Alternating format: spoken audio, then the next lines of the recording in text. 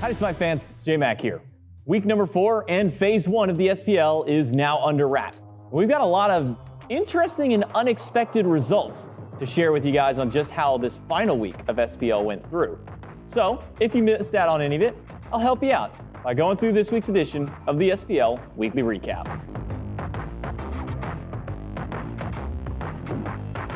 Kicking off our week, we had the Tartarus Titans up against the Olympus Bolts. And game 1, control favored the Titans side lanes. Cyclone and SOT ran the show to start off the set. But in games 2 and 3, it was a completely different story. And Lasbra and Venenu ran the show.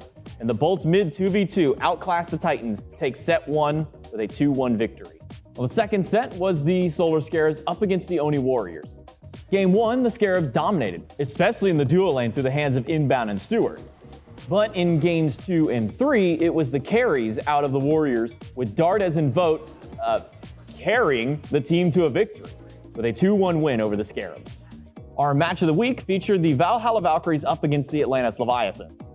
Game 1, the Leviathans started out strong, but as we approached the late game team fights, the Yana support, surprisingly, didn't offer very much to the fights. And the Valkyries were able to swing game 1 back around for a win. Second game was a close battle. The Valks led early off the backs of Betty Q and Kirmi, but as the game progressed, the Leviathans punched back to push the Valkyries on the back foot and take game 2. Game 3, I can only describe as the Leviathans just getting diffed. The classic winter dog style of comp paid dividends for the Valkyries, and the Anubis Charybdis combo led the Valkyries to take game number 3 and the set 2-1 over the Leviathans. Our next set after that was the Olympus Bolts up against the Solar Scarabs. Game 1, the Bolts shut down the front line of the Scarabs with Lasbra and Venenu leading the charge. Then in game 2, Barracuda decided it was time for some fun and put on a masterclass performance of Jingwei for the Bolts to take a 2-0 win. To start off our triple header Sunday, we had the Camelot Kings up against the Valhalla Valkyries. The Kings simply commanded this set from minute 1 of game number 1 through minute 25 of game number 2. The Valkyries were not given a moment to breathe, and the Camelot Kings took home a convincing 2-0 victory. Following that set was the Jade Dragons up against the Atlantis Leviathans. Game 1 was the Sam Show, as his Fenrir went 12-0 to set up for a dominant early game and first win for the Dragons. Then, in game number 2, the entirety of the Dragons just outplayed the Leviathans across the board to solidify a 2-0 for the Dragons. To round out our week, we had the Tartarus Titans up against the Oni Warriors. Game number 1, the Warriors Morrigan Dodgy combo proved to be too dangerous as Dardes and Cubo Fred commanded game number 1 for the Warriors. And game 2 was a pretty good reminder as to why teams shouldn't be giving Dardes a Muzen Cobb, because the Menace pulled out an 8-0 game to bring the Warriors a clean 2-0 in their final set of the phase. And there you have it. The final week of Phase 1 of the SPL is now complete, so we can take a holistic look at the final standings before we move on towards Masters. The top 4 teams being the Dragons, the Bolts, the Warriors, and the Titans will all be facing off in a seeding tournament to see how their final spots will be when they go to that Masters tournament, and also how they'll start out in Phase 2 for their seeding. Make sure that you're tuning into the seeding tournament. If you miss out on any of our games, you can check them out over on the YouTube channel on SMITE VOD. You can catch the recap over on SMITE Pro, Or you can check out the games live right now on twitch.tv/SmiteGame.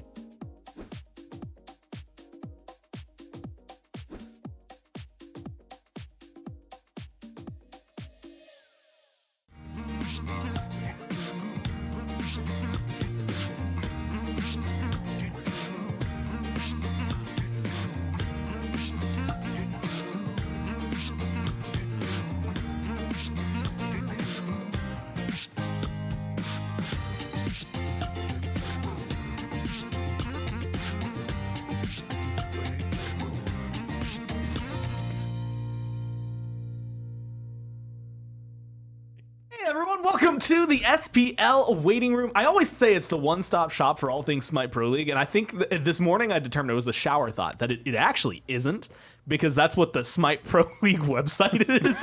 It's like, because that has like the scores and the links to the videos and way more than what I talk about. So this is like your third stops for everything SPL related. It's gonna be a fun one, man. We're going into a seeding tournament today.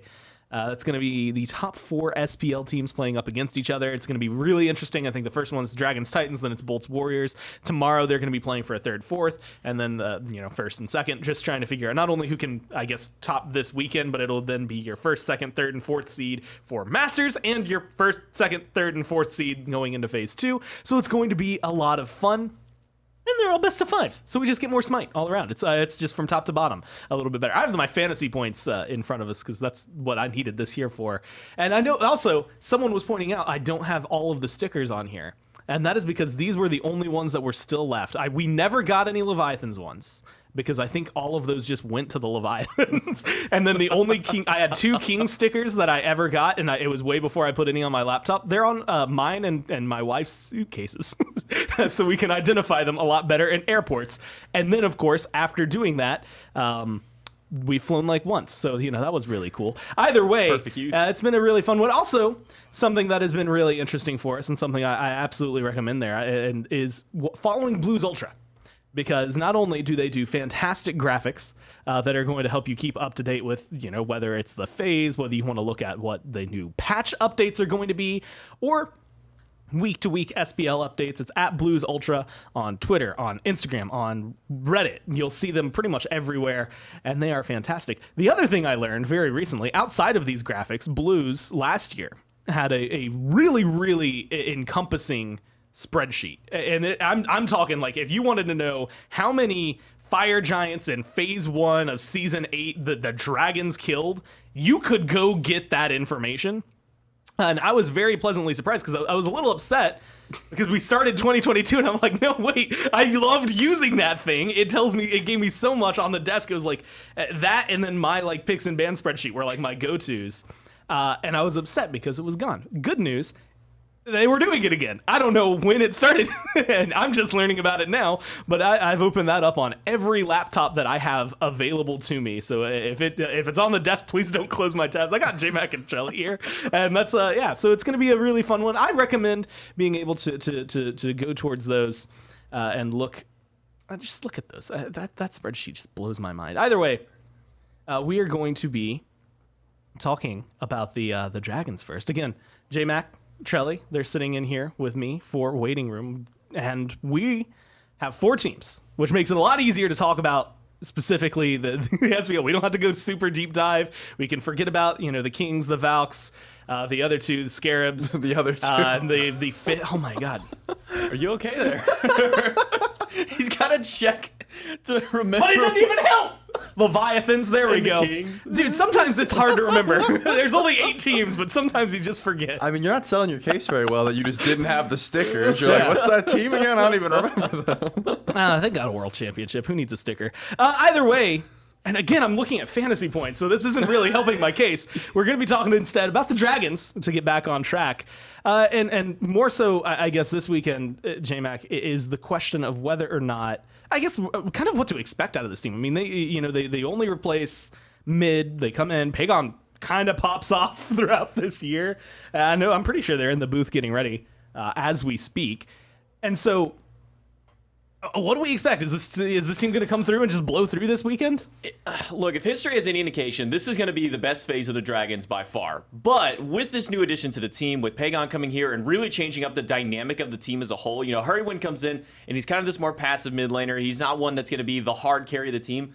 Then you throw players like Pagon in here, and he is a hard carry for this team. He is playing things that some of the players on his team don't even play in their own roles out to here, and he has made a massive turnaround for this Dragons team. Yeah. I would be surprised if the Dragons didn't finish at least top 4 every single phase, if not even coming in towards like semifinals and like finals of these actual like big championships out here. Phase 1 has always been so good for the Dragons through the last 3 years of play. It's always been that second half of the season, phase 2, phase 3, coming in towards Worlds. That's typically when we start seeing kind of the folly of the Dragons. But if they're coming out this hot, and I would say that this is probably even hotter than they were last year, which is hard to say because they were undefeated in their first 4 weeks of play last year. That's a statement to be made here. And I think this is a Dragons team and a Dragons playstyle that's going to be long-standing in this season.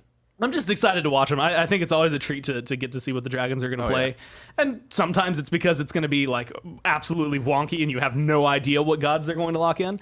And then sometimes it's because they're just going to give you really good smite. You can almost always bank on that, being able to have a lot of fun with it. Sometimes they'll win in 20 minutes though. And that's the thing that's always weird. You never know what you're going to get out of them either. You're going to be in for a very competitive, really entertaining game of Smite.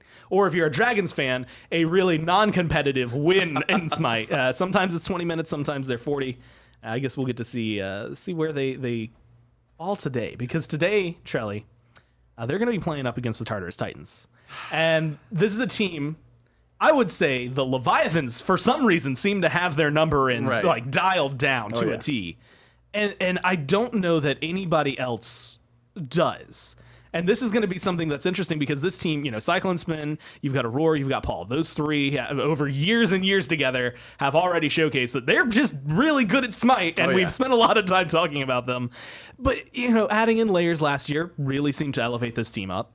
And then adding in Solo or Troll this year seems to have helped this team, even though it was, Benji was there. It feels like it's impossible to replace someone like Benji, but Sod has been a threat. No, definitely. And the reason I sighed is not because this team looked bad in any stretch of the word. It's more so because I put so much stock into them and my fantasy team. And I was talking to Layers the other day, and I was like, man, I need you to get some more last hits. You got to help me out. And he's like, I'm more of a support jungler. I'm just there to make my team look good. And I was like, I wish you told me this 4 weeks ago because I need those high kill games. But yeah, they have been looking very solid together. They play off each other so well. And it's more so just I think no one is okay. They're all okay with sitting by the wayside to let room for the other carries. There's no ego players on this team. Paul used to play for his KD, right, where he would say, I'm not going to go in. I want to make sure I'm 2-0 going into this last team fight, something like that. But that's not the case anymore. Everyone seems to play around themselves very well. What if it's the alternative? What if it's only ego plays, but they all have the same ego? It's not like, oh, I need to carry.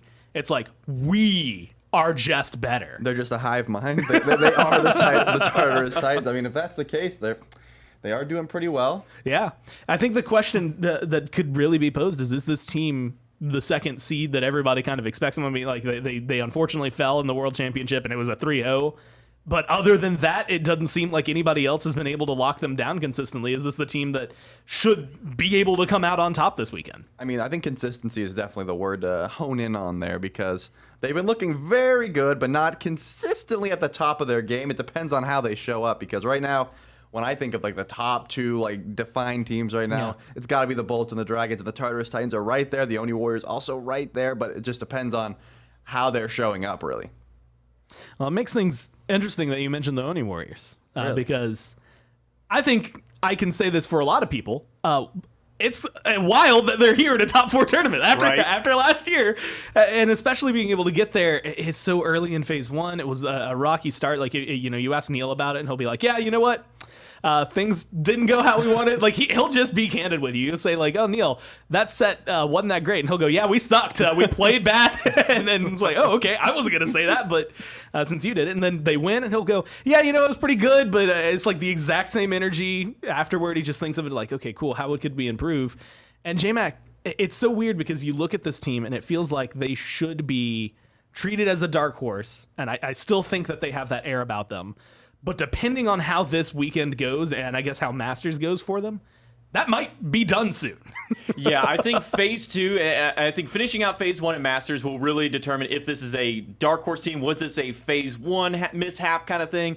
Was this just them turning up the gas for this one moment to really show everybody? Or is this the Oni Warriors that we were expecting to see last year? Sure, they came in, same kind of issue with the King, so they had these ping issues. They couldn't get everybody over here. So for the first 9 months of the year, 10 months of the year, we don't get to see the team at their full strength. They finally come in, they're taking teams towards the full 3-game sets, these full 5-game sets, and they're looking pretty good, but they didn't have it quite there. They come into SPL qualifiers, still looked a little shaky there, maybe having a little bit more fun than maybe we gave them kind of credit for out there. Then they come into this phase, and they get an upset against the Leviathans, they get an upset against the Titans, they get an upset against the Kings. I mean, this is a team that surprised, I think, everybody out here. Even fans of this team is probably going, wow, these guys are really kind of popping off here. And I think that this weekend and this Masters tournament coming up is going to be the best indication of what Warriors that we're going to see down the future. Was this a phase 1 fluke, or is this the true Oni Warriors that we were expecting all the way back in Season 8 finally coming to fruition? My expectation is that this is going to be a good weekend. I don't think that this is going to be any longer a dark horse team as we move on, but I think for now it's still safe to kind of classify them in that category. I think it's one of those things like Cuvo is my go-to example. The last 2 years for Cuvo have not been great, and that might be putting it mildly, honestly. And whatever Cuvo has done for season 9, baby, like give me more of that. It has just been a like reemergence in the jungle, and it's caused. I think that not just the entire team feels better from top to bottom. Last year, there was a lot of conversation. It was like, oh, hey, they've got Nika, and sometimes the rest of the team shows up. And this year, it has definitely felt like pretty much everybody. And they will be playing a little bit later on up against the Bolts. Now, I'm going to throw out, this is something that we can talk about a lot more when it comes to fantasy, but I will say, Lasbra beat out every other jungler in their scores for fantasy by a lot. And, he was undrafted in our league because last year, very similar to Cuvo, it wasn't maybe the best expectations left on the table, right? We know that his top end was always there.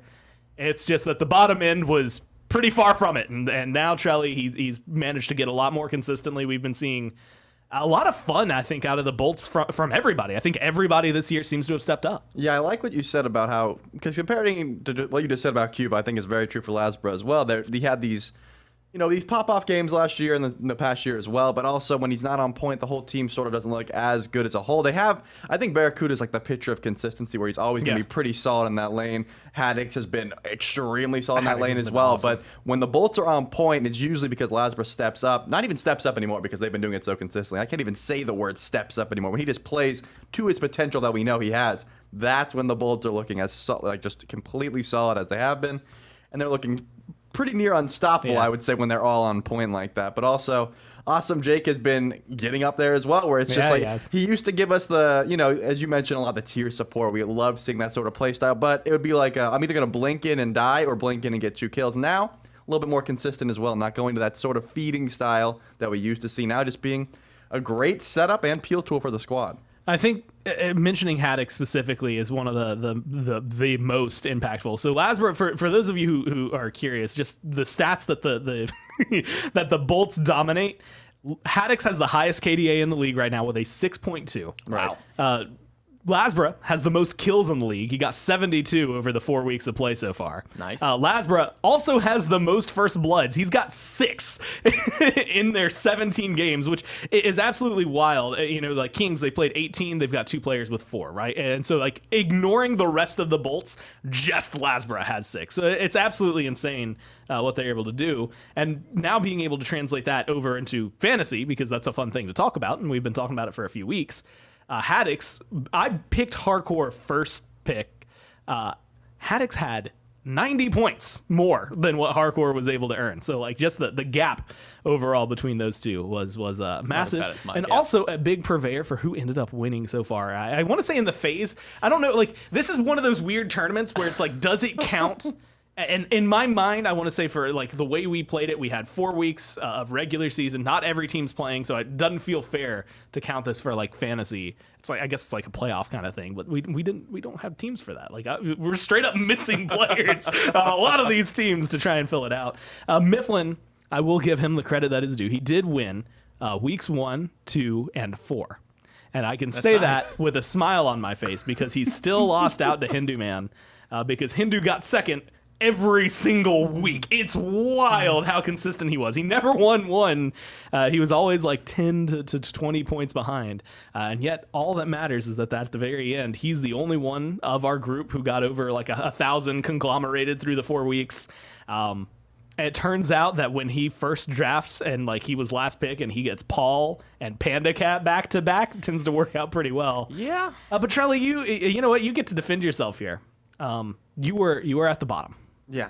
I won week 3 though. They looked good once. You did win week 3. My squad looked good for 1 week. That's my ray of hope there. And that's your defense is like, you know what? I might have lost, but I won week 3. Okay.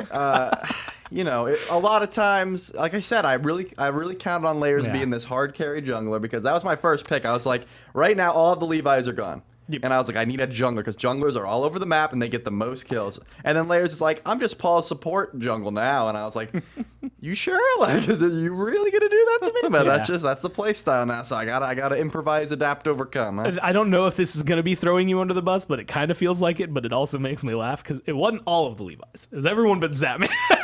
And Charlie's like, well, I'm not gonna first pick Zap.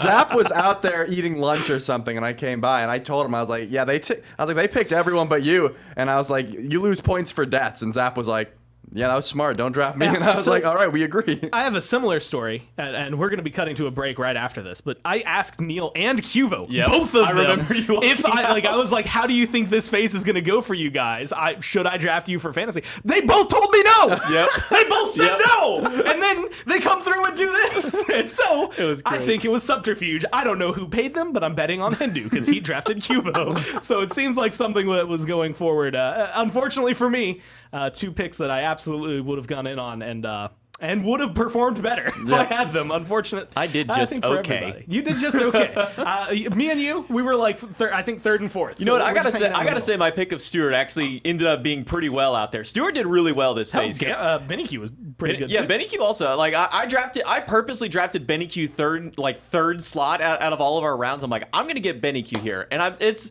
not because I thought that the Valkyries were gonna be winning all of their sets, but Benny Q is one player who will go like 10-0 in a game. Yeah. But then he'll probably go like 1-4, 1-5 the next time. But those pop-off games, man, those are the ones that Benny gets those Speaking points. of pop-off games, I'm excited. I expect a couple of pop-off games. 2 best-of-5s. They're going to be coming up in just a few minutes. We're going to kick it to a quick break, and then I'm going to run across the studio, and then we'll have the death segment and start things off for this seeding tournament this weekend. So thanks for tuning into the waiting room. Grab your drinks while you can, snacks. I know for some people it's probably early in the morning, so maybe like a late breakfast. But get ready, because SPL's coming right after this.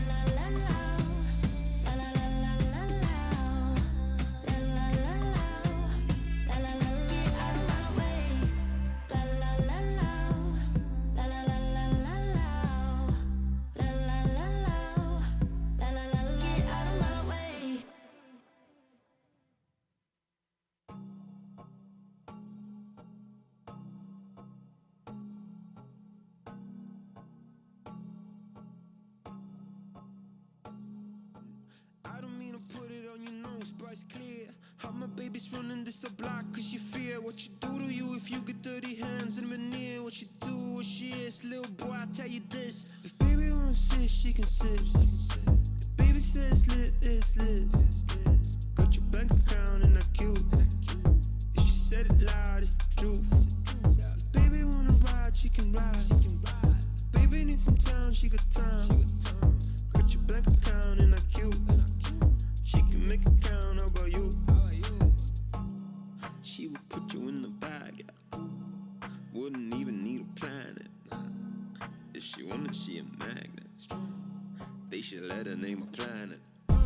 Everything she drop like Corona, viral, make the world start over like I own her. She ain't about to set, but they really wanna throne her. Listen, she like bass, she like Hover. Self-employed, moving paper better than some Billy Boy. Made a choice on the regular, she bring a milli home. Click my phone, get my ass up, get a dinner going. Watch she out there, making sure that you all know. Baby wants sit, she can sit. If baby says lit, it's lit. Got your blank account and I cute. If she said it loud, it's the truth. If baby wanna ride, she can ride. Baby needs some time, she got time. Got your bank account and I cute. She can make it count, how about you? She be always making money. If it's raining, if it's sunny, she make time and call me honey every day. Drop a couple bands on the cook, they need pay. Then a couple more on the tip, baby saves. Daddy's just the everyday, imagine holiday. If I get the 50s, then she get me holidays. Signing with the fly, if you meet her, know it's true. So if she ever asks you, you know that baby wants sit, she can sit. If baby says lit, it's lit. Got your blank account and I cute. If she said it loud, it's the truth. If baby wanna ride, she can ride. Baby needs some time, she got time. Got your bank account and I cute. She can make it count, how about you?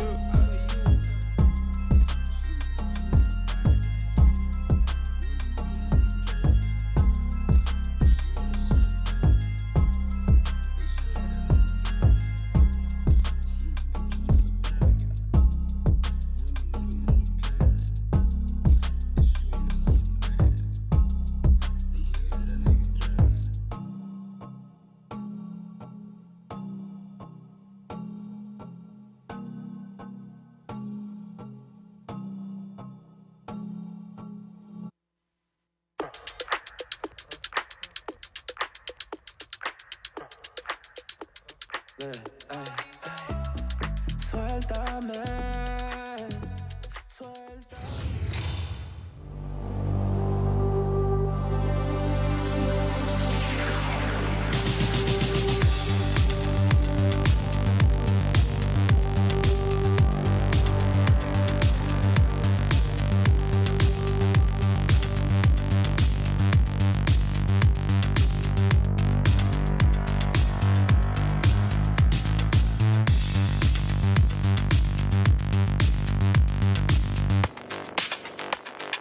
3, 2, 1.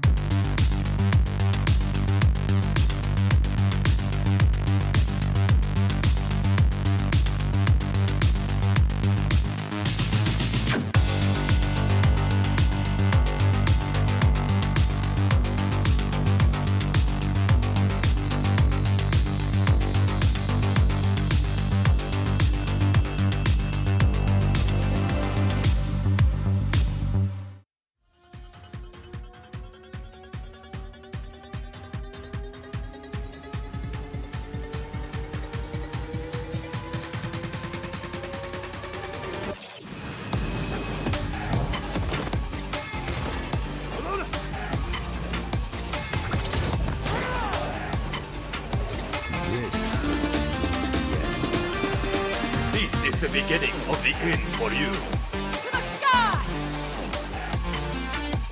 Bestowed upon you the power of the sun. A mighty sword! Strike while the iron's hot. For Camelot! For Avalon! Let the heavens rain!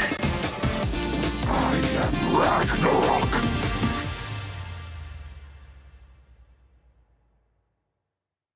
Guys, gals, and non-binary pals, and welcome to the SPL Seeding Tournament here at the end of Phase 1. We've got the number 1 seed, the number 2 seed, the 3rd and the 4th seed. 5th through 8th, get them out of here. Yeah, we only got the top 4, though, and they're going to be playing for, well, the seeding.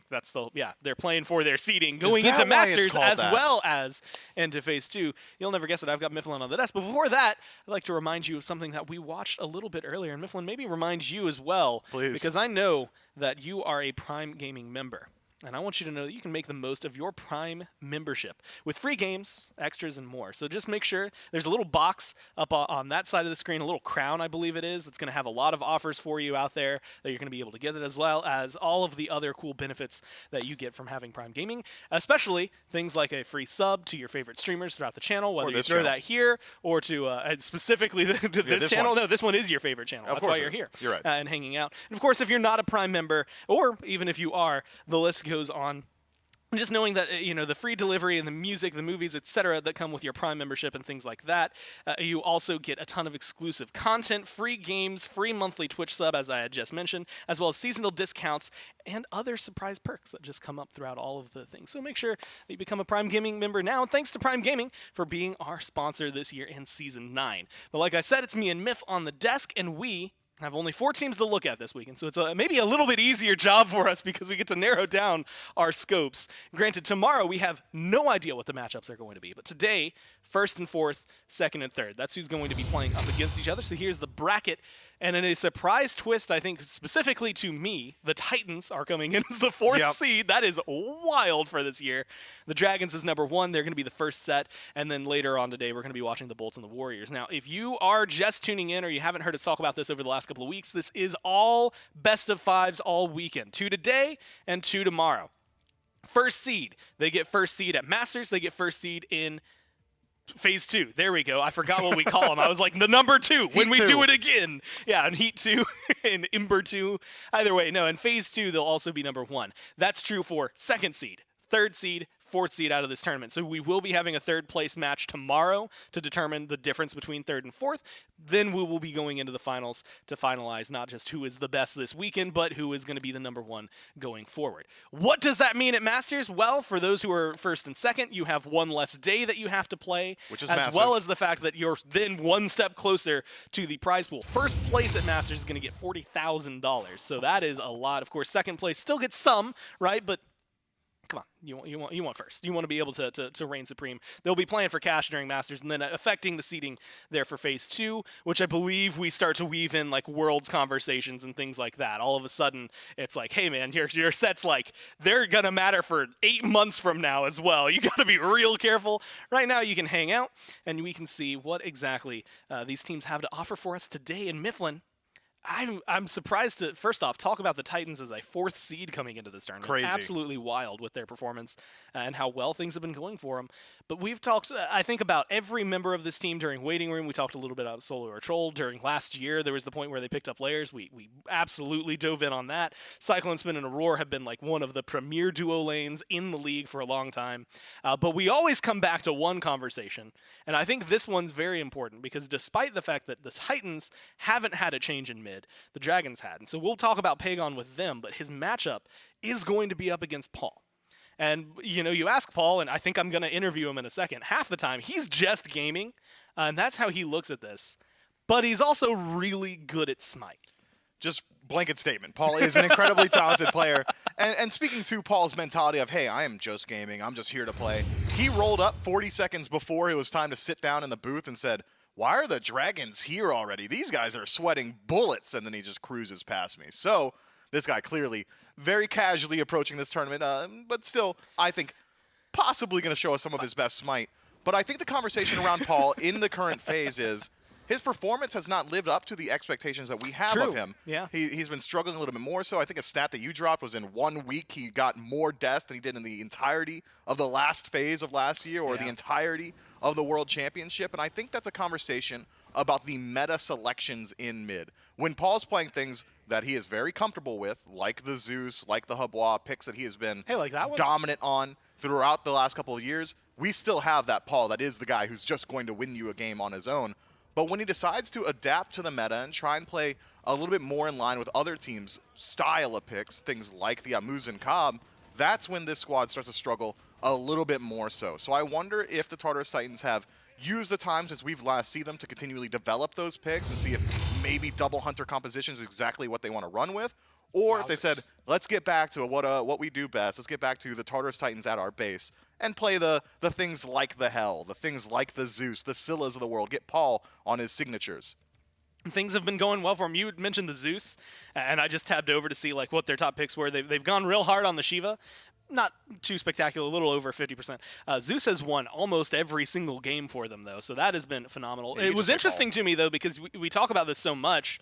Not a single god in their first picks that I would contribute over to Paul. Not a single. It's Yamoja, Shiva, Kabrakan, and though Eastset's on that list, it's not going over to mid most of the time. And so it's an interesting thing to see, I think, out of the Titans and where they maybe put their priorities. But we actually have Paul, not just to talk about, but also standing by. What a treat. And Paul, it's always funny when I do get to talk to you because I mentioned this earlier. Half the time, you're just gaming, and is that how you're kind of approaching this weekend? Is like you're just coming in to play? Yeah, we're just gaming, man. Trying to have some fun. Pretty much it. You're going to be going up against the Dragons. You've already played them once this phase, but specifically like Pagon, I feel like has kind of leveled up. What are your thoughts about like the mid matchup, knowing that he can kind of play like he's played like 10 or plus different gods? Yeah, I think it's cool that somebody's playing something outside the box, like the Susano mid and like the Gilgamesh mid. I think that's like I like it when people like innovate instead of playing like the same gods. I think that's super cool. So I don't know. Like I said, it should be really fun. Yeah, expecting some interesting matchups, I guess, for yourself. And this is where things come in. It was kind of surprising, I think, to everybody, maybe even to you, that to see the Titans be 4th seed technically for this tournament. Do you guys feel like things have just been stumbling in Phase 1, or what's the difference between the end of last year and what's going on now? I think we were number 1 for some part of that split. Yeah. But I think it was like we lost one game to the Bolts, and then it was like, like we kind of like ruined it. It was super close. Like we like won like one more set, like that would have been there. So. Everything could have shuffled around. So you're not taking it to heart that it's like, oh well, we ended up 4th, but like it was like one game. Yeah. So that is going to make it, I think, even more interesting to see what you guys have to offer today and offer this weekend. So thanks for your time, man, and good luck in your games. Thank you. All right, now Mifflin. We get to talk about the fact that I think that that's the mentality the Titans are coming in with. They always feel very relaxed, I think, for the most part. Like they come in and they're just playing games, and it turns out they're just really good and they mesh really well together. And so, you know, it doesn't seem like they're taking it much to heart that things didn't quite go, I think, as planned for them throughout Phase 1. And so, who knows? Well, we're about to say maybe they get knocked out immediately and they end up losing at a third, fourth place. Or maybe they end up becoming 1st seed and they just 3-0 here and then 3-0 the finals tomorrow. It really does feel like we could get either side of the story from them. But they're going to be going up against the Dragons, the team that's hovering behind you. And we had been talking a little bit about Pagon. I had asked Paul about it specifically. I think this entire team needs to be talked about, but specifically in mid, it just feels like they've got a lot of versatility now that has changed up the way that they can play. And it feels like it's the style they've always wanted. Yeah, and to speak to a bit of parity that you brought up about Paul's selections for the Titans, we don't generally see first picks for Paul. We don't generally see early picks for Pagon whatsoever. I've had the opportunity to sit down with a couple of other teams, a couple of coaches in the league, and they say, look, I don't know what it is about the Jade Dragons. They're playing really well, but it is clear how they decide to draft, how they address their drafting phase. And it's if Pagon is allowed to have last pick, if the Jade Dragons have last pick overall, they almost always save that selection for Pagon, and he will almost always, without fail, decide to go for a counter matchup. Pagon, like no other player in the league, has decided that he really values the 1v1 in mid. It's something that he brought up briefly during his interview with his brother. Hey, I'm looking for 1v1s. It wasn't just a familial thing. That is something he has been doing constantly so far this year, which can be a bit of a double-edged sword. Sure, Pagon, if he's allowed to have that counter pick, is such a talented player that he is going to likely win that lane and potentially snowball the rest of the map. But when you realize something as integral as draft order for the Jade Dragons, it makes it a little bit easier for these other teams to decide how they want to play around it, what it is they want to do with their own selections. Maybe there's some picks that can just play passively in the lane, and then Pagon is essentially holding out, falls behind in maybe tiers just to look for some of those counter selections. So I'm interested to see how the draft phase rounds out, where these picks are for both teams, because Paul in the past has been that guy as well. Yeah. It's fun to look at them because I was just to glance through it. We talked so much about like Pagon's God Pool so far. Again, a lot of different gods have been played. It is wild to me because they are the next to lowest of these two that have the like least amount of gods played throughout phase 1. A lot of other teams had a little bit more variety, and it's not because of Pagon. Pagon's been doing the work to get it. It's because of Panda. It's because of Panda Cat. Ullr is their most played god. I think, and granted, it sometimes, as we saw in the highlights, does get tossed over to Pagon, and you'll get like a Medusa picked up for Panda Cat, and which is funny because the second most picked god on their team is also Medusa, so it really is. Panda Cat's just slamming 2 gods. Ullr, though. Maybe Jingwei once in a while. Yeah, I think a very fun conversation. Jingwei is definitely in the conversation, I think, these weeks. But Ullr has got an 83.3% win rate for the Dragons. That seems pretty good. Let me tell you about Medusa and Gilgamesh. They both have 5 games played for them. They got 5 wins, man. They've got a 100% win rate on those 2 gods, which is a little frightening to think of. Granted, there were only 4 losses total for the Dragons throughout this phase versus like the 6 game losses that the Titans took. So it's just a small shift, but a couple more 2-0s that the Dragons were able to find, a little more consistency.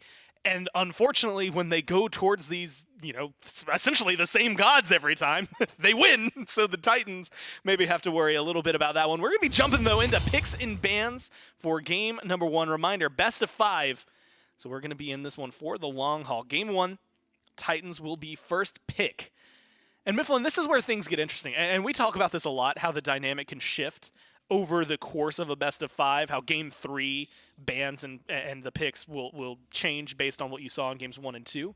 But it does feel like this one could be a little more directed. Already feels a little more directed because I can't think of many teams that are banning Gilgamesh and Ullr in their top 3. Yeah, and then, well, you removed one of those 100% win rate gods, and you removed the pick that Panda Cat has got the most practice on so far this year.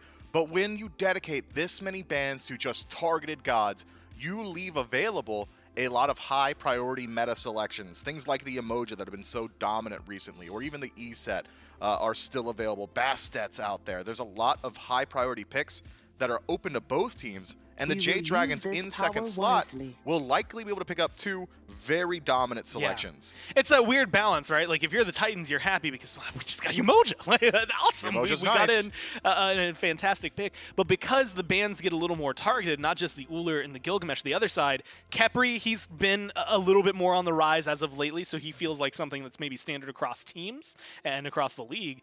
Kleena, absolutely across the league. Zeus maybe joining the conversation as like half and half. He's like a little bit of the league, a little bit of Paul. Major that we Paul don't want vibes. to have it. So definitely a little bit of a target ban there for the Dragons. But it does open up the opportunity for, yes, Umoja to go through, but then the next 2 gods that you would consider maybe top of the tier list to get locked in here for the Dragons. Wow. They get the Jingwei. We've been seeing a lot of Jingweis, first picks even, that have been locked in for her. And I will admit, a little surprise to the Habwa, but some flexibility in what he can bring. Yeah, can go into the jungle, can go into mid. Because the Jade Dragons historically have waited until after second phase to select for Pagon, I think it is likely slated for the jungle as of right now, but as new information comes in, the Jade Dragons can decide to shift that towards mid. Looking at this draft immediately, though, now with ESET locked in as well, I think more so slated for support. We're not going to see any Sino jungle shenanigans with this. My eyes for the Jade Dragons immediately float towards a Wheelish as a selection. You've got consistent knockups from Habwa and Jingwei. The Riptides from Umoja pretty easily countered as well. Yeah. So I think maybe there is some flex potential there in the jungle. But maybe not anymore. Yeah, maybe not at all. Thoth locked in so early. This is completely counter to what we're used to seeing from the Jade Dragons. Generally, they love to hide that mid selection. Now, they've completely shown their hands. Habwa headed for the jungle, Jingwei in the hunter role, and then Thoth holding it down in mid. That said, though, with Pagon taking Thoth for himself, it's not as if he is playing a very counterable pick. Sure, you can dive Thoth early. Things like Shiva will make it very difficult for Thoth to exist for the first 10 or so levels. But once you get to these late game team fights, you're just an incredibly long-range artillery mage that's going to have great objective secure, and it's a generally pretty plug-and-play pick. But the most interesting thing about the Jade Dragons top 3 is that when Thoth gets locked in, generally it's a king protection comp, where you just want to make sure that Thoth is allowed to thrive. You've got 2 nuke high-priority targets in your backline already selected for the Jade Dragons, Habwa and Thoth. the divers of the Tartarus Titans, their attention is just going to be split. Well, I'm curious to see what the Hunter pickup for the Titans are going to end up being here. Charybdis alongside Jing Wei after being allowed back in, after being competitively banned for a few weeks, kind of jumped up in priority. A lot of teams were picking her last week. Mifflin, 30% win rate in week 4, so not a solid pick, despite how much that she ended up getting locked in. Chernobog, something that we've seen the Titans go to time and time again. The downside is that, and this is actually something I think I agree with here for the Dragons, banning out Cyclone Spin feels real hard sometimes, and it is just having to deal with, again, I think God Ocean is maybe the best descriptor for Cyclone Spin. Most competitive gods played of any player in the league. So, throughout his career. Granted, yeah, it is because he has played 2 roles competitively, and one of those was super flexible at the time, so you could play whatever you wanted. ESET was locked in alongside this Emoja. The Nox gets banned by the Titans. This has been in the conversation a lot. Not only have we seen the Dragons run, I'm going to call it a 5 DPS comp, even though that's maybe not the most accurate term, but they've gone very squishy in terms of trying to get as damaging as possible, and then building some of them tanky. Nox has been in that conversation not only as, hey, you can pick her up and she works really well as like a guardian, quote-unquote, a support. She's also a really good counter for the ESET. They also get rid of the Bologna.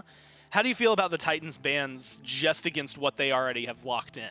I am surprised about the Nox ban, just because double mage composition already from the Jade Dragons means that it is a little bit less likely, but you're right to bring up the fact that ESET has got a very, very poor matchup into Nox, so maybe the Titans just concerned about that.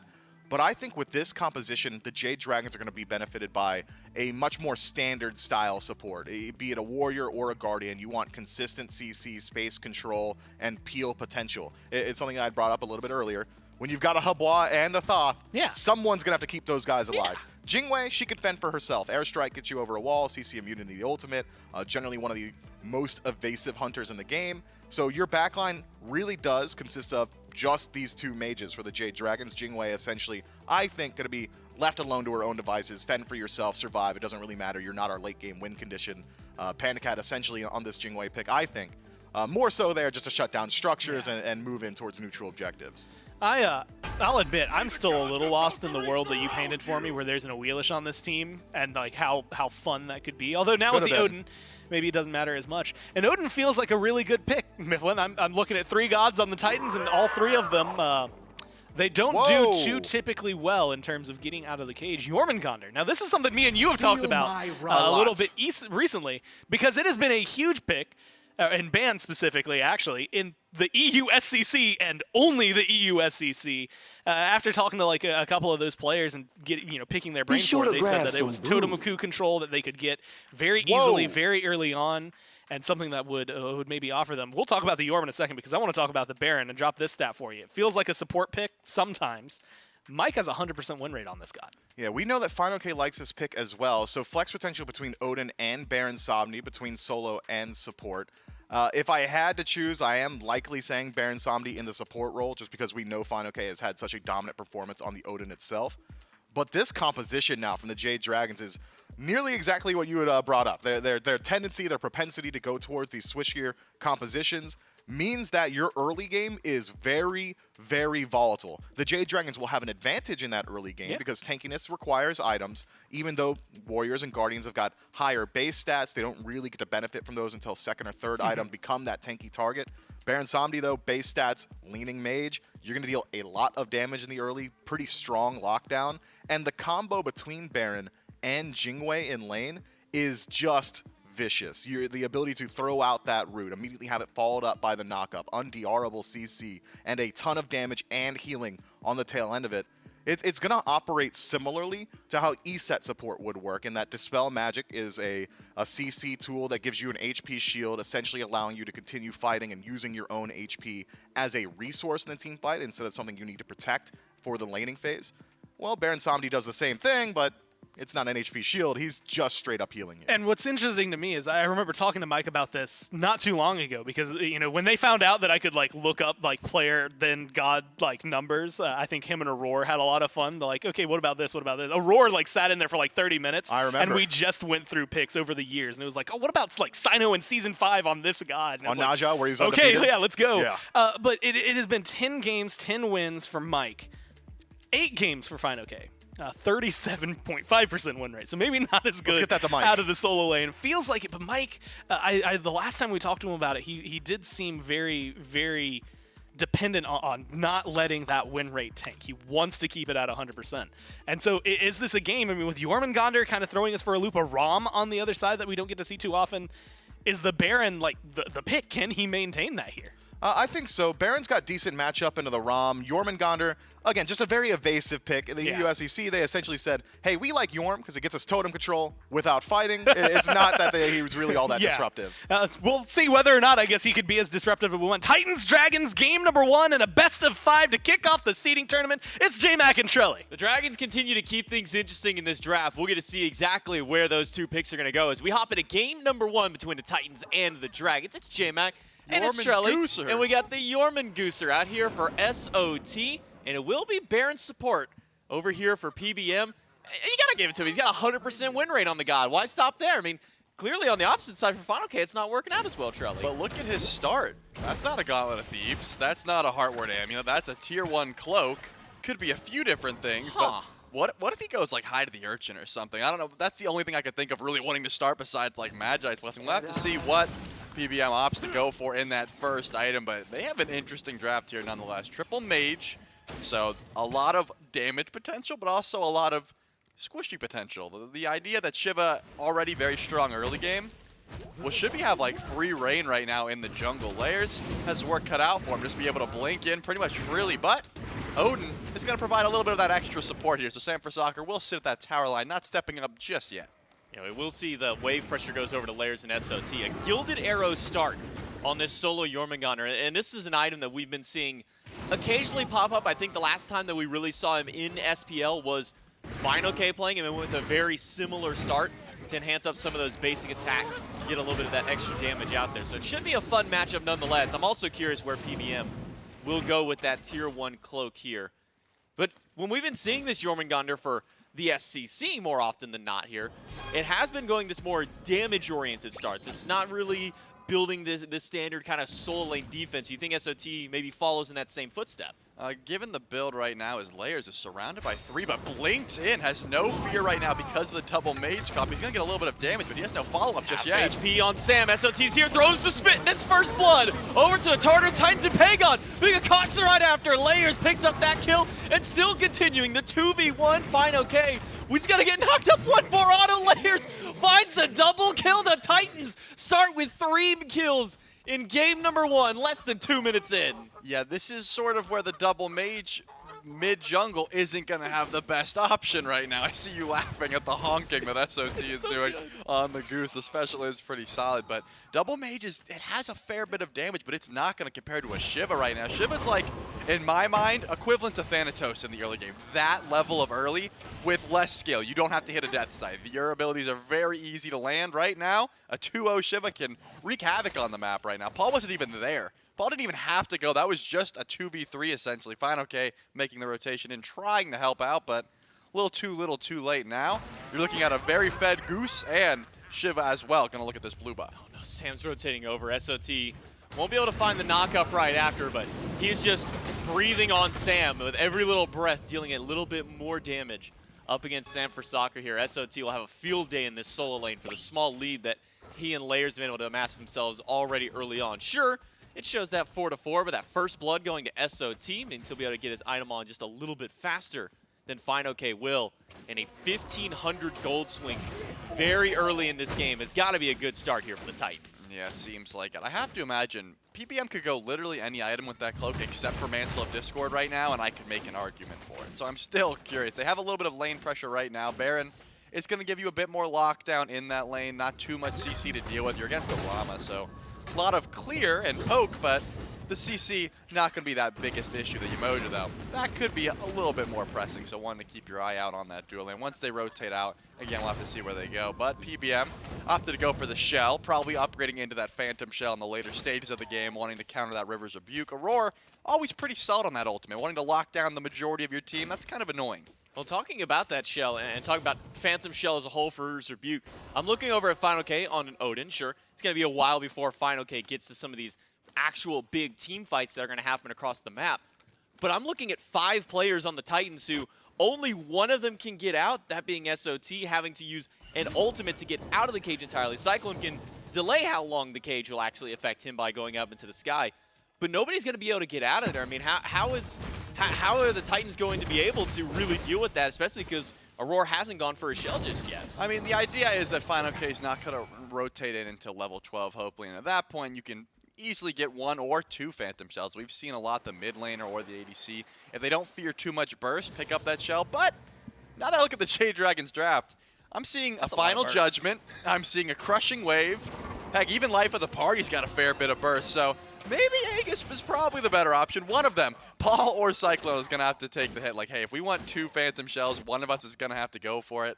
I'm on E-Set, you're on Rama. We'll decide which one's carrying harder as the game goes on, but someone's going to have to go for it. It looks like Paul is going for a tankier start on this E-Set with the Eye of the Jungle into Voidstone. Wouldn't be surprised if we see a Celestial Legion Helm, something like that. There's not too much physical damage to worry about because remember, it's a magical jungle, magical mid, and magical support. So pretty much just those late game crits and Final K's base damage is what you're worried about currently. We'll have to see what he opts to itemize into, but Solar Troll already has that Jade Empress crown. Those don't stack. No real reason to build into that. Yeah, we do see, though, talking about this triple magical that's here from the Dragons, that 3v3 between Sam, Pagon, PBM, and then Layers, Paul, Aurora. Aurora's made an adaptation to that quickly. Instead of Gauntlet of Thieves or Sovereignty like we normally see kind of as those first 2, Aurora's made the adaptation to go towards a Heart Ward amulet instead. So going for the Aura magical defense to kind of deal up about this. And how do you think that, rushing an item like this and going against triple mage, I mean, how does that affect the support builds across the board for someone like Aurora? Well, Aurora's just going to give as much magical defense to his team as possible. I think that's the right way to go about this. The Heart Ward Amulet's a strong item nonetheless. You can upgrade it into that Stronghold or the Silence if you want to, but usually we don't see that glyph bought into. Just a little bit too much gold in the early game that you don't want to waste, and there's a few other glyphs down the line that you might want to put your money to, but it looks like PBM will go for that Spirit Rope, fearing a little bit of the lockdown from this comp. Obviously, whenever I see an E-Set right away, that's what my head tells me. There's a lot of CC on this comp. Just one pick alone, that's what you're going to be worried about. So I think a very smart pickup there. Looking at Final K's build, I always like to highlight this. When you're against a magical solo lane and a physical jungle, you never know which item you want to go for. Blackthorn Hammer, sort of the best of both worlds. HP doesn't care. It's going to say, hey, we want HP. We don't have protection from either one. Layers, though, we'll go for the wraparound here in the PBM. Will get some damage, but Pagon able to dash away just in time to not get pulled in by that sweep here on Layers. Going towards a Tower Shield, tier 2 here for Layers. Interesting as to what he might be going. We've been seeing Berserker Shield kind of be a popular pickup even for a god like this. We'll talk about that more after SOT tries to find a way out. I say he's got World Serpent. He should be fine, but there is a lot of burst damage that could come from a Hobwall here. SOT does make it up into the World Serpent. He'll chase down Sanford Soccer, finds a second knockup. Layers is just trying to deal with the cage right now. He can't find a way out. He cannot get the CC immunity to save himself here. Final K will finally put the Jade Dragons on the board here 7 minutes in. PBM wrapping around. SOT's got the stealth to find a way out. Yeah, Sanford Soccer had the juke shoes there on the World Serpent, and after that, Layers got stuck in the cage. One thing that will shut down Shiva is anti-heal, and Final K has all of it with that cage. If you can't break out, not enough attack speed, you're going to be eating the full brunt of that. The interesting thing is Yorm could have broken the cage, but in the World Serpent right there. But this time, doesn't have any beads available. We'll get locked down here. They have a lot of damage, but Aurora's got healing. PBM going to chase him out with the life of the party, but can't get around the wall, so instead he'll just have to settle for grabbing Aurora, but Aurora will find a stun against PBM, who's locked between Aurora and the minions. That gives Layers enough time to rotate back in from that last fight. The Snake will lock down Layers, but the Flames and Paul will lock down PBM, and the Titans turn around a disadvantageous fight for themselves to find a pick. Cyclone Spin is 2 levels up on Panicat right now, a full level at least, because we just saw him tick over to 9, but it's going to be very unfortunate. Hold that thought, Sam. Looking again at SOT, the stun is good, and once that Crushing Wave comes off cooldown, he will fall, but it's not up yet. SOT's got a lot of damage, but not maybe enough that he was hoping for. One more cage from Fino, okay? And he'll just hold up the spear to take down SOT. Sam playing with fire here up against this Jormungandr. And this solo lane matchup, man, between SOT and Fino, okay, these guys are just here to fight. Yeah, they're trading blows back and forth right now. They are all about the fighting, but again, looking on this left side of the map, not about the fighting in the slightest. Cyclone Spin has been starving PandaCat out a little bit. Just saying, hey, when the wave pushes up this far, I've got full dev gauntlets stacked over you. I am not going to let you clear the wave. So PandaCat pretty much has to stay at that tower line. Jingwei, right? You're very safe. You can fly back to lane effectively. But this level of discrepancy is going to start to get a little bit annoying. Right now, though, the builds finally are mirrored. The full dev gauntlets is stacked up for PandaCat. But that one level, it's going to be super annoying right about when you start pulling these Gold Furies and you don't have a second relic, if it is going to be the case. Cyclone Spin finishes a full kin size, though, so recognizing there's a fair bit of HP, he probably wants to shred. There's a Black Thorn Hammer on the map. Gauntlet of Thebes going to be going in for PBM pretty soon, so could be an option you want to shred that down early. We'll see. FinoK continues his aggression here in the soul lane, putting that pressure on the Jormungandr.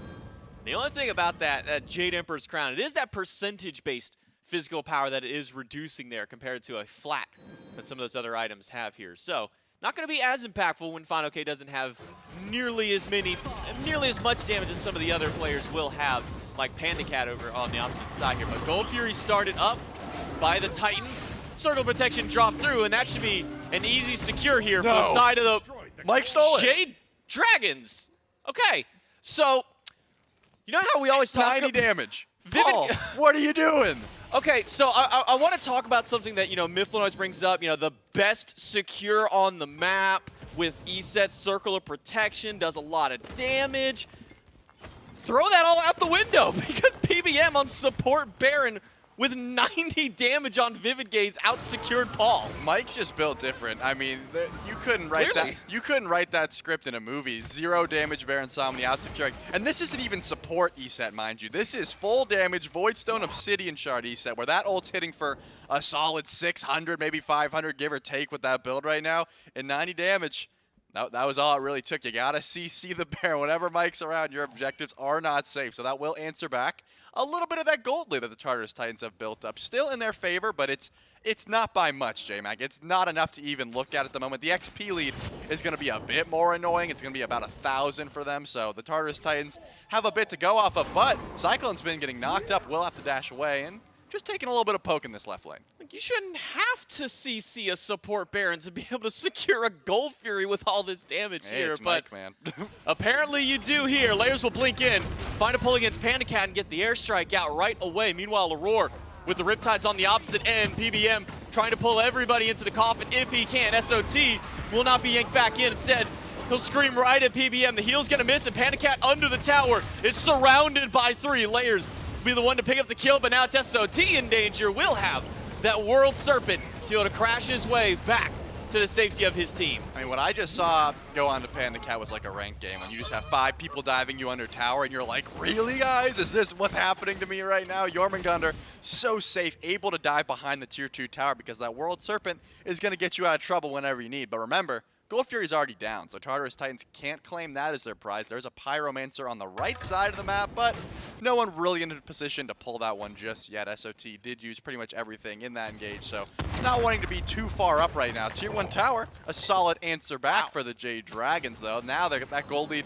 shrinking even more, and now they're going to pull the Pyromancer despite being down, and man, it looks like PandaCat will be able to fly in here. No one's even close. Yeah, the benefit of that Jingwei being able to rotate across this map so easily. Jade Dragons, they lose out on a fight on the left-hand side. They steal a Gold Fury today. Mostly PBM, I should say, steals a Gold Fury by himself there.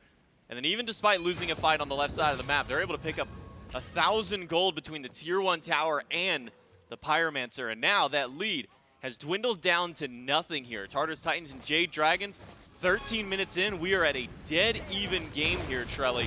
And just now, PBM finally going back and getting that Gauntlet of Thebes online. That Spirit Robe pickup early. Wait, did he double buy or did he? No, okay, so he's going back and forth on what he actually wants to get here. So it will be a Shield of Regrowth, not a Gauntlet of Thebes. How do you feel about this? Yeah, I think Mike recognizes right away that he has a fair bit of protections with the Spirit Robe. He's got the mitigations whenever he gets CC'd. So he said, hey guys, you fend for yourself in the protections department. I need to survive because my Baron Samani has a 100% win rate. I want to live through these fights. Right now, though, Sanford Soccer could be caught out, is going to juke that Riptide just a little bit and zoom on out of there. But right now, the Obelisk is what's getting looked at. One more offering, and that's going to be enough to make sure the Interceptor goes their way. Aurora, though, is going to have to Riptide out of trouble. Pagon hasn't gotten active this whole game and will not send the ult down. Aurora going to get pulled back into the coffin. No, Final Judgment does hit Aurora, but they need to invest a lot to kill this Shimoja. Finally, Aurora goes down, but Layers is taking down Sam. He has Dance on him, Cyclone Spin though. Will find the snipe to take them out, but Layers is now low. Final K walking in, will not be pulled in by the sweep. Instead, will throw the spear at Layers and find a kill for themselves. And SOT, in the middle of all, needs to get that World Serpent off to find a way out. I cannot believe he got the ult off. It was very close. Cyclone Spin, though, might still be in some danger, but not going to be able to find that stun. Fine, okay. Actually, he will, but no one is following up on it, so not going to be too much damage to worry about there. Man, the Solo Troll's ult is so menacing when it's coming towards us. You just see this large goose trying to escape danger. Fine, okay. Is in no fear right now. Has the Glad Shield, the Blackthorn Hammer, just sort of face tanking all this damage. They're going to get another tier 1 tower. So despite a small kill deficit right now, the Jade Dragons have pretty much answered back. The gold lead is going to go into their favor with that tower dropping now. So they've got a solid little build that they've built up for themselves.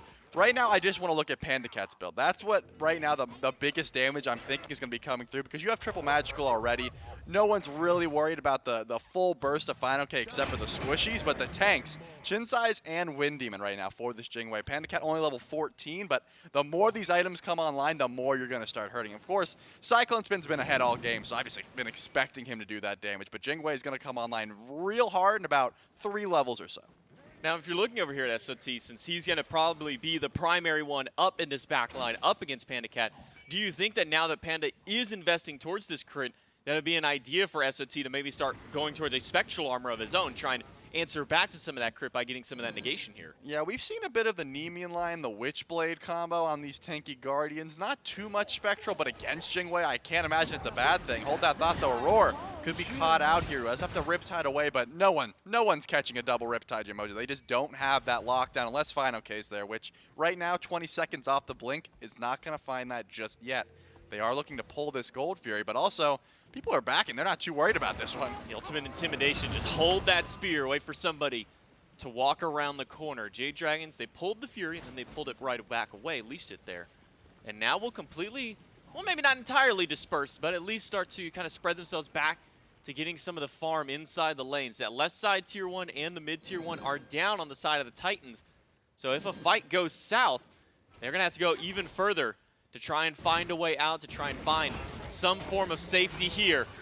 It will be the Fury picked back up one more time by the Dragons. Light for the party here. Out of the Baron. Will pull Aurora right through the waves. Panda Cat has to use the airstrike to find a way out. Snipes from Cyclone Spin. Not quite enough damage. Riptide, though, by Aurora. Will hold 2 in place, and that locks them down long enough for Paul to find the snipe onto Pagon. That was a beautiful double Riptide by Aurora, and now the Oni Fury will be pulled in. There's no way Circle of Protection gets out-confirmed this time. They won't even drop it because they don't have to. They're already SOT doing a great job zoning, so solid answer back for the Tartarus Titans. Aurora doing exactly what he needed to do to set up that CC. Right now, the mages, besides PBM, vastly ineffective right now on the right side of the map. The Jade Dragons, unfortunately, are not able to find these massive Hebo ults. Pagon isn't doing enough damage just yet. It looks like Sanford Soccer's going into a cloak. He is trying to survive as much as possible because, sure, you want to one-shot everyone, but if you're dying before you can even get to the backline to one-shot, your Hebo's not being effective. So probably smart itemization there. They're going to have to survive a little bit longer if they want this composition to come online. The Tartarus Titans, though, pretty happy to try and pull this Pyromancer right off spawn. They already have the vision, and Panda Cat's on the left side of the map. Not just that, the Titans also have a relic advantage here. Aurora just now drops down his Bracer, but that's only 2 of their relics on cooldown for the side of the Titans. Meanwhile, you look at the Dragons, they still have 7 relics that are the soonest ones coming up are PBMs with that Ankh and with that Phantom Shell coming back. So the Dragons are just at a massive relic disadvantage here. I wouldn't be surprised if the Titans maybe pull something beyond just this Pyromancer. That will start it up at least. Get it down to about half HP. The Dragons are waiting around. Circle protection by Paul, though. Dropped out. The Pyromancer leaves. This one might not be enough damage to out-secure Jade Dragons once again. Walk up and steal a Pyromancer. Final Judgment does a lot. The cage is holding in 3. Aurora is bouncing on his own Riptide. But Layers has got a lot of healing in that ultimate to keep his team alive.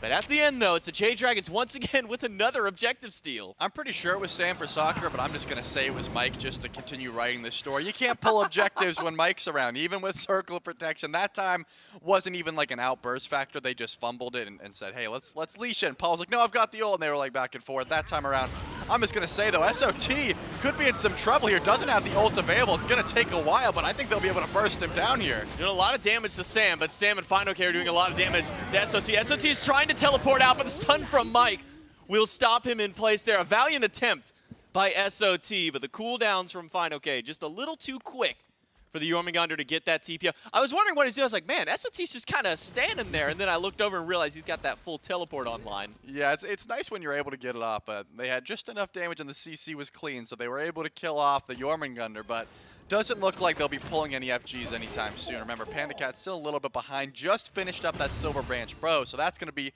a pretty large power spike. A good amount of percent penetration is going to go a long way, and it looks like PandaCat will make the rotation over to this FG. Remember, Final Judgment is available. Crushing Wave is not, but you still have a second tool to confirm if you are trying to go for these objectives. Circle Protection, always going to be a bit of a threat, but 4v5, they could have possibly went for that, but SOT still has that teleport available. Remember, if it doesn't get channeled, the cooldown doesn't go, so he could get back to the fight very quickly. They are going to opt to go for some farm, just get their buffs up, and no Fire Giant pull this time around. I couldn't tell by the player cam. I wonder if Paul's sitting in his traditional padded gamer lean kind of. It doesn't look like it. Normally he's got like knees up, like leaned all the way to the side. He actually looks like he's more dialed in now than I think I've seen him dialed in the past year. So I don't know. I'm not going to say that has any effect on the secures there, but maybe go back to the patent lean, Paul. I mean, Paul, he's 2-0. You know, that Gold Fury, again, I think the Pyromancer wasn't his fault. Bit of a miscommunication. The Gold Fury, you got to confirm those, but there will be other chances. Right now, not the biggest issue. The Jade Dragons do have a small gold lead, but it's very minuscule in the grand scheme of things. We have a 5v5 grouping, and we're just waiting to see. Final K, will you blink in and find a cage? Will Sam Versakta look for an ult? Right now, just a poke battle. There's a Yamoja on the field, so the healing, this poke is not going to stick. You're going to be pretty much full health at the start of each of these fights, but the Obelisk does go the way of the Tartarus Titans, so we'll have to see if they go make a trek over there for the Indra Scepter. That Shocky boy will help out in the DPS department.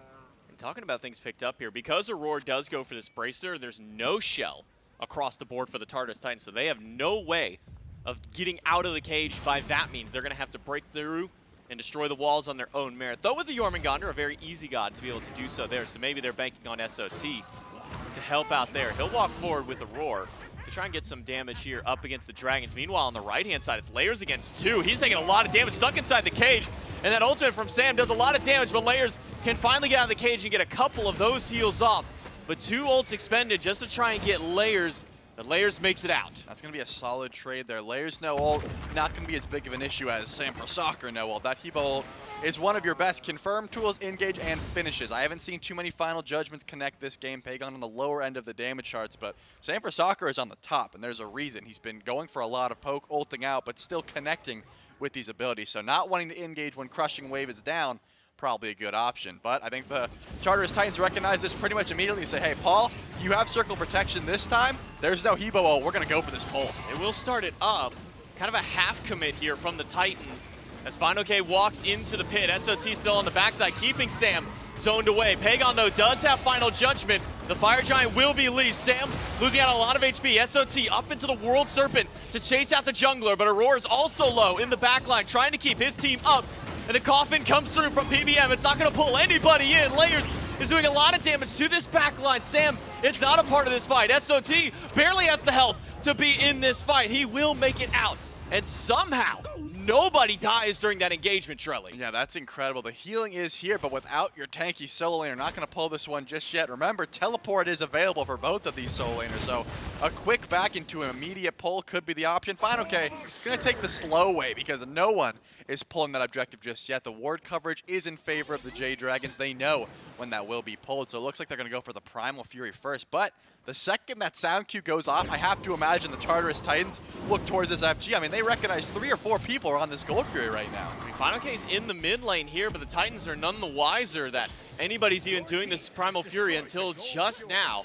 The Jade Dragons will grab that And we finally see the first kind of significant lead of the Dragons. Not even that significant. I use that with air quotes a lot more often than I probably need to here. 1,200 gold up to their name. 23 minutes in, a Pyromancer pulled.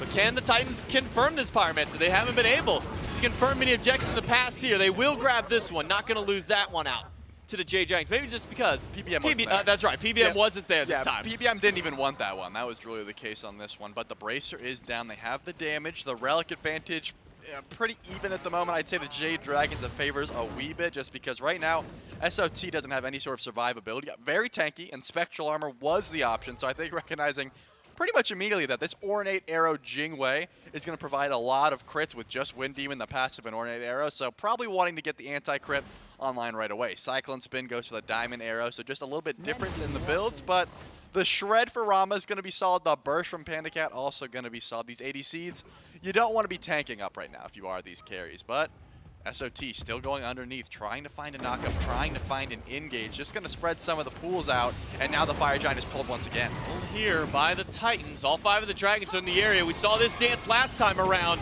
and it ended with nobody going down.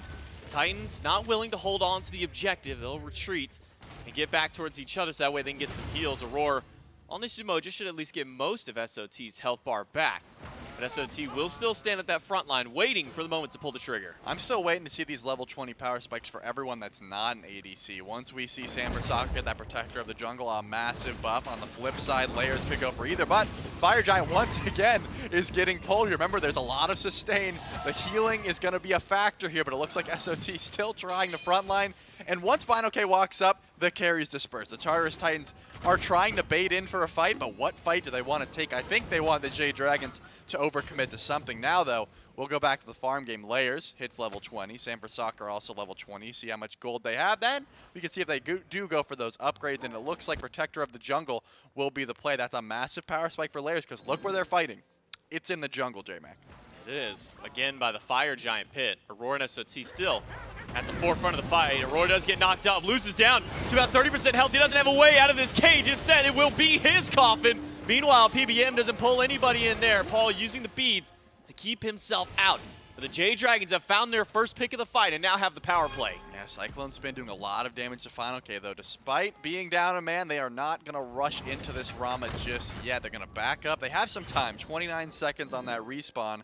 I would like to see them get a little bit aggressive here. PBM, the frontliner of this fight at the moment. SOT and Cyclone still lurking around, and Circle Protection's not available. You have Crushing Wave. This should be a pull for the Fire Giant, and they will start it up. PBM does get knocked up by the Fire Giant, but it's starting to burn fairly quickly. Down to half HP on the objective. Pagon is down to a quarter. Snipes from Cyclone gotta be on point, and they are. Pagon goes down.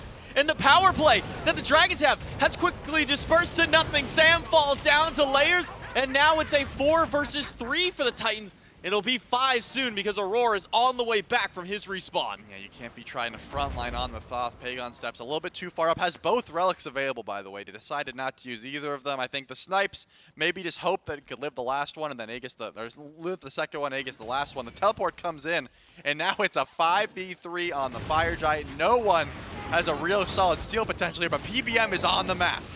PBM's here. Keep your eyes on this Baron. Fire Giant down to half. Final K stunned out by the Spirit Ball and dropping in HP. SOT and Layers continue to chase. So pull back in on the sweep. Final K will drop the cage, and that should be enough for the Titans to stop their chase. And with PBM too far away and the Jade Dragons on the run to their Phoenix, the Tartarus Titans can finally pick up the Fire Giant. Yeah, Fire Giant goes down, and SOT will not go for this tier 2 tower because right now, despite having the 5 to 4 advantage, they probably want to get these tier 1 towers first. There's a few of them on the map currently, one in left and mid. So now it's time for the Tartarus Titans to build up this gold lead here. Right now, there's a few towers still on the map, and if you get them all, that gold lead's going to climb. They're not looking for the gold, they're looking at PBM. PBM does get knocked up. The heal doesn't find any value there, but it's enough for him to create some distance. SOT dropping low, but so is the tier 2 tower. Tartarus Titans pick up the tier 2 in mid, and still a few towers left standing on the map, both in left and only one remaining on that right side of the map. The Titans will quickly regroup within the jungle, and they can start to make their push in this left lane. Jade Dragons, though, grouped as 5. They haven't backed since FG. They haven't spent that gold just yet. So if they stay grouped, have a team fight, wouldn't be the worst option. But it looks like they're trying to answer back this tier 2 tower. I want to see it. Let's see the base race right now. 5 in left, 5 in mid. Who's going to win? The Jade Dragons have a bit of a head start, but Fire Giant buff will definitely start to add up. And I think the Tartarus Titans recognize pretty much immediately, hey, they've got 2 big burst ults. We should probably go back to base. Yeah, it seems that the Dragons have also given up on their push. Layers very late for his rotation to stop that one there. Maybe just the threat of all the Titans appearing on that left side was enough for the Dragons to not want to risk losing out on that left Phoenix if they did go for a base race there. But now we have a moment for all the players to go back and start spending up some of their gold to start getting some of their items online. So far, Sam doesn't have the gold to finish up his starter item. He's actually, I believe, the only player on the map who hasn't been able to pick that one up just yet. But he's got the gold in hand to do so, so we should see him go back and pick that up very shortly. Yeah, right now the Evo has not been able to find too much of those one-shot potentials. A lot of sustained damage over time and a lot of player damage just in general. But the water spout into Crushing Wave one-shot onto the carries, we have not seen that connect pretty much at all. It's just hard for Sanford Soccer to get to the backline because Aurora and SOT have been playing pretty flawlessly the zone game as well as just the annoyance game. Paul as well has so much lockdown and has built a pretty tanky build for the C-set. But now the Tartarus Titan Cyclone Spin dashes in. Cyclone goes up into the sky right away for some very early snipes, and he's hitting pretty hard up against Panda Cat, but misses the first and third. SOT in the backline. The Coffin pulls in Aurora. Circle protection will keep him alive. The Phoenix is getting chunked away by Cyclone, but the Titans are taking a lot of damage in response. Cage gets broken, so Layers has a way out. SOT still falling low, and Layers goes down. Panda Cat finds the first kill. That's the call for Final K to jump back in, but he gets slammed with a Spirit Ball, and the Crushing Wave is off the mark by Sam. Cyclone Spin is just an absolute turret right now. You can't step up to him. Pagon, the dash is going to miss, and now they're just going to walk away. The Tartarus Titans do not end up getting that Phoenix, and the Jade Dragons actually answer back. I don't hate the play from Cyclone Spin, trying to poke down Sam for Soccer immediately before the fight starts. There's no Aegis available. All that damage would have stuck, but only hits one snipe, has to switch over to Panda Cat, and now you've dashed in. So Aurora and Layers have to go in, so the life of the party doesn't pull Cyclone, and now you lose Layers. That cage was perfect by Final K. The answer back was solid. And you've got a 1 HP Phoenix, but that doesn't mean Fire Minions are going to spawn. Enhanced Fire Giant, now probably going to be on the cards. You only have the buff for about 30 more seconds or so. It's not going to be Protector of the Jungle, though, by Sam. It's going to be that Seer instead. So, opting for just a little bit more raw damage out here from this Habois. 95 magical power, some decent physical protection, too. And, I mean, look what he's squaring up against. I mean, Layers has been in that backline the entire time. Maybe that's why we're seeing Sam go for this item. I think Protector's always better just for fighting, but the ward game is what you really are looking at right now. Trying to get the wards down pretty consistently. You can't really zone out the sentry wards because you can constantly see them, though.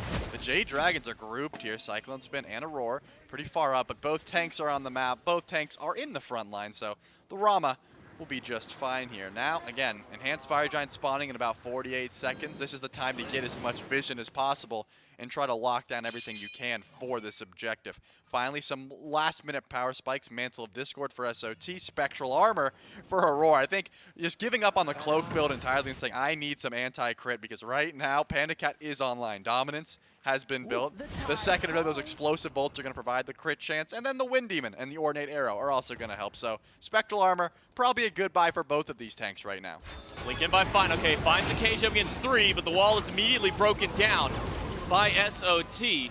And it will be a bracer dropped in the middle of the tower here by Aurora. They'll be able to fend off Fine OK. The Tartarus Titans are doing just fine after that engagement. All those relics that you see besides that bracer were still down from the last fight. The Titans are just waiting for about 30 more seconds for those to come back online. Yeah, Fine OK was trying to find a little bit more than just some auto attacks from the Yorm with that blink cage button. It's going to be what you have to deal with here. Now Paul's ultimate has been hitting very hard. Polynomicon has been built as well, so a fair bit of objective burst, as well as just burn on this objective. Fine OK, he's trying to step up, but Paul's on zone duty. Enhanced Fire Giant is starting to melt at the hands of the Titans, but only Layers will stay within the pit to keep dealing the damage. Paul walks back in and drops the Circle of Protection. This is a commit out of the Tartarus Titans. They'll get the Fire Giant. Final Judgment, though, will slam through a roar, and a Crushing Wave hits 2, but doesn't find any value. The Aegis are good, and Sam goes down, but it's a 1-for-1 trade. Final K leaps back away, and SOT goes down. It's a 2-for-1 trade that the Jade Dragons are winning, but Paul,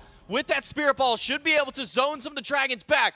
But look at the charge forward from PBM. He is out for blood, but Layers goes back into the backline to disrupt everything, and that should be the stop. That was a really solid blink in by Layers. I'm pretty sure Paul could have got caught out there. They have a lot of damage in their own right, but the Tartarus Titans don't want to take a 4v3 even with that enhanced Fire Giant. It looks like Paul is just going to slam up Main Street with the Polynomicon, try to go for a Phoenix answer back, while the Jade Dragons are going to be going down right. They aren't going to stay, though. They're just going to back up pretty much immediately. I think they realize Paul has a lot of objective damage, a lot of Phoenix burn with that Polynomicon, so having to back away. Right now that the Tartarus Titans didn't lose too much, they can still form a push in about 15 seconds when SOT and Aurora are up. They have Enhanced Fire Giant on 3, and it's on the carries. That's pretty much all you need right now. This is a build coming out of Paul. I don't know what to say much on the build. Poly is such a weird item to see on literally anybody except like the Morrigan at this point, so it kind of caught me off guard seeing it here. Also an Ethereal Staff, picked up similarly by Pagon on the opposite side here, but Paul's got a very interesting build here between the Void Stone and the Ob Shard. It's a lot of HP into his build and a lot of HP shred as well. Yeah, the Poly on E-set is pretty solid. Just the spell magic into a Poly shot is pretty much confirmed.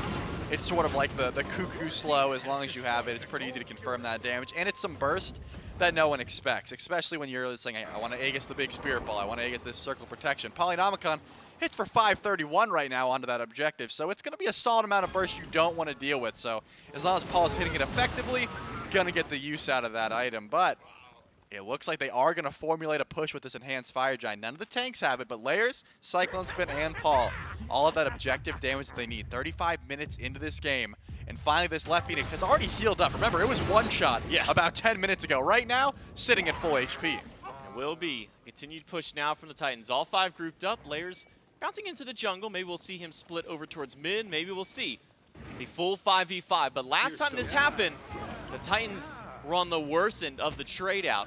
We saw Cyclone Spin dash in aggressively, use that ult just to try and initiate the fight, but didn't find much value. The Titans are taking the slow burn here in left, forces Sam to rotate over to mid to deal with Layers, but PBM has already used the life of the party. That coffin is down. Cyclone finds 2, all 3 snipes on a Pagon. That's now half HP on the Thoth before the fight has even started. Yeah, Oni minions are pushing in, and Fino K is going to blink in as well. Looks like the Tartarus Titans will not get that Phoenix and have to back off. SOT falling low, has that World Serpent though, does manage to make it out, but he's going to use the other hits to go back in. Pagon is charging up that Final Judgment, but doesn't find anybody with it. Layers finds some good damage into the backline, but Pagon is still alive. Can't say the same for the Phoenix, but the Crushing Wave out of Sam deals a lot of damage, but he eats a lot right back in response. Good heals from Layers will keep him and the rest of the team alive, but Paul gets caught out. Big crit coming out of Panda Cat. Sam for Soccer is very weak, and they still have a fair bit of damage. Final K's ult is not going to be up for a bit as well. This is pretty much just, can they chase through Riptides right now? Doesn't seem like it. No one has the ability to catch up to the Tartarus Titan, so they're just going to run all the way to this tier 2 tower. He's got that spear right. The instant that Final K gets in range of someone, you better believe he's throwing that spear, but he will not find anybody right now. Instead, the Jade Dragons pushing up towards the mid lane, a 5-man grouping. But Pagon and Sam are both very low. They are waiting for one person to make a mistake and walk forward, but now they will retreat as soon as they see it's SOT rounding around that corner. Yeah, I was going to say, they don't have the HP to go for the end here, and that's the only reason they would really try to go for that Phoenix. They have about 15 seconds left on Paul, and Enhanced Fire Giant's 50 seconds away, so no real opportunity to pull that either. The Jade Dragons will have to take the L of losing that Phoenix, the first one down in about 35 minutes, and now go back and finish some items, I suppose. Looks like an Elixir of Power will be purchased from Panda Cat, so a lot more damage coming out of the ADC of the Jade Dragons, but another Enhanced Fire Giant dance seems to be on the cards right now. There's no option except for that. I mean, you can't rush in right now. Final K will be able to just push out that wave, clear it as quickly as possible, and teleport in whenever the fight starts. But if you are the Tartarus Titans, you have those fire minions to say, hey, we can take a 5v4 right now. We could bait out that teleport from Final K and then start the push. There's a few different options on the table here, as Paul also will get a 3K Elixir. We do see Panda Cat holding on to his right now. And maybe the difference in that build, the dominance versus this Envenom Deathbringer, that's what, nearly 1,000 gold difference between them. So maybe Cyclone doesn't quite have the gold to spend up on that one for his own just yet. Paul's still holding on to his Elixir. Both of these carries on either team, making sure to wait until the fight breaks out before they pop that one. Don't want to waste it. Yes, you have a long time that stays active. You don't want to just frivolously throw it out there. Fire Giant finally started up by the Tartarus Titans. Layers has the fire on top of it, and that SOT health bar teleport. is melting. Nobody from the Dragons can respond. PBM is too late to try and seal it. He'll go up into the life of the party, pulling a roar, but SOT just gets crit down by a Panda Cat. That's Spectral, not enough to save his health bar here. Now Layers is just being ran at by all the Dragons. Final K won't be able to find a stun on Layers. Instead, he'll find Cyclone Spin. Crushing wave out of Sanford Soccer is enough to help Panda Cat shut down Layers. That's 2 for the carry out of Jade Dragons, and Aurora is buying as much time as he can and keeping the Dragons busy. Once again, Enhanced Fire Giant goes the way of the Titans, but the team fight goes the way of the Dragons. Sanford Soccer finishes off Aurora, and Paul has to use the Aegis early. One more auto from Panda Cat will do it, but he's out. The beads, not enough. Panda Cat finds another crit. That's 3 for the carry of the Dragons in the midst of this team fight, and it's now 5 versus 1. Cyclone Spin against everybody on the Dragons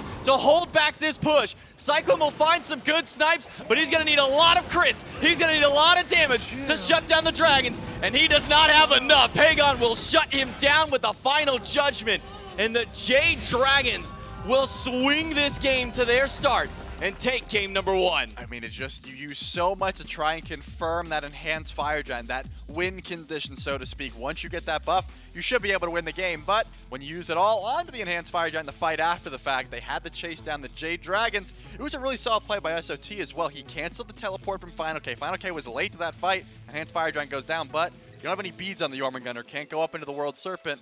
And the team fights whoever's peters out after that. I mean, it felt like SOT was just getting picked in every single one of those big team fights. He'd go in with this World Serpent or hold on to that World Serpent maybe a little bit too long on that one. Jade Dragons turn around game number 1 to start their set out hot. Can they keep that going? We'll find out in game 2 right after.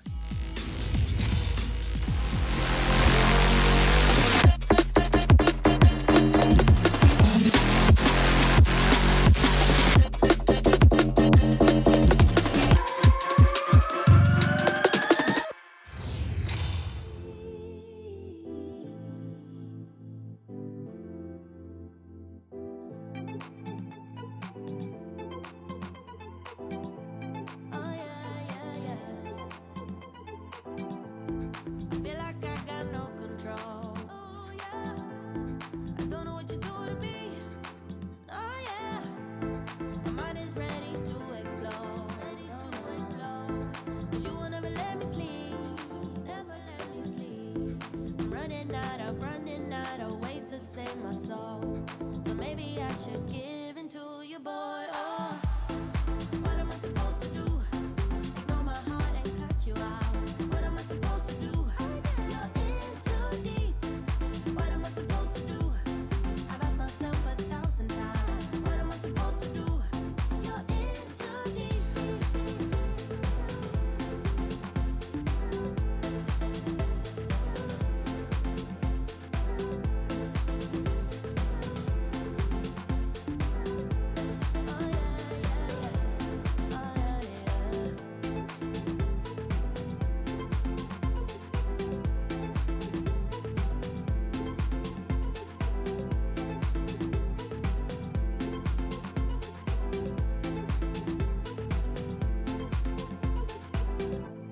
We're sitting on a pot of gold. But don't know how to get inside.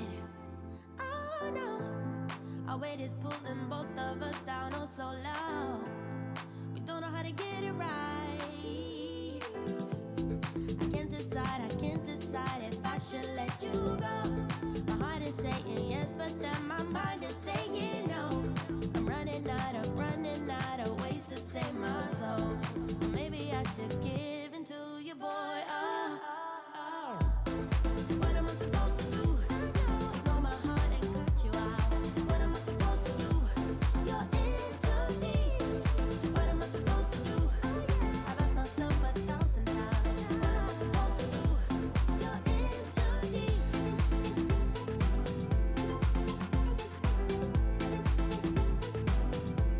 Oh, yeah.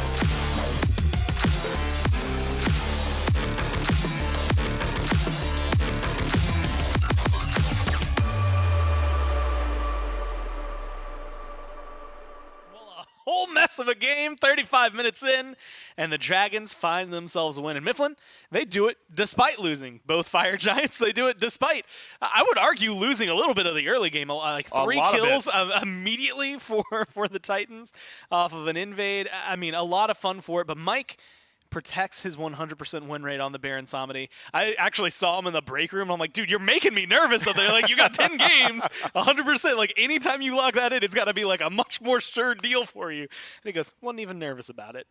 I'm not sure how true that was. That's a lie. In the moments, but at least after the fact, he could say it with a lot of confidence. Yeah, that was a close back and forth battle, man. But there were so many small micro interactions between the gods. Baron Samedi wasn't allowed to do a whole lot, was he? I mean, every single time that Lord of the Afterlife, that Life of the Party was dropped, it was blocked out by Yomojo ults, stuff like that. Just these small micro interactions that led up to a Tartarus Titans lead that eventually was lost out on. And it was so interesting to watch. There were a lot of objectives that the Titans didn't secure despite Circle of Protection, which was baffling. But I think you had mentioned it, and we had seen it twice because it was 2 Fire Giants. The Dragons ended up losing, and they fought once the FG was down. Yeah, so the Jade Dragons had essentially realized, okay, a lot of our best team fight tools just do not work against the Tartarus Titans draft. How do we deal with Circle Protection? We don't have a great answer to that. When do the Tartarus Titans not have Circle Protection? Immediately after a Fire Giant. So that's when the Jade Dragons decide to initiate the fight. They realize, okay, well, SOT's so far in the back line, we don't have to worry about him instantly eviscerating one of these Odin cages. Circle Protection's down. This is when we need to take our engagement. The Jade Dragons twice this game say, all right, well, we can't fight in the Fire Giant pit, and we really cannot out-secure a Circle Protection, so we'll wait till immediately afterward to take the team fight. And it was just impressive play through and through. Just great shot calling, great decision making on when the fight could work in their favor.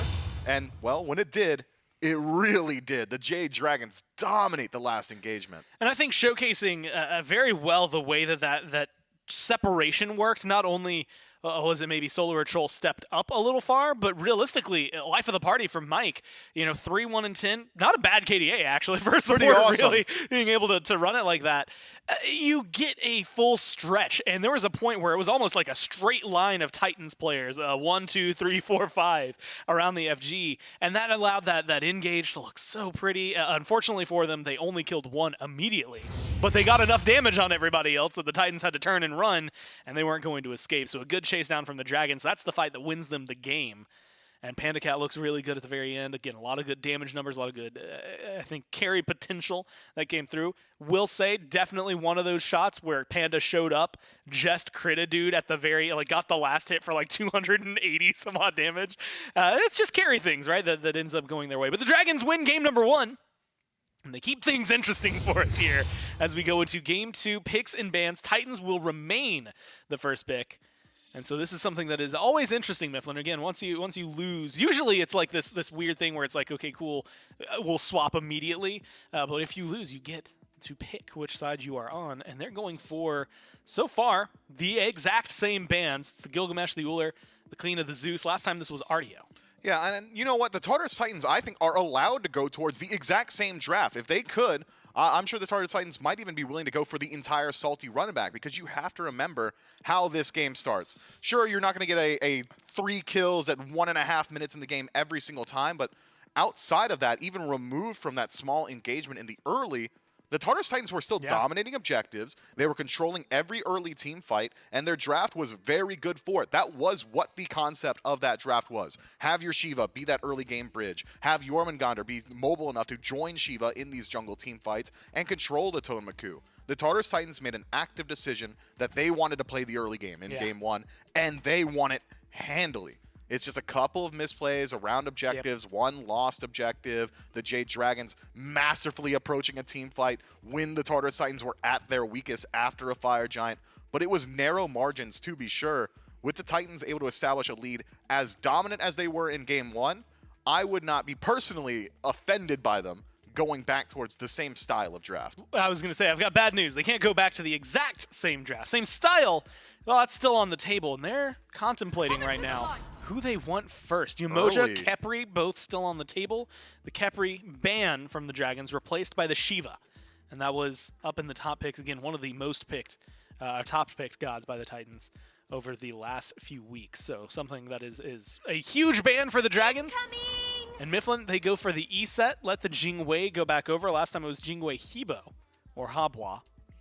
And so do you think, do you go to the same thing knowing that, I admit it, like, I'm going to call him out. Sam had a lot of damage at the end. Early on was not as helpful as maybe it could have been. There were definitely moments where it was like, oh, that crushing wave at the left side Phoenix, that crushing wave during the FG fight. Those were important, but that was 28 and then 35 minutes in. Do you like them going back to this pick?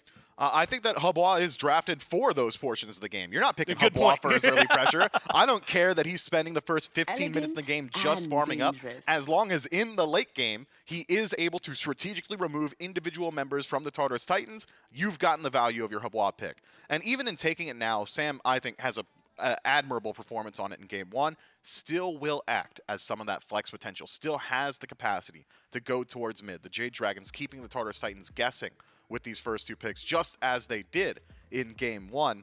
The Tartarus Titans, on the other hand, now with Yamoja locked in, are getting a lot of parity to their first draft. Jormungandr as well has a decent performance. I'd argue Jormungandr fell off pretty hard come late game, did not have a whole lot of splash in the last couple of team fights, but that's not what you draft him for. It's that early pressure, the ability to get control around these Totemakus and rotate in and play around your jungler.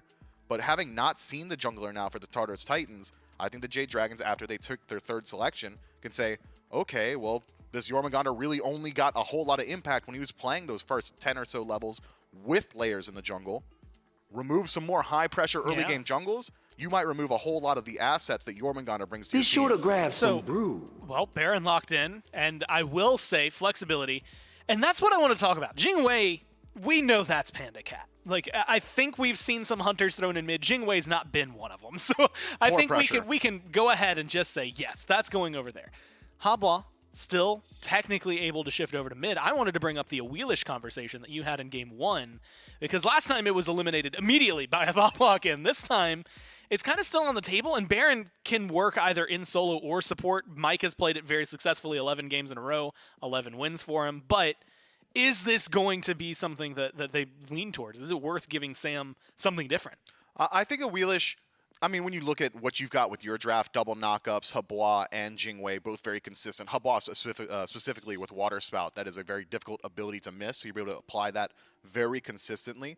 But looking at the Tartarus Titans, you're not gravity surging at Jormungandr. No. And ESET's got knockup immunity throughout the entirety of Wing Gust. So maybe Awelish a little bit relegated in her efficacy going forward.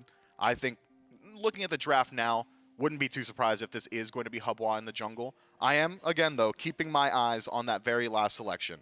Because if this is not something that reveals the Jade Dragons draft, reveals what Pagon's going for, I think the Tartarus Titans need to realize they might be looking at an unorthodox, just counter-pick selection. And you know what? It doesn't, as it turns out. So the bans that come through, Chernobog and the ROM by the Dragons, kind of adapting. Last time it was Chernobog, Osiris. They didn't want to deal with that on the side of the Titans. Odin, Bologna banned out by the Titans. And it is the Osiris this time locked in for the Dragons.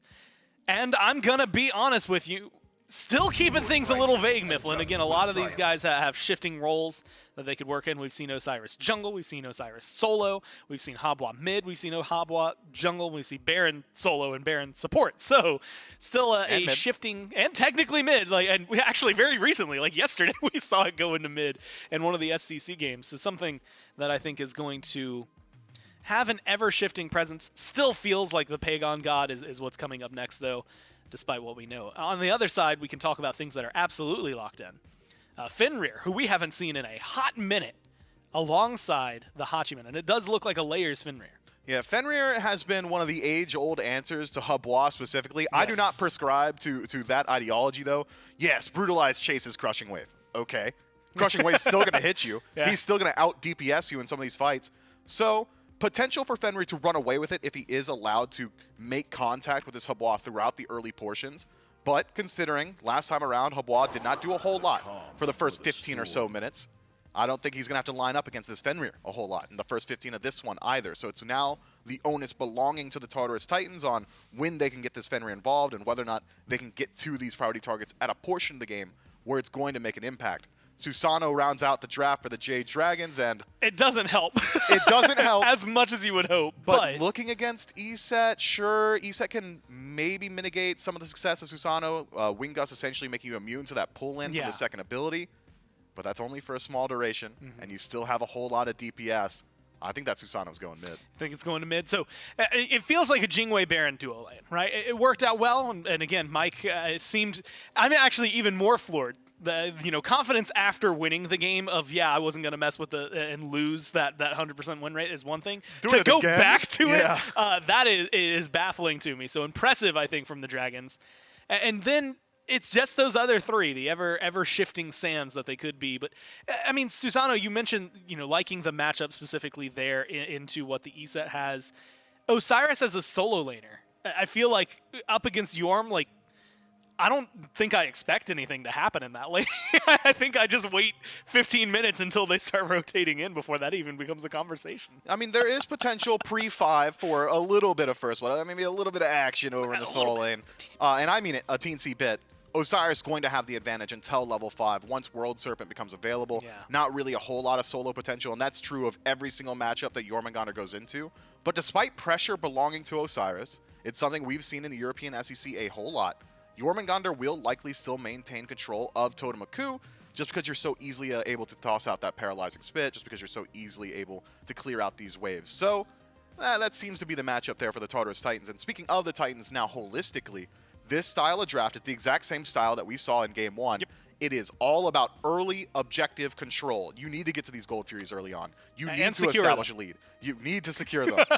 If this game goes to even at 20 or so minutes, the Jade Dragons composition is going to outscale nearly piece-to-piece, one-to-one across the board, but also just team fight presence, man. This is going to be a very hard draft to stop once they are 5-man deathballing, unless the Titans are able to establish a lead.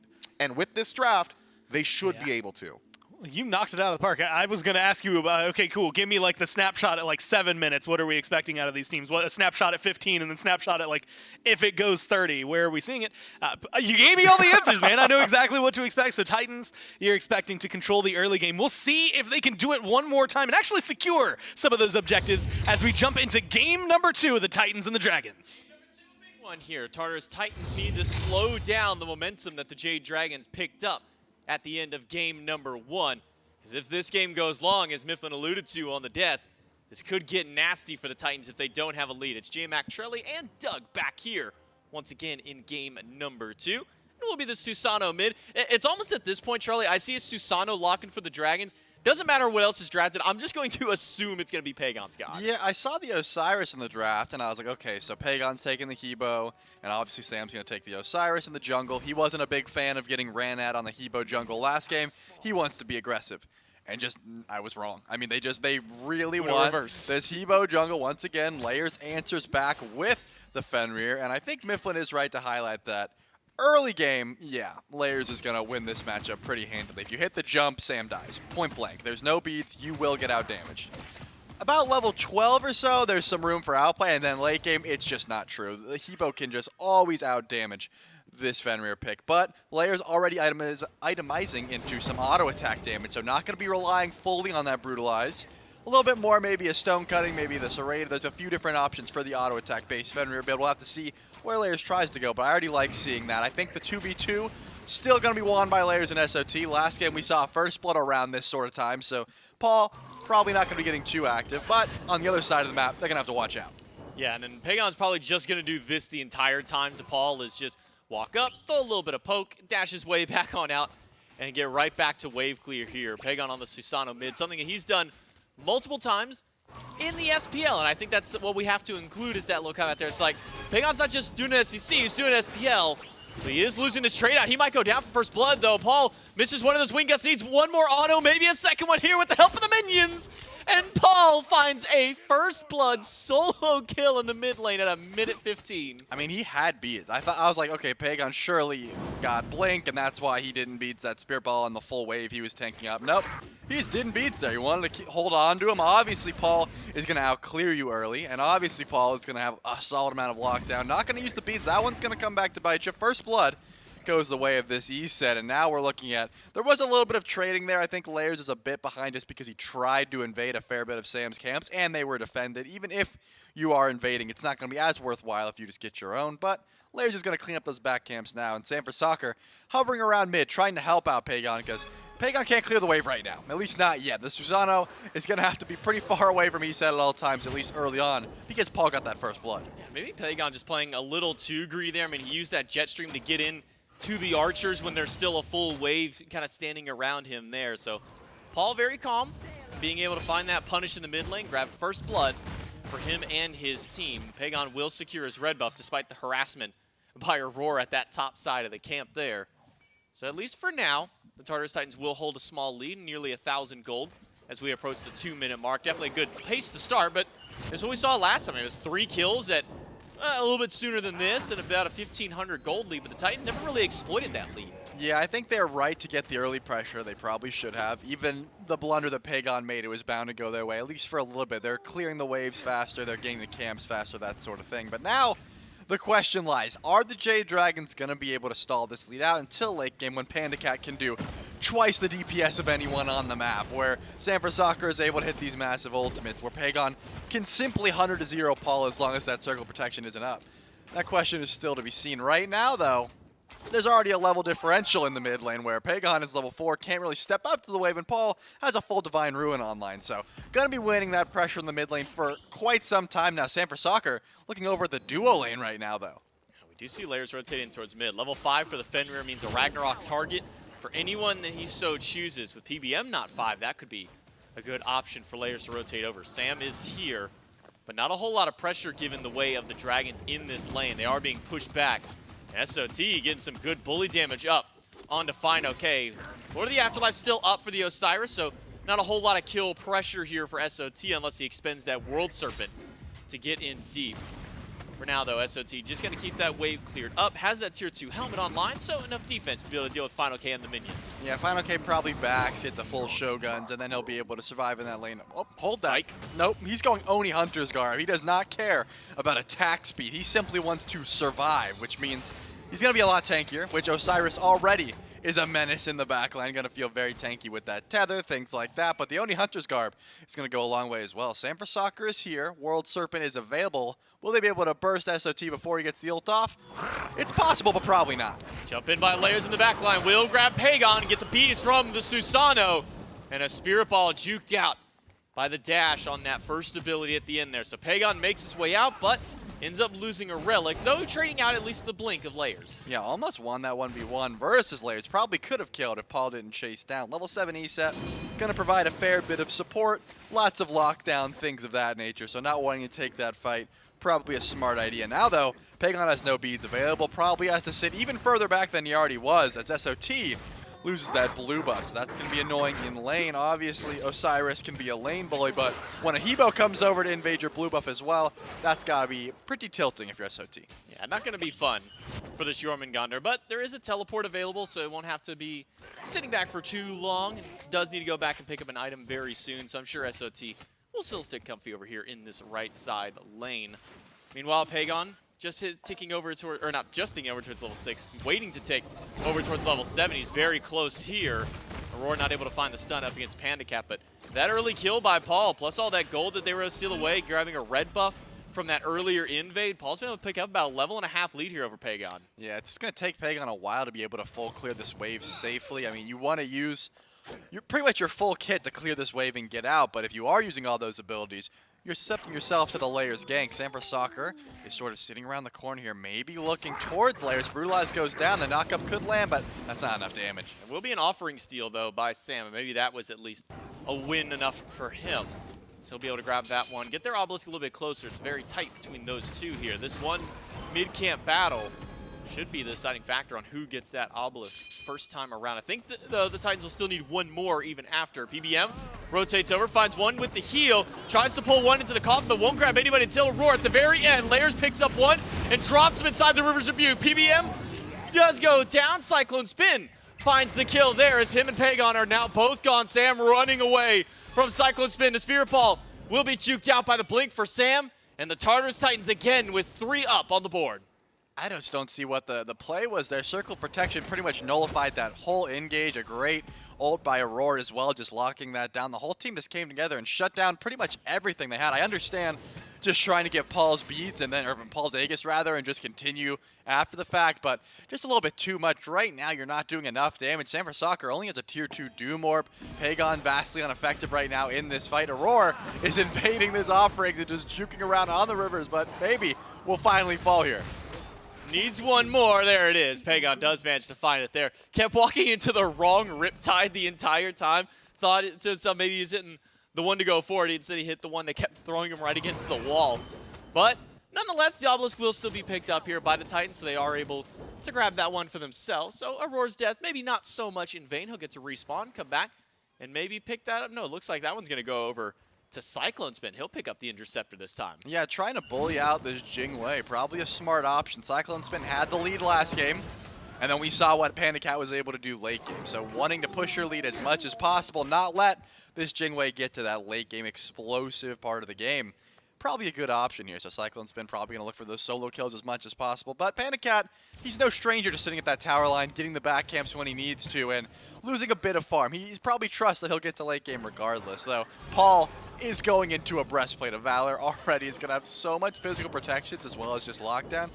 I just can't see this E set dying for like the next 10 minutes at least. Yeah, I mean, Paul changing up his build already from last game. Obviously, we didn't see Breastplate of Valor or Mantle, any of the Paul classics, I should say, to kind of get some defense online. It was this Void Stone, Obsidian Shard, and then had like Ethereal Staff, Poly at the end.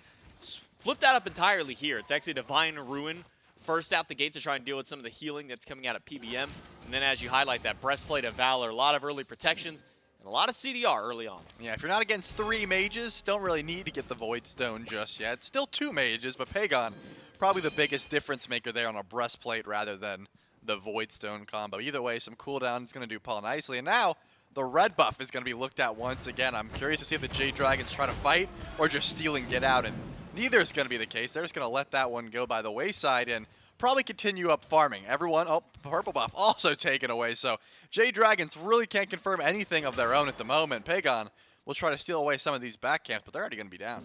1,500 gold, 2K XP up for the Titans early on. But this is where we saw them last game, and this is about the farthest that the Titans were able to get with their lead, maybe upwards to 2K, because right when they tried last time around, it was a Gold Fury stolen by Mike.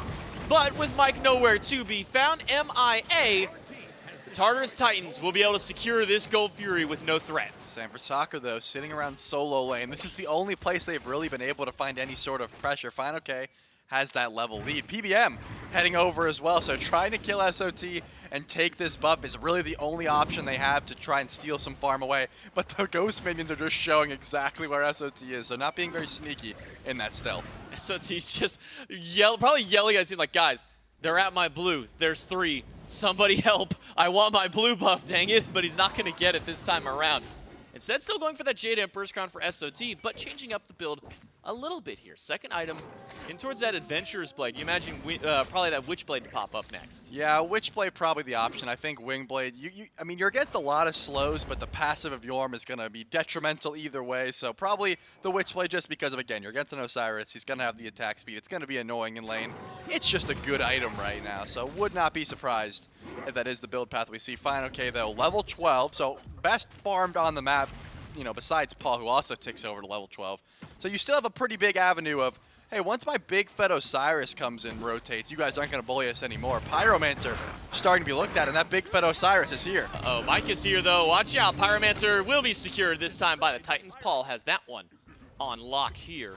So that'll be another infusion of gold going to the Titans, and now we can start to see the first real lead of our game going here. 3K up for the Tartarus Titans to start this one out. And levels across the board, it's mostly in that mid and duo lane where we're seeing the leads. About a level and a half to 2 for Paul. 1 up for Cyclone Spin, despite nothing really happening in this lane. We saw his 1 early rotation over towards that very early, like level 7 team fight. And that seems to be where he was able to find that nice XP push. PBM, though, did just upgrade to that Phantom Shell, so putting a little bit more fear on that River's Rebuke. When you're tanky enough to survive it, it's one thing. You're like, hey, I can get trapped in here. It's not going to be a big deal. But right now, when the whole team is behind, probably wanting to get your squad out is going to be the option. SOT is being looked at. There's not going to be too much damage here. Oh my goodness, I lied. There's a lot more damage than I thought. Crushing wave. Not going to be used by Sam. Thought maybe he'd use it to try and secure the kill. Instead, it's a lot of damage returned back by Layers on this Fenrir. That's enough to scare the Jade Dragons away. They got that World Serpent. They got that massive cooldown away from the Soul Lander. They can make a rotation over again and grab a kill there. Maybe get something going in this duo lane. Cyclone Spin dashes away. PBM does have the Coffin at the dash in by Panda Cat. And the Coffin to bring back in Cyclone Spin. Does have the ultimate though. And that'll get him away. But will that get a roar far enough out the beads? Had to be burned by the support, and a lot used on the Tartarus Titans. I mean, the Titans are ahead, but it's the Jade Dragons getting aggressive. I'm pretty sure Layers, if he actually connected the Brutalize with Sam for Soccer, definitely was able to find the kill, but unfortunately missed. Found Fine Okay, which is the fight they started over in the right lane. And then you look back to the left, and PBM's getting beats from Aurora and Cyclone Spin's mounted archery down. So they're getting extremely aggressive despite being down 4,000 gold, give or take. About 3,000 at the moment. So they're still trying to get aggressive and find these fights despite the deficit they're under right now. Their team does come online hard late game, but they don't want to get rolled over this hard. No, Jade Dragon's still fighting back. And that's just been the name of the game with the Dragons this season at the very least here, and kind of even up towards the early stages of Phase 1 last year, where even if they are down just a little bit, they've been showing a lot more fight back. Where if we look at the Dragons like Phase 2, Phase 3, even Worlds last year when the Dragons were getting down, that was usually kind of, you know, the off switch for them. All right, well, we don't have a whole lot that we can do here, but we've been seeing a complete flip, a complete 180 here by the Dragons here in Season 9. And this is what makes them and what made them such a dominant team earlier on last year. And especially the eclectic picks are going to be working out for them because you don't know how to face these things more often than not. Paul, not going to be phased by the Susano mid, you know, just saying, hey, you don't really have that much damage to clear the wave. I'm going to bully you out. But here, SOT's rotating over towards the mid lane. Tier 1 tower will go down. About 50 seconds, give or take, on this Oni Fury spawn. That could be a big spike for the hands of the Tartarus Titans if they are set up for it. Crushing wave for the World Serpent, so Sam will trade ult for ult up against the Jormungandr. And what was really funny was during that pregame interview, you and I were sitting in the green room while they were talking to Paul, and I remember Gore asked Paul, you know, it's like, how do you feel about Pagon doing all these really weird picks in the SPL? And it just had that vibe. It was like, yeah, it's really cool that he's doing it so that I don't have to do it. I can stick to whatever I'm doing. But yeah, it's pretty cool that Pagon's playing these weird picks out here and kind of making them work, though. Paul back on this E set for a second game in a row, not really having to change too much up for himself.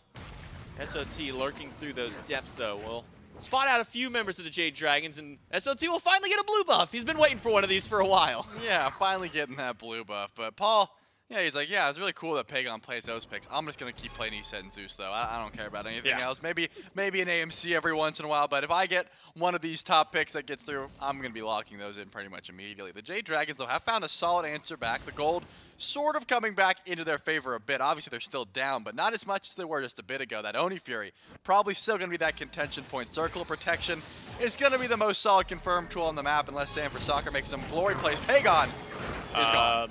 Pagon is gone. Yeah, Pagon doesn't have Aegis. He went for Blink Second Relic. So once that Spirit Ball connected, sure, you've got the beads. That's cool. You get away from the stun, but all that damage thrown back by Layers, thrown by Paul, is enough to drop Pagon down. The Titans find their 4th kill of the game, and the pressure for the Dragons, it was getting this blue buff, keeping SOT down. The Dragons been answering, or the Titans have been answering back, I'm sorry, with this purple. And now another Oni Fury. Paul does have Circle of Protection, but he's not there just yet, and neither are any of the Dragons. The Tartarus Titans will be able to grab another objective. Yeah, that's going to be a free Oni Fury, and something to note, I love Pagon Susanoo mid against the Morgan. That used to be the counter pick, right? You see the Morgan locked in, you go Susanoo, you find lots of easy lockdown. Eset, on the other hand, doesn't care too much. We already touched on the deaths. You can immune the Wing Gust. You sort of just drop the Silent Circle of Protection. That 1v1 is really never going to be there, especially falling early. Right now, though, Layers has also been on point with just saying, hey, I'm always in position to get these beads down, try and find those Ragnaroks when I need to.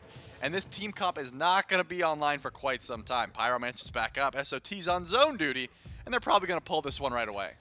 SOT will walk right over, and he's got 4 of his teammates here, or 3 other teammates, I should say, to get this. But Mike is here as well. We saw him steal away a Gold Fury earlier, and that's enough to scare the Titans. Well, they got Fine Okay here now alongside Sam up on the top side. Not sure if they saw the Hobwa there, so the Titans will pull away from the Pyromancer. Not going to risk this objective. Oh, they didn't even have to see the Habwa. I know without listening to the comms, they said, Mike's here, guys. He stole that Gold Fury last time. Let's back up. And they did. Now, I'm sure they will be able to pull this one pretty freely. Pagon's on the other side of the map. Jingwei's flying back.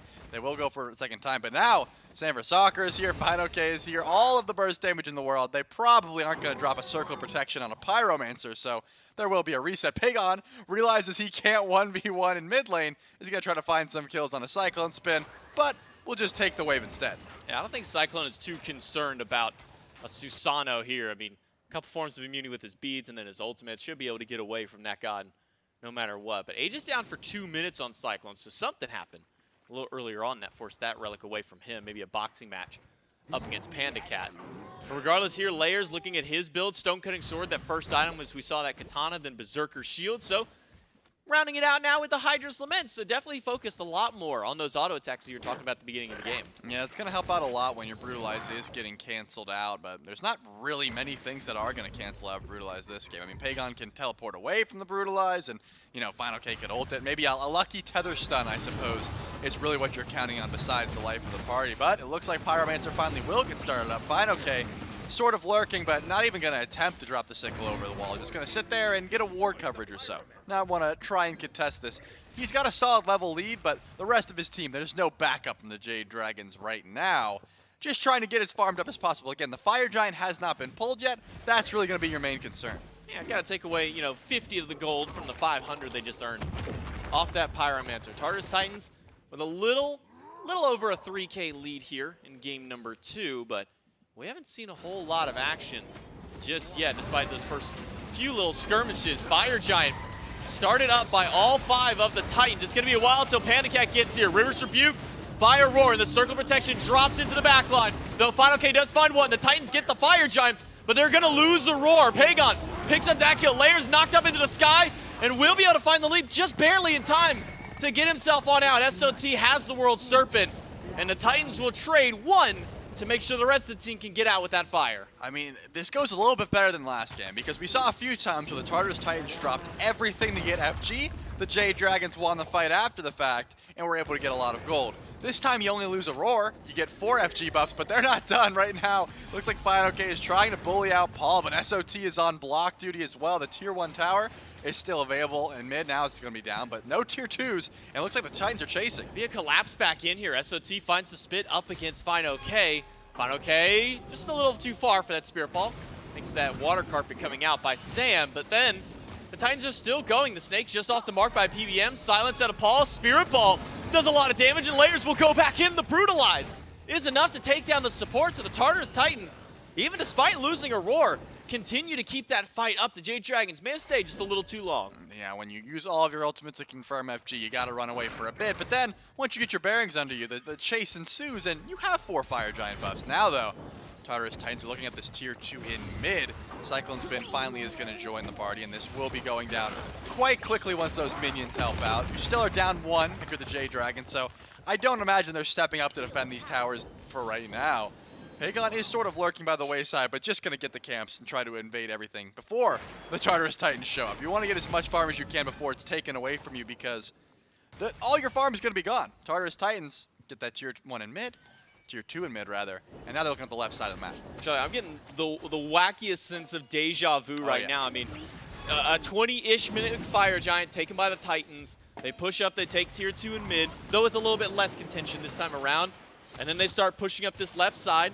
The only thing that we're not seeing right now is the Jade Dragons instead trying to counter push and grab this mid tier 2 in response. So the Titans will grab left T1, and 3 of them will be left behind to take out that second tier 2 tower. But it was that Phoenix defense on that left side that the Jade Dragons were able to punch back and put the Titans on the back foot. Yeah, I think once Panda Cat ticks over to like level 20, they'll feel a little bit more confident in diving. SOT caught out but has the World Serpent. Won't be any real danger. It's 3 strong are the Jade Dragons on the right side of the map, and 4 strong are the Tartarus Titans on the left side of the map. No Phoenix being looked at. PBM is sort of just sitting there menacingly saying, you guys want to go for this? I've got a few tricks to try and defend this one. They're just going to go for the Gold Fury instead, get a little extra gold, make this climb to about a 7K lead, and that's going to help out a ton moving forward. They still have 1 more tier 2.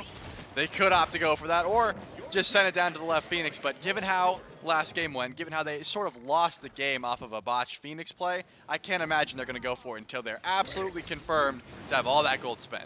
Now we see a nice significant lead for the Titans. 8,000 gold up to the Jade Dragons, 21 minutes in. And the first couple level 20s popping in here, Layers and Cyclone Spin. You can see Diamond Arrow finished up and Bumba's Hammer now for Layers.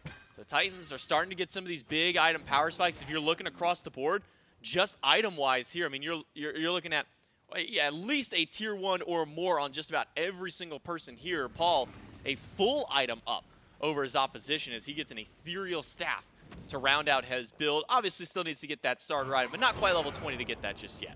Yeah, PBM sort of forced into the Lono's mask probably earlier than he wants to. Last game it was third or fourth item or fourth or fifth item that he was able to buy. This time saying, I'm not tanky enough and I am the support. I need to be tanky. So building into that Lono's mask, going to nerf his damage a little bit.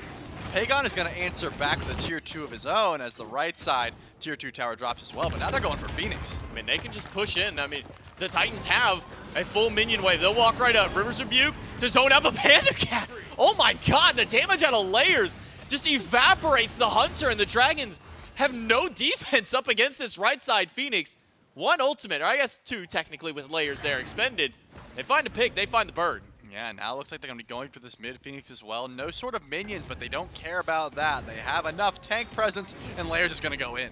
Layers does manage to get at least the blink away from Pagon, but the Phoenix isn't taking a whole lot of damage right now. Instead, it's a focus on the fight. No minions, make it a little bit harder for the Titans to push in towards this mid-side Phoenix. Typhoon slams through 4. SOT has got to use the World Servant. He uses at least the first hit to deal some damage through. The Phoenix is low. The Phoenix will finally go down, and the coffin from PBM will not pull anybody in. Quick beads out. Pagon goes in, and Pagon goes right back out. Yeah, Cyclone Spin found a massive ult, and now it looks like they could be in some trouble trying to chase down Sanford Soccer, holding on to that crushing wave despite that brutalize. And finally, the Tartarus Titans are going to leave. Panda Cat is able to fly back in, but SOT teleports in as well. The Fire Giant has respawned, and they do not want to get picked here. The Tartarus Titans want to have 5 strong at this objective, and it looks like they might. No, there's no way they pull right now. Circle Protection's down, but they're heading towards it.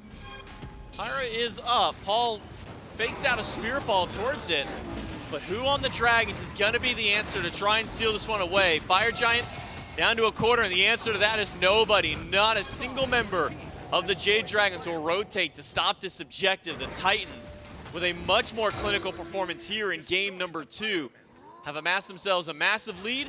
2 Phoenixes to their name as well, and only 1 left standing on the side of the Dragons. Trulli, if you're the Jade Dragons here, I mean, where do you find this Phoenix defense? I mean, what is the person that you've got to find that pick on to slow down the Titans? I mean, right now, Layers has full build Bumba's Hammer, Fenrir. This is exactly the point of the game where Fenrir starts to fall off, but right now I think he's as strong as he will be, so it's going to be very difficult to kill this Fenrir. The cooldowns will always be up, the resets, so much juke ability just built into the kit. You've got Paul, who has went undying this game as well. Pretty much everyone but Aurora has went undying, so I'm going to stop saying that right now. Has so much survivability, so much peel for the squad. Cyclone Spin, even if he falls a little bit low, has one of the best disengage tools on the map right now with that mounted archery.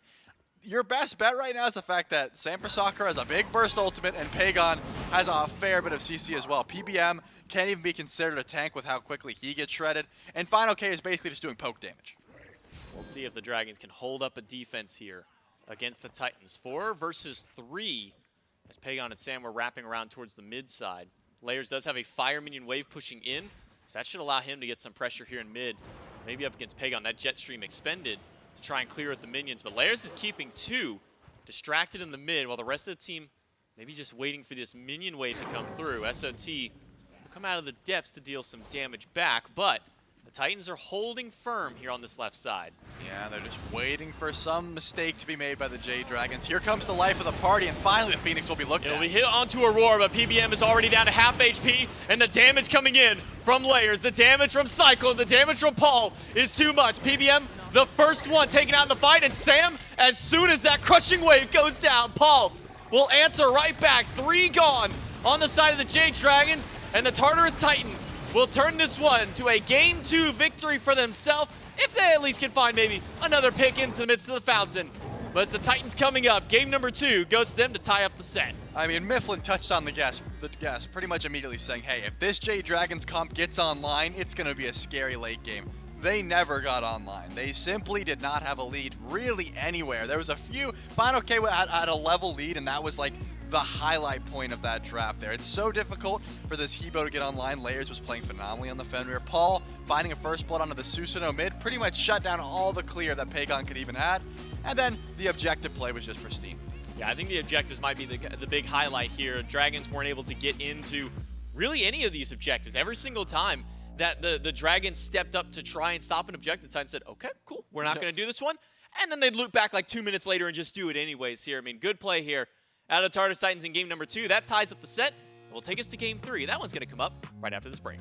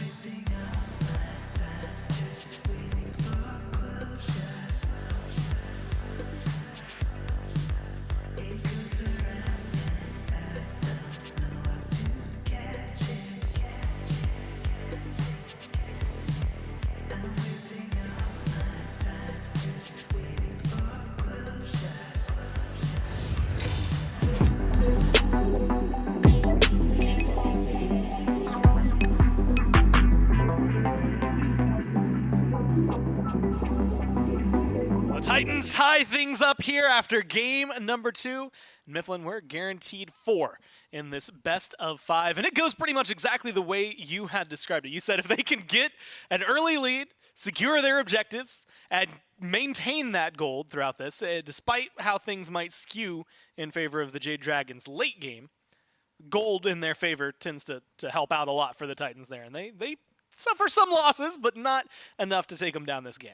No, not at all. The Tartarus Titans, I think, were just performing so well all the way across the board. Paul finds first blood in a 1v1 counter matchup, and then immediately transitions his build into defense, and it's something I've gone on ad nauseum back when Aggro was here. We'd have long discussions about the value of defense in your build. When you are ahead, defense goes absolutely nuts because you're allowed to do literally anything you want, and that's exactly what Paul does throughout the entire duration of this one. And the one difference, I think, the main difference, the primary difference in games 1 and 2 is that Paul doesn't flub his secures in game 2. We don't lose Gold Fuse. We don't lose Pyromancer, so you don't lose your lead. Yeah, it doesn't happen twice. No.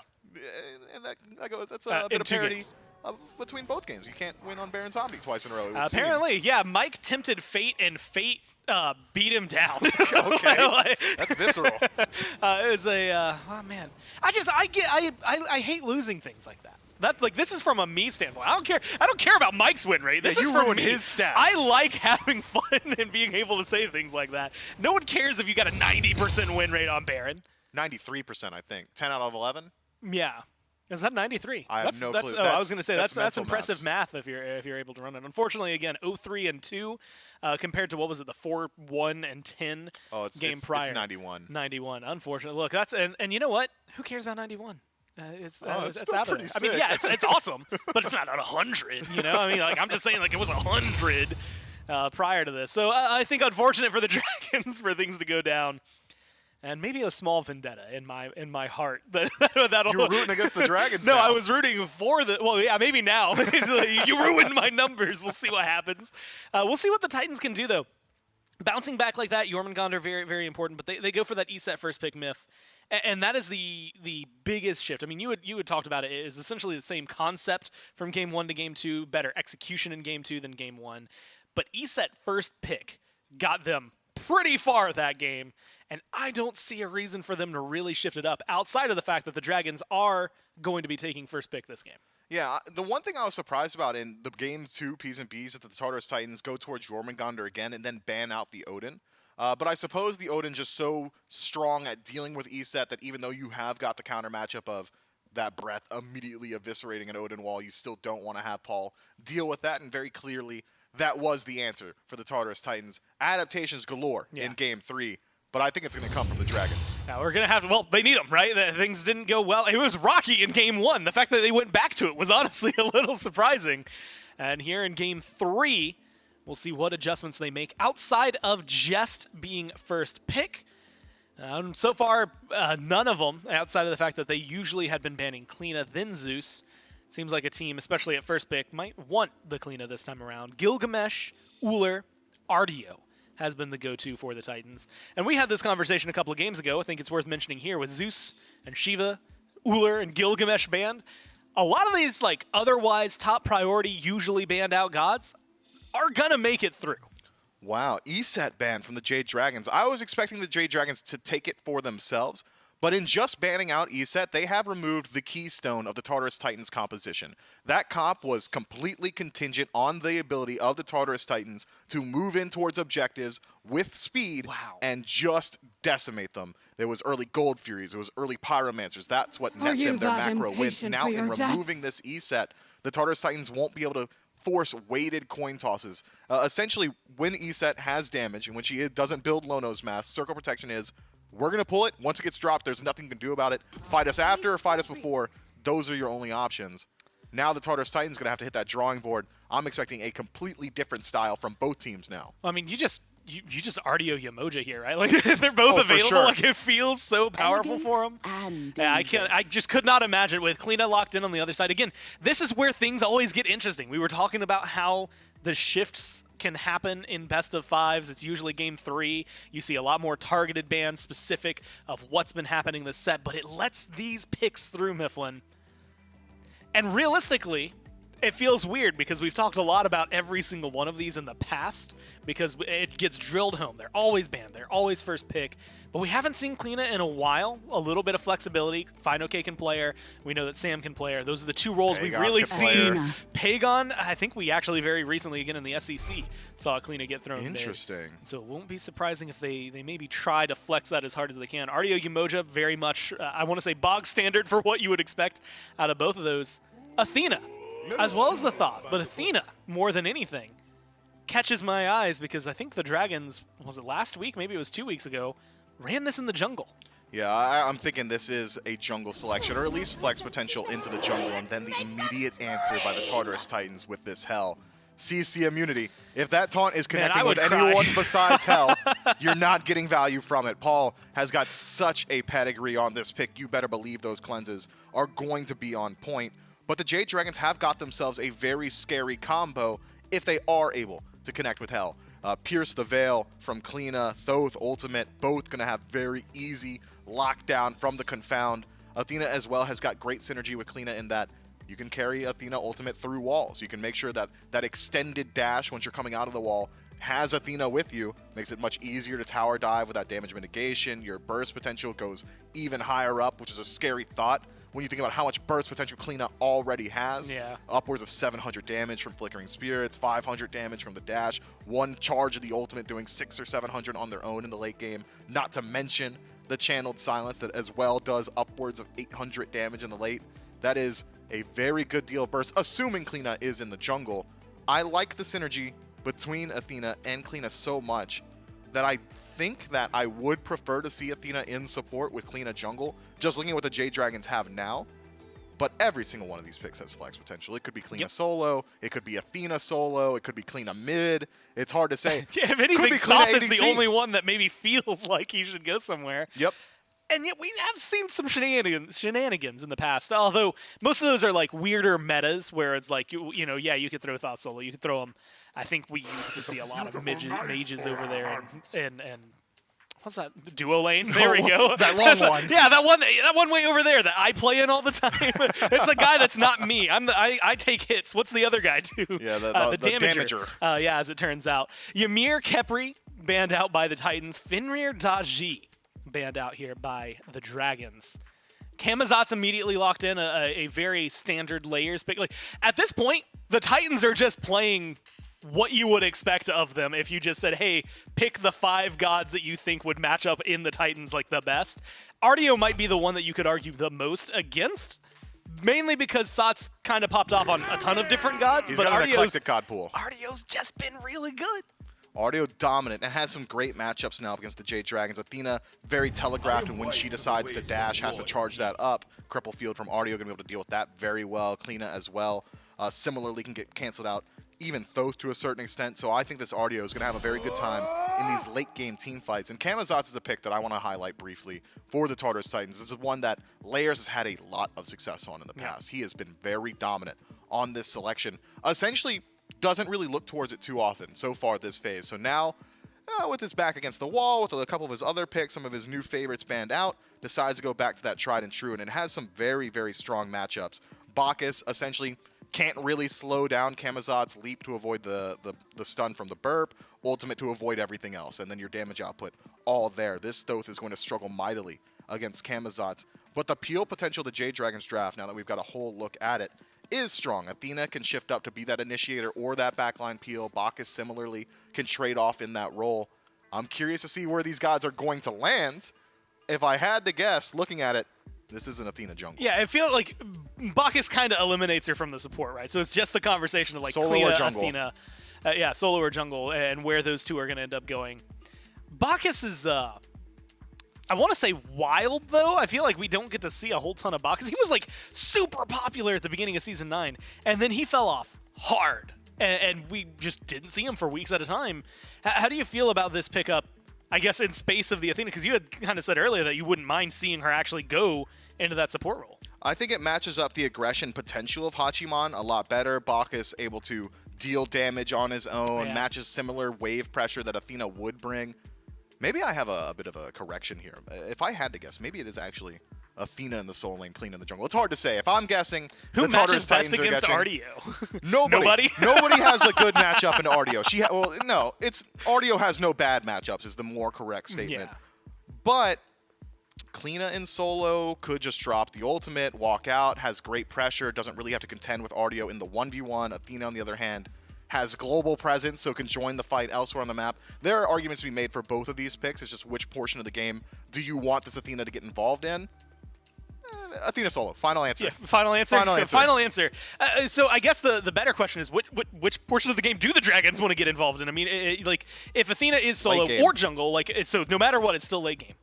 Do they have a better draft to actually make it there versus I guess what the Titans have brought in? They've got a decent composition in that a lot of their picks are just incredibly safe. Thoth can play from a distance. Bacchus, great late game scaler, can similarly play safe. Hachiman was widely hailed back in the Hachiman Jingwei meta as the safer of the two, so still very safe. I think the Jade Dragons, considering the pacing of game 1, considering the Tartarus Titans won't be able to force the fight as early, will want to go to 30. Well, speaking of Jingwei, she fell off the map, not even in this game picked nor banned. Either way, it's J-Mac, it's Trelly, it's game 3. Yeah, game number 3 here. Tartarus Titans tied it up in game 2. And Charlie, if I like close one eye and cover up the left side of the screen and only look at what the Titans have drafted, I feel like I'm in a kind of a blast of the past back over here. I mean, this is like Worlds-style composition aside from maybe the ROM out of Cyclone Spin. But outside of that, I mean, this is just what the Titans were winning with all towards the end of Season 8. And they're bringing it out here in game number 3. I mean, how do you feel about this comp out of the Titans, Trelly? Yeah, they've got a lot of healing, a lot of sustain, and you're right to highlight the fact that this is a lot of picks that they like going to when they need to get some solid wins here. I mean, Layers on the Camazot's one of his, I mean, I want to say favorite picks, but you've already touched on, we have not seen it in a fair bit, but still, he likes to go to it. Looking on the other side, whenever I see this clean on the Jade Dragons, it's got to go to Fine OK. I mean, he was one of the first people I saw going this clean solo with the Soul Eater Genji's guard build, and then just constant resets. You get so many ultimates. It's so annoying to deal with, and I feel like Athena just does not have a good time in RDO in lane. Canceling out that dash, your clear is never going to be that fun. So that's sort of the drafting I'm seeing currently. Sanfrecce, though, going to have to get very active as we see Fine OK take a fair bit of damage, because that's what RDO does early. Yeah, but SOT's also going to take a good bit of poke right back. Sam dashes in, but doesn't have that taunt. It's that dash and shield wall leveled up for Sanfrecce in this early. So lacking a little bit in the CC, but it will be a blink in, an auto just to stack up the minions, and some pretty quick clear here out of Sam. At least the archers are gone. Sam will dash back in. SOT falling low, but has that dash of his own to get himself back out. Layers will box right back in, but that's the level 3. That's the top back in. But look at the sustain that SOT and Layers have in this matchup. SOT needs a little bit more damage, but the silence are fine. Okay, everybody is so low and within just 100 HP over here in the solo lane. Layers still has Blink, but no mana to really follow up. Sanfrecce doesn't have much mana to follow up. Gonna hit the totem. That could be the option once that MP5 comes through. Fine OK now has a third ability. Still not gonna be enough. Maybe a taunt, but the damage after the fact, it's gonna be stunned out. Look at this brawl in solo lane, J-Mac. We're only 2 minutes in. Dude, I miss these days of solo lane. I'm looking back like Season 2, Season 3, back when it was jungle rotating over and you just fought for the first like 2 minutes of the game in that lane. I miss those days, Joe. So I'm glad we're seeing action like this, because otherwise we just sit here and go, yeah, that's a solo lane, that's an RDO, not much is gonna happen. We're seeing a lot happen now. Blue buff is almost back up. Speed has spawned in. They pretty much fought for the whole blue buff and speed buff timer, what they just did. And again, clutch heal by Solo or Troll, getting the double proc, making sure to heal them both up. I thought Sanfrecce hitting 3 would have been the end of that fight, because he blinked in, took the whole wave away, even zoned Fine OK off some XP, or it's a roar. Gonna take a little bit of a stun. And so Fine OK didn't hit the level first, Sanfrecce did, and then SOT says, I've got a lot of sustain, we're not too worried about it. So teleport back in. SOT wasn't even able to buy much, just like a Chalice, I believe. So that was like the only power spike we just saw. Some more sustain in that solo lane with the teleport used. Aurora's riptining minions into the jungle just to inconvenience Panda Cat and PBM as much as he possibly can here. Just always some fun interactions there. Looking over at Sam's build, though. Typically when we've seen these Athena jungles and whatnot, they start like the magic focus, or maybe even going towards like the Druid Stone to get that Void Stone line, or even Stone of Binding. But it's a tier 2 book out of Sam. Is this a first item Poly Rush? It could be a Book of Thought, it could be a Soul Reaver, it could be a few things, but I want it to be Poly. It's Athena jungle. I want the Polynomicon shots immediately to start flying out. It's going to be some extra burst you don't expect this early on in the game, as well as it's just going to help for clearing out your camps, doing objectives, things of that nature. So I wouldn't be surprised if that is what it is. Solar Troll, though, just dashed in. He dashed in. It's a blink taunt in by Sam for Soccer. One more veil opens up. SOT will not make it out. It's fine okay on the Jade Dragons to strike for first blood for the team. And it's very rare that I say it is good that this jungle did not get that last hit. More often than not, you want your jungle to get that first blood and really get those power spikes. But Fine OK just bought a full Soul Eater. He gets a Chalice as well. This Kleena has the late game carry potential that not many other characters can match. So Fine OK getting that last hit is going to pay dividends. Panda Cat not going to dash in, finds a fair bit of damage, but recognizes we don't know where Layers is right now. Don't really want to dash in just yet. I love the aggression out of the Jade Dragons, though. This Bacchus pick, the reason we're seeing it right now is because, number one, PBM wants to be aggressive, and number two, there's a lot of healing on the Tartarus Titans, and that Belch is going to give you a ton of anti-heal. There's going to be a lot of anti-heal that's going to be necessary for the Jade Dragons here. I mean, not just for the heals and the self-sustain that'll come out from a couple of these ones. I mean, Aurora has team healing, Paul's got team healing, SOT technically also has some team healing there, and then just self-sustain across the board for Layers and an SOT in that lane too. I mean, this is an immense amount of healing that's going to have to be answered. So far, it has been, at least in one instance. Yes, the Bacchus with his natural, but also Divine Ruin here by Pagon. He went Book but of Thought. It's not going to be Poly. It's going to. I mean, it's gonna help him with damage. It gives him the mana. He's not gonna run out of abilities. I wanted the Poly, J-Mac. I'm a little bit disappointed. Maybe he'll be a reader and he'll build a second book, and then we'll see. You know, maybe the Goddess of Wisdom. Maybe 3 books. We'll see how many books Sam for Soccer is able to build in this build currently. But I just wanted the Poly shots early. It's a scaling item though. It works a lot better the more damage you build. So it'll be hitting even harder if you build that Book of Thought first. Pagon though, finding some early shots here, charging up the Final Judgment. The taunt is available, and there's no beads, but there is a cleanse over there, so not going to let that one fly as we go back and just give those mid camps up. Yeah, the cleanse is probably the more threatening one here. I mean, yes, the cleanse you have to basically kind of predict that it's going to happen, but usually it's very telegraphed on an Athena. You hear that dash kind of charge up as soon as she walks in, as soon as she fires that ability, you've already got that cleanse ready to go, dropped at your feet there for Paul. The only way that you kind of deal with that is the blink reaction might have to be a little bit quicker, but for now, Paul won't have to deal with that one. He's got beads online for himself, and a Void Stone early on. Fine, okay, surrounded by 2, but now he's got an Athena here to help him out. Sam crashes down in, dashes in, finds the taunt onto Layers, but there's not a whole lot of follow-up there from Fine, okay, stun off the mark by SOT, but now there are 4 members of the Titans here. River's Rebuke to try and catch out Fine OK, but there's no Riptide to lock him in. The stun and the damage is good out of Paul, and finally, the Titans will surge back in, but the Jade Dragons have rotated their mid laner in, and Pagon has the Final Judgment to take out one. But he still has the dash. Who's he want to evade and punish? No one right now, because PBM has already found out Layers. Will they try to dive a Roar here? Probably not. The Omi was good enough, and there are some buffs spawning. It looks like SOT, that teleport timer was already down, so he's able to follow back right away. They need to get these camps and get out as quickly as possible, but that was a very solid answer for the Jade Dragons. Great rotation by Pagon, the Final Judgment on Paul. You can't really juke back because you're essentially putting yourself in harm's way to avoid that big burst, but you're also just getting way closer to the rest of the squad. So unfortunate by Paul, Pagon is going to find a lead in this lane, and Hell does not have too much range, so it's going to be hard to continuously clear these waves when Pagon's doing this much damage to you. I mean, this Soul Eater helped buy Fine OK a lot of extra time in that lane too. Not only did Sam show up to alleviate that, but it bought just enough for the Dragons to be able to rotate in a little bit slower on the trigger there compared to the Titans, but at the end it does end up being a 1-for-1 trade out there. You lose Fine OK, never fun, but you trade out and slow Layers down a little bit. And you can see Sam is taking advantage of that in the jungle, as he does have about 23? Yeah, 23. Look, I've got glasses, but my eyesight ain't that great to see those tiny numbers on the little book there, but he does have some good stacks going on and a small lead in experience over Layers.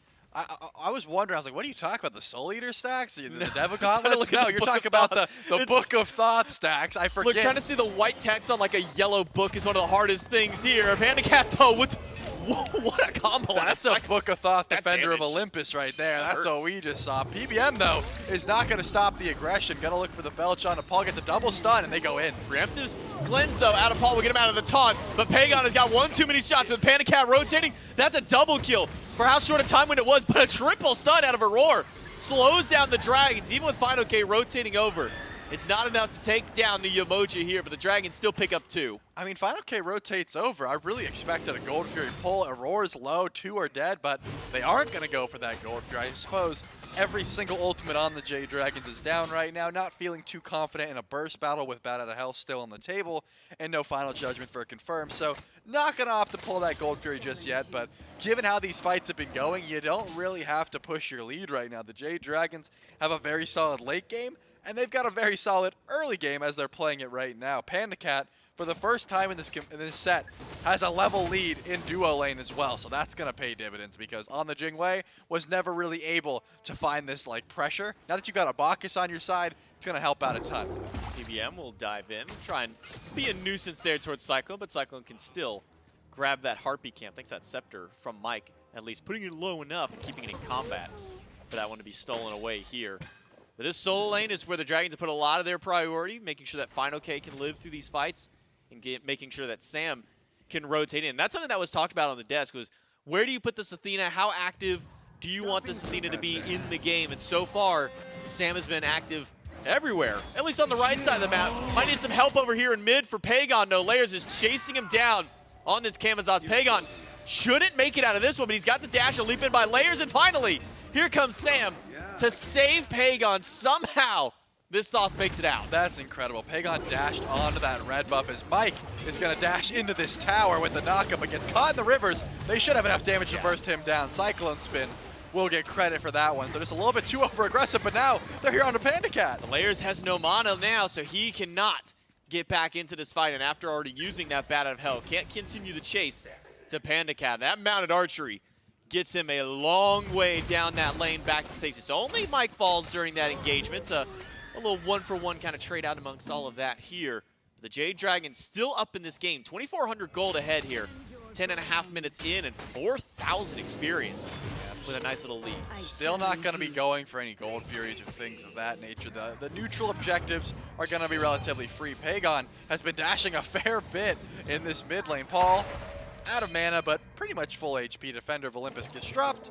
No chase will ensue. I'm wondering what's going to make you pull the trigger on this Gold Fury, because again, they just had 2 picks. Final K had the rotation over. Cleana's got some of the best objective burn in the game right now, and still the Jade Dragons did not want to pull that. They didn't have their ultimates available. What is going to be that go button that they finally do start pulling the Gold Fury? Right now, though, looks like they're just trying to steal away some offerings. Well, Sam will be up here. He's got PBM and dash taunt onto Paul. Paul's still low in mana, never went back during that last engagement. And now it's a 4 versus 4. Pagon jumped away. Paul barely alive. Pagon should not be. Layers just needs one more swipe there for the Bat of Hell to take him down. He will find it. Up in the air, Cyclone looking for Snipes because he is low and on landing. Should go down. Some decent sustain back. But Panda Cat will put him away. 3 kills for the carry out of the Jade Dragons in this 4v4 skirmish. I gotta say, that's the second time I've seen Pagon on one of, if not the highest range characters, just way too far up. I mean, that's what I'm saying. He's trying to barrel stuff everything. You've got Athena taunt, Bacchus knockout, Bacchus belch. You've got a lot of CC to set up. You don't have to be that close. A little bit of a blunder.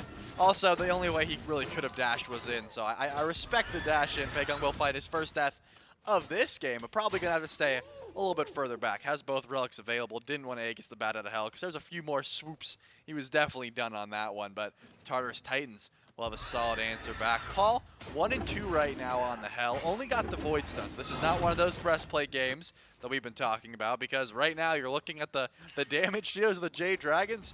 You're facing Thoth from range, Athena's the engage, and Bacchus is the follow-up right now, so you don't really have to get the physical damage until Final K makes those rotations, but Final K's level 14 right now, so he's been pretty much power farming in that lane. Well, maybe you'll get your wish here for Sam. He's going for a little bit He's more a in towards the reader. book tree. He's a reader, he's a learner. He's going to see if maybe he can learn the Titans a lesson here in game number 3. Jade Dragon still up early on. Aurora, level 10 comparatively. Still at that same point that we were a couple of minutes ago. The action Still intense, but hasn't slowed down very much, but the kills at least have slowed down. 6-3.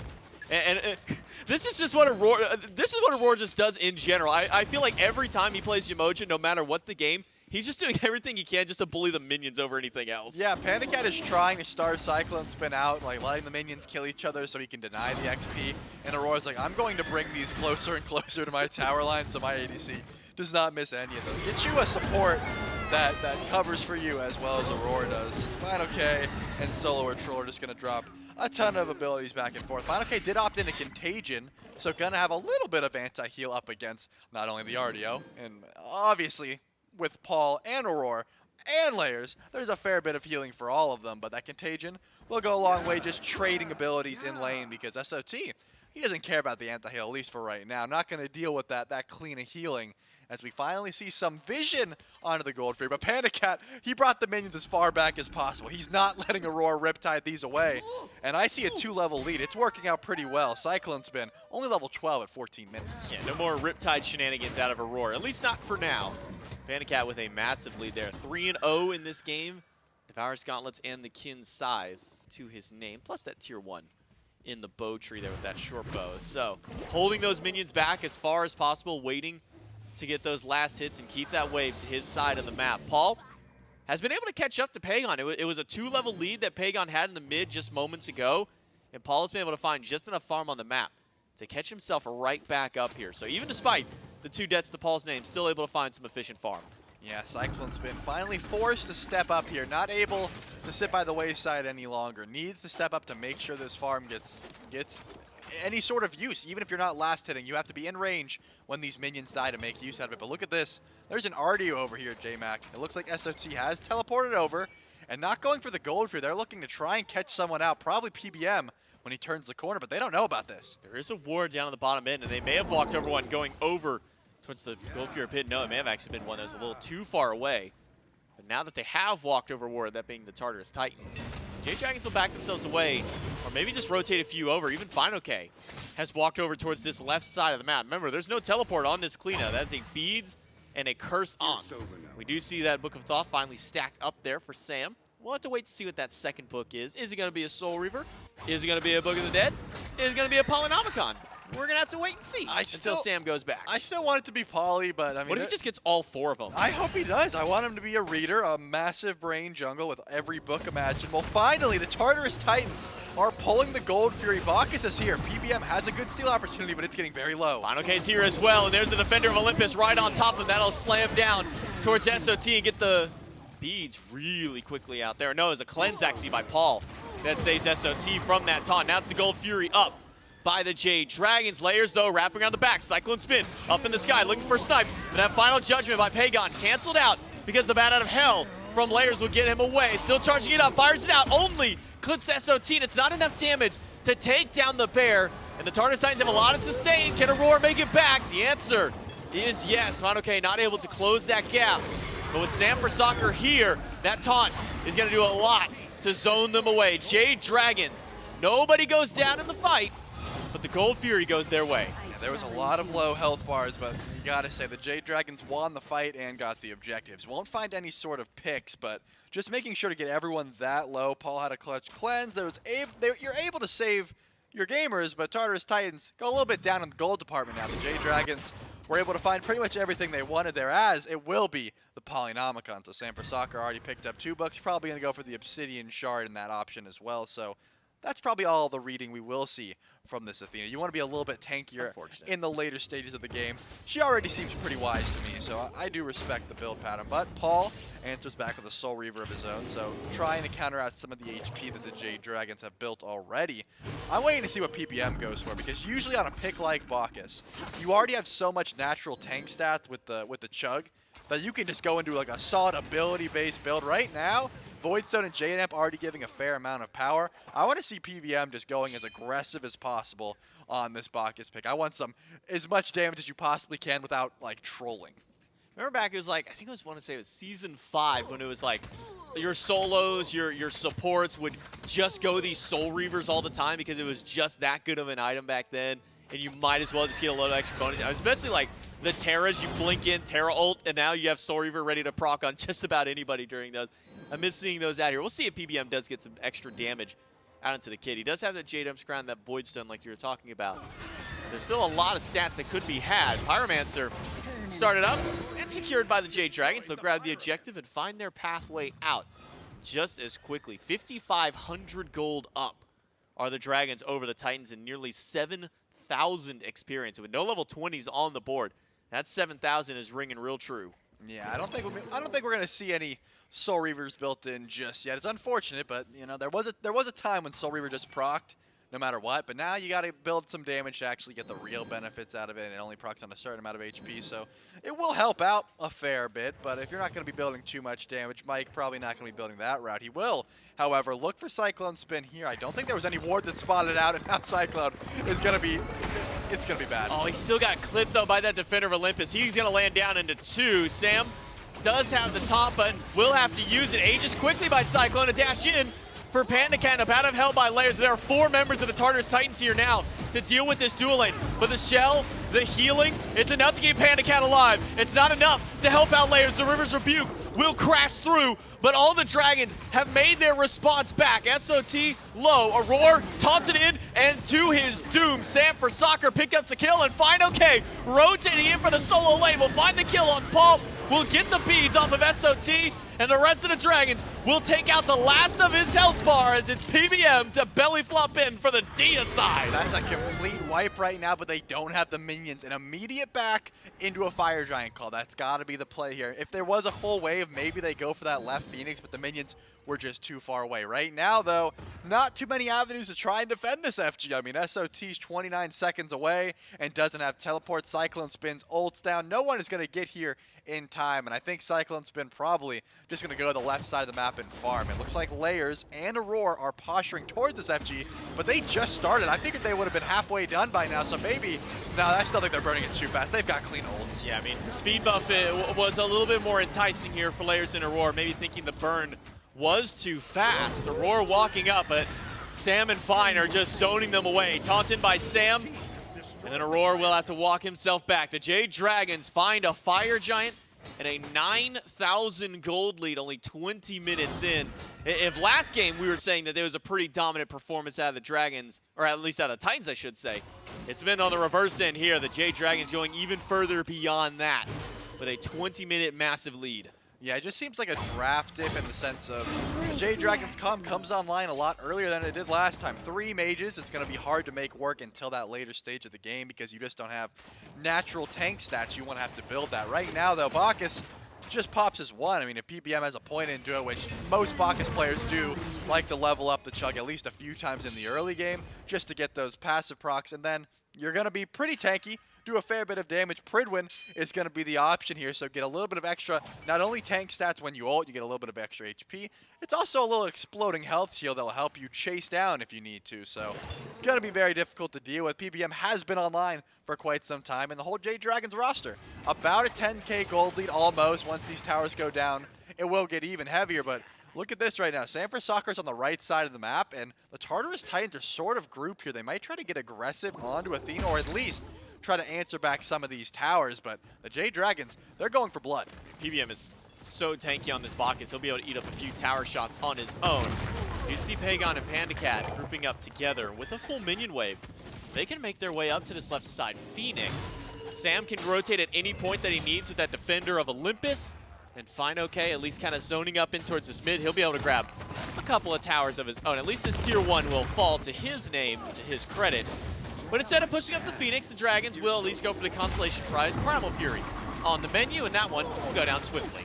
Yeah, I mean, once you get all 3 tier 2 towers, a Primal Fury under your belt, the item lead will be insane right now. We're already looking at the XP difference, and we see 4 level 20s on the left side of the map, and no one's even level 19 for the Tartarus Titan. So once we see Bumba's Hammer has already been built for Sanford Soccer, that's going to be a Polynomicon, Bumba's Hammer, auto attack, every ability that gets used for Sanford Soccer. Obviously not the polyproc every time, but it's going to start add up the damage that you are seeing from this Athena jungle, as well as Pagon has insane range and finished the Soul Reaver Obsidian Shard, double flat pen, and the upgraded Pendulum. So much damage for the Jade Dragons is available.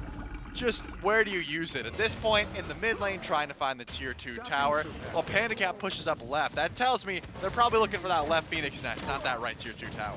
Before we jump into these Phoenix engagements, if we can get a look at the healing done across the board here, I'm curious as to how much the Titans have been able to get out here. Less than a Bacchus.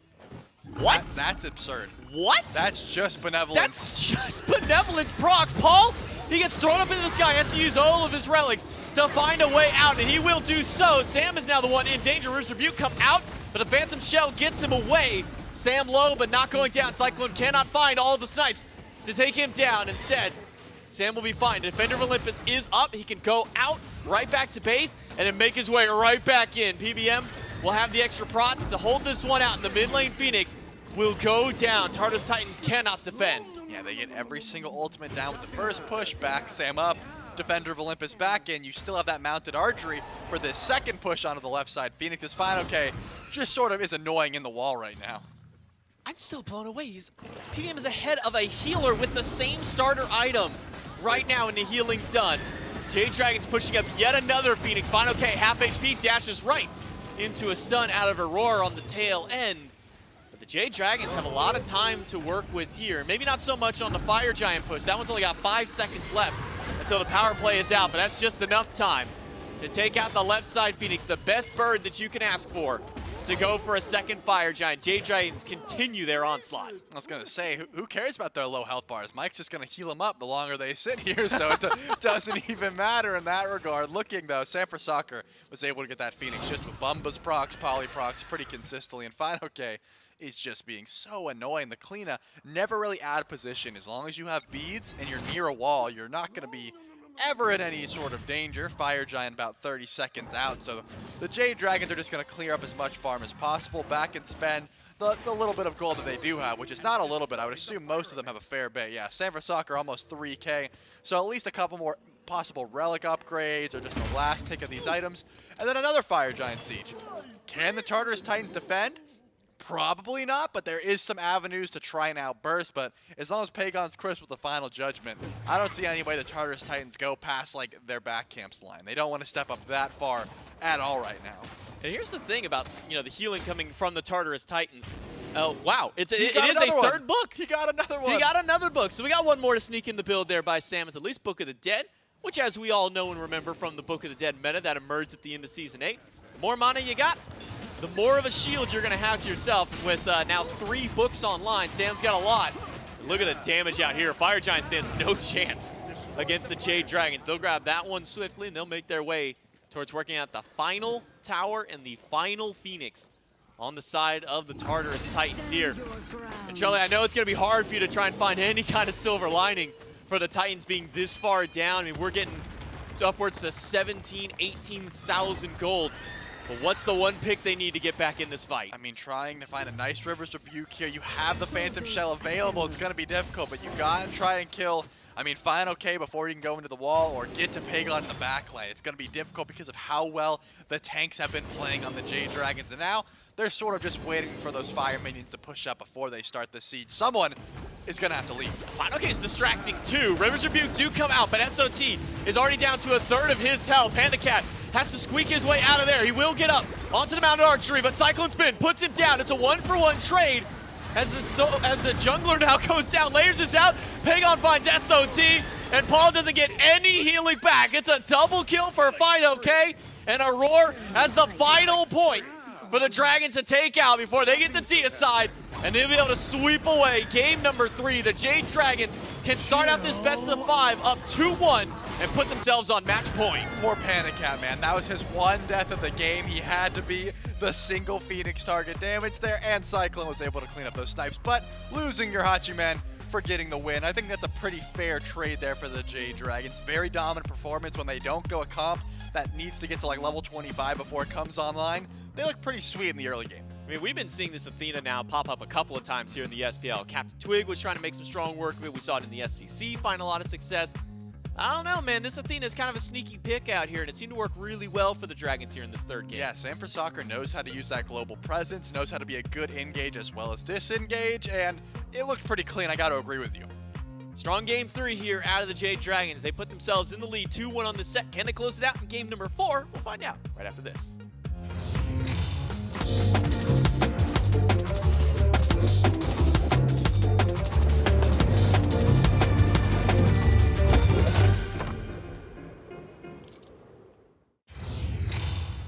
Oh no, our weight is pulling both of us down oh so low.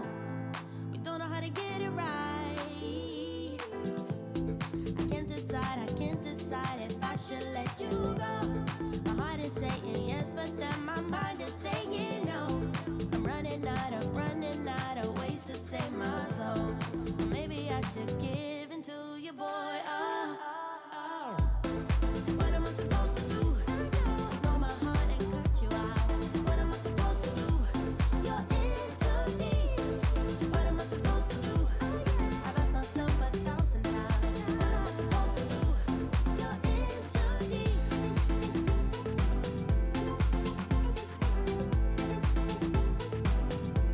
Oh, yeah.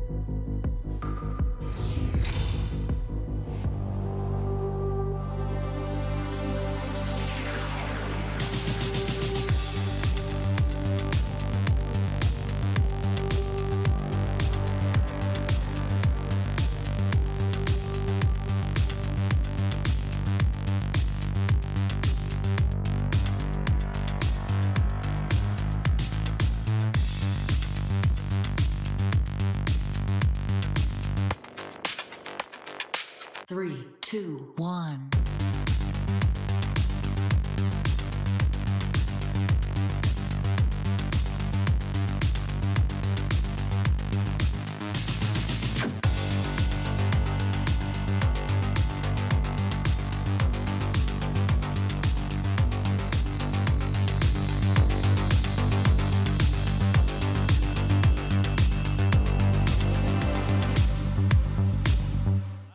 The Dragons up 2-1 after a pretty convincing, I want to say, game number 3, although maybe not as full. No, it was convincing. I'm just going to leave it at that.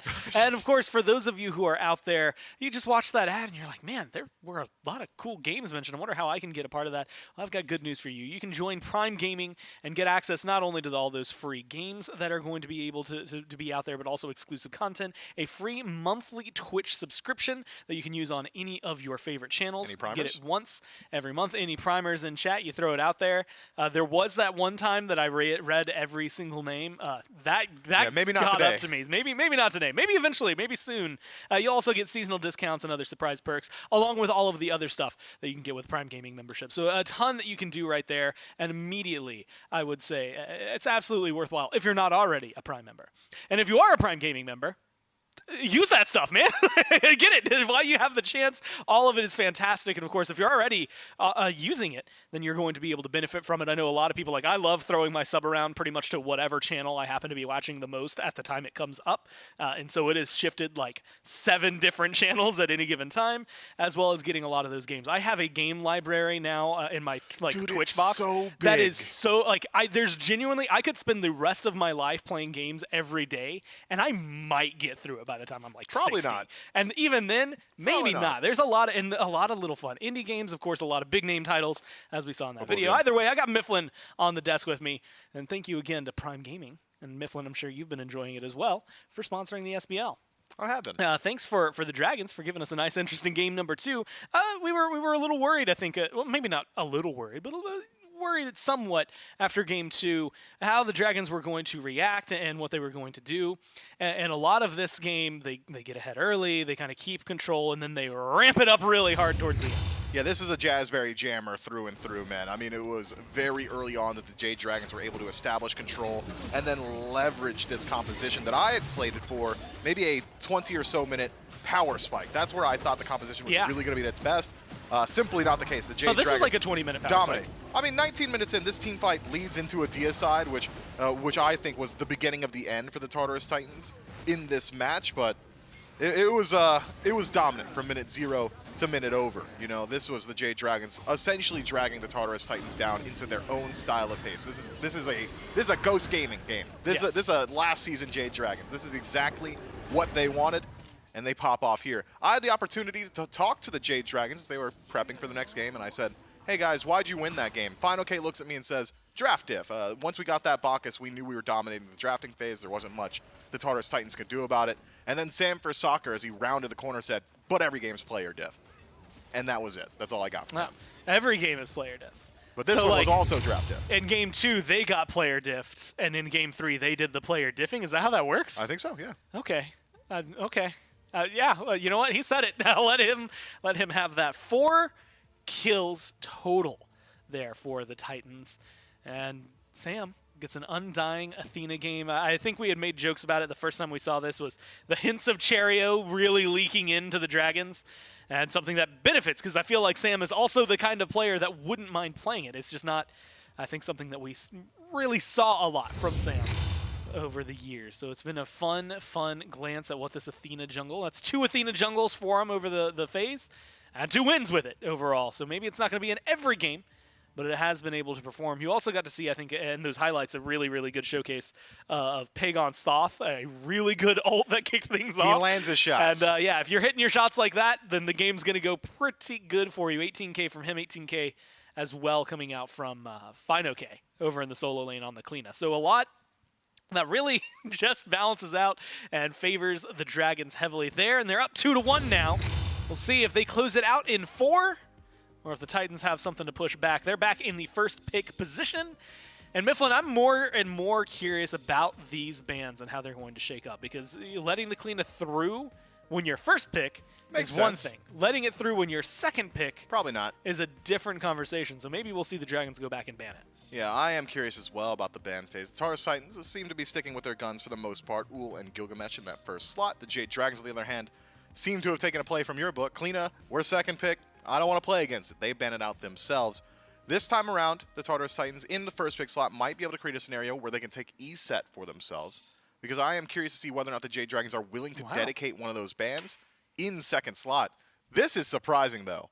Athena, sure, has a decent performance. Sanford Soccer goes undying, as you said, but 11,000 total damage wasn't exactly the facilitator that got the Jade Dragons their lead, but it seems like the Tartarus Titans just still worried about that global presence, worried about what that Athena affords the Dragons in positioning, and they remove it immediately. Well, Artio, Yamoja, Shiva, all available. Shiva taken by the Titans. The E-set, you were wondering about it, does end up banned there by the Dragons. So they were willing to commit heavily onto that one. Not enough to flex out the cleanup, but enough to flex out some of their others. And it does mean they will get the Artio. If Mike wants it, the emoji is still on the table. Whether they want that or want to strip it away from Aurora, I think either way, you're going to feel pretty comfortable with it. But it's like Fenrir. And, I mean, talk about flexible for this team. Solos played it. Supports played it. Jungles play it. Pagon hasn't, but honestly, with what he's played, I'm not going to put it past him. Maybe not the best clear of the Assassins. What do you think brings this Fenrir up so high?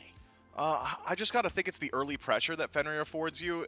We know that the Bruiser style of build for Fenrir has eaten some major nerfs throughout the duration of this year. Support and solo essentially limited in how effective they are going to be allowed to be, just because you do generally want to lean yourself a little bit more so towards that damaging tree. But if I had to argue where this has flex potential, no longer. I'm going to shift my argument with new information coming my way, adaptable on the desk. I was going to say mid or jungle. Now I'm thinking it's either jungle or solo. I would be very surprised if the Jade Dragons take the Fenrir into support, which I suppose would leave the Artio there, considering how the draft has come out already.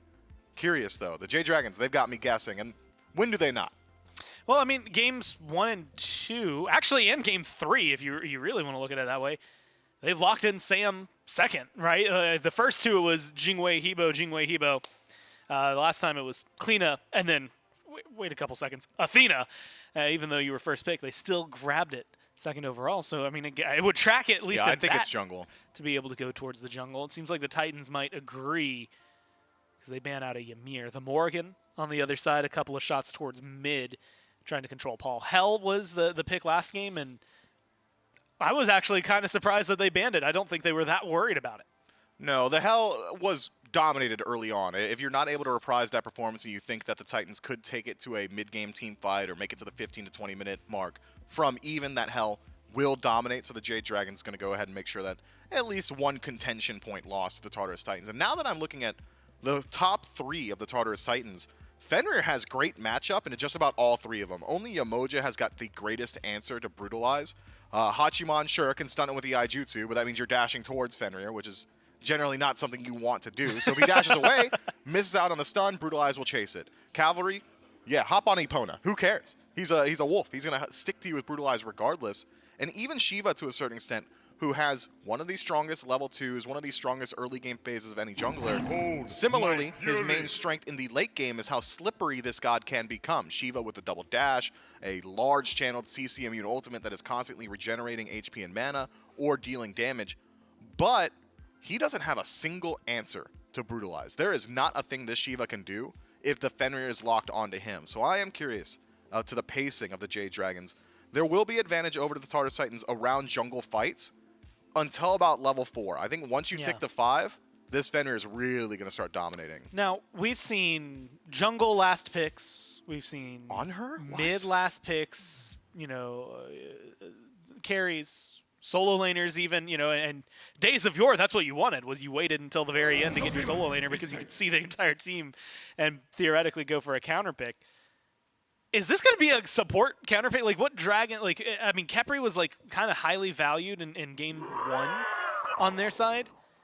And do you think it's going to be worthwhile to wait this long? Especially, I mean, Zhang Hui locked in on the other side, Yorm This is an interesting draft from both sides, Mifflin. Yeah, very aggressive composition, very team fight oriented composition from the Tartarus Titans. Zhongkui and Shiva going to be making up the bulk of damage in the front line. Jormungandr a little bit more so about that back line disruption. Also has great totem coup control and is going to act as a dissuasion point. Maybe if the Jade Dragons were considering looking towards something like the Odin, Jormungandr will stop that from happening.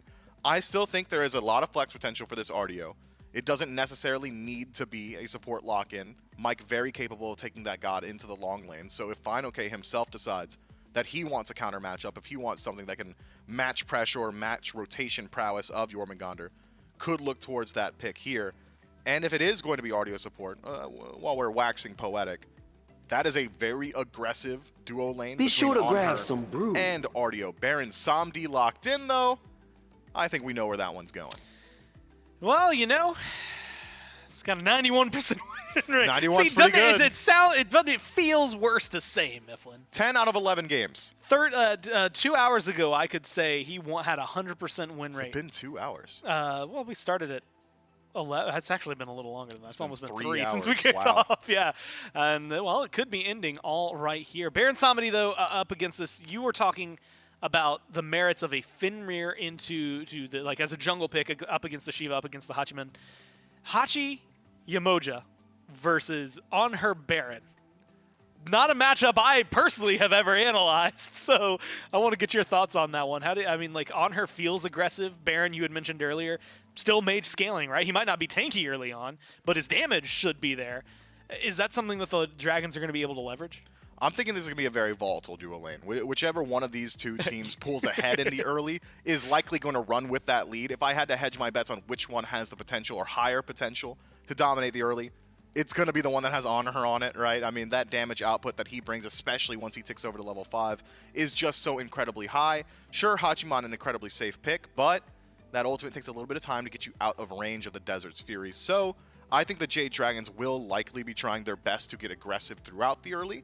But that said, if the Titans decide, okay, look, it's an On Her, he's going to fall off come late game, doesn't have the same level of stims that maybe a Hachiman does with a Heavenly Banner, let's just slow play the laning phase. They've got a great composition for that.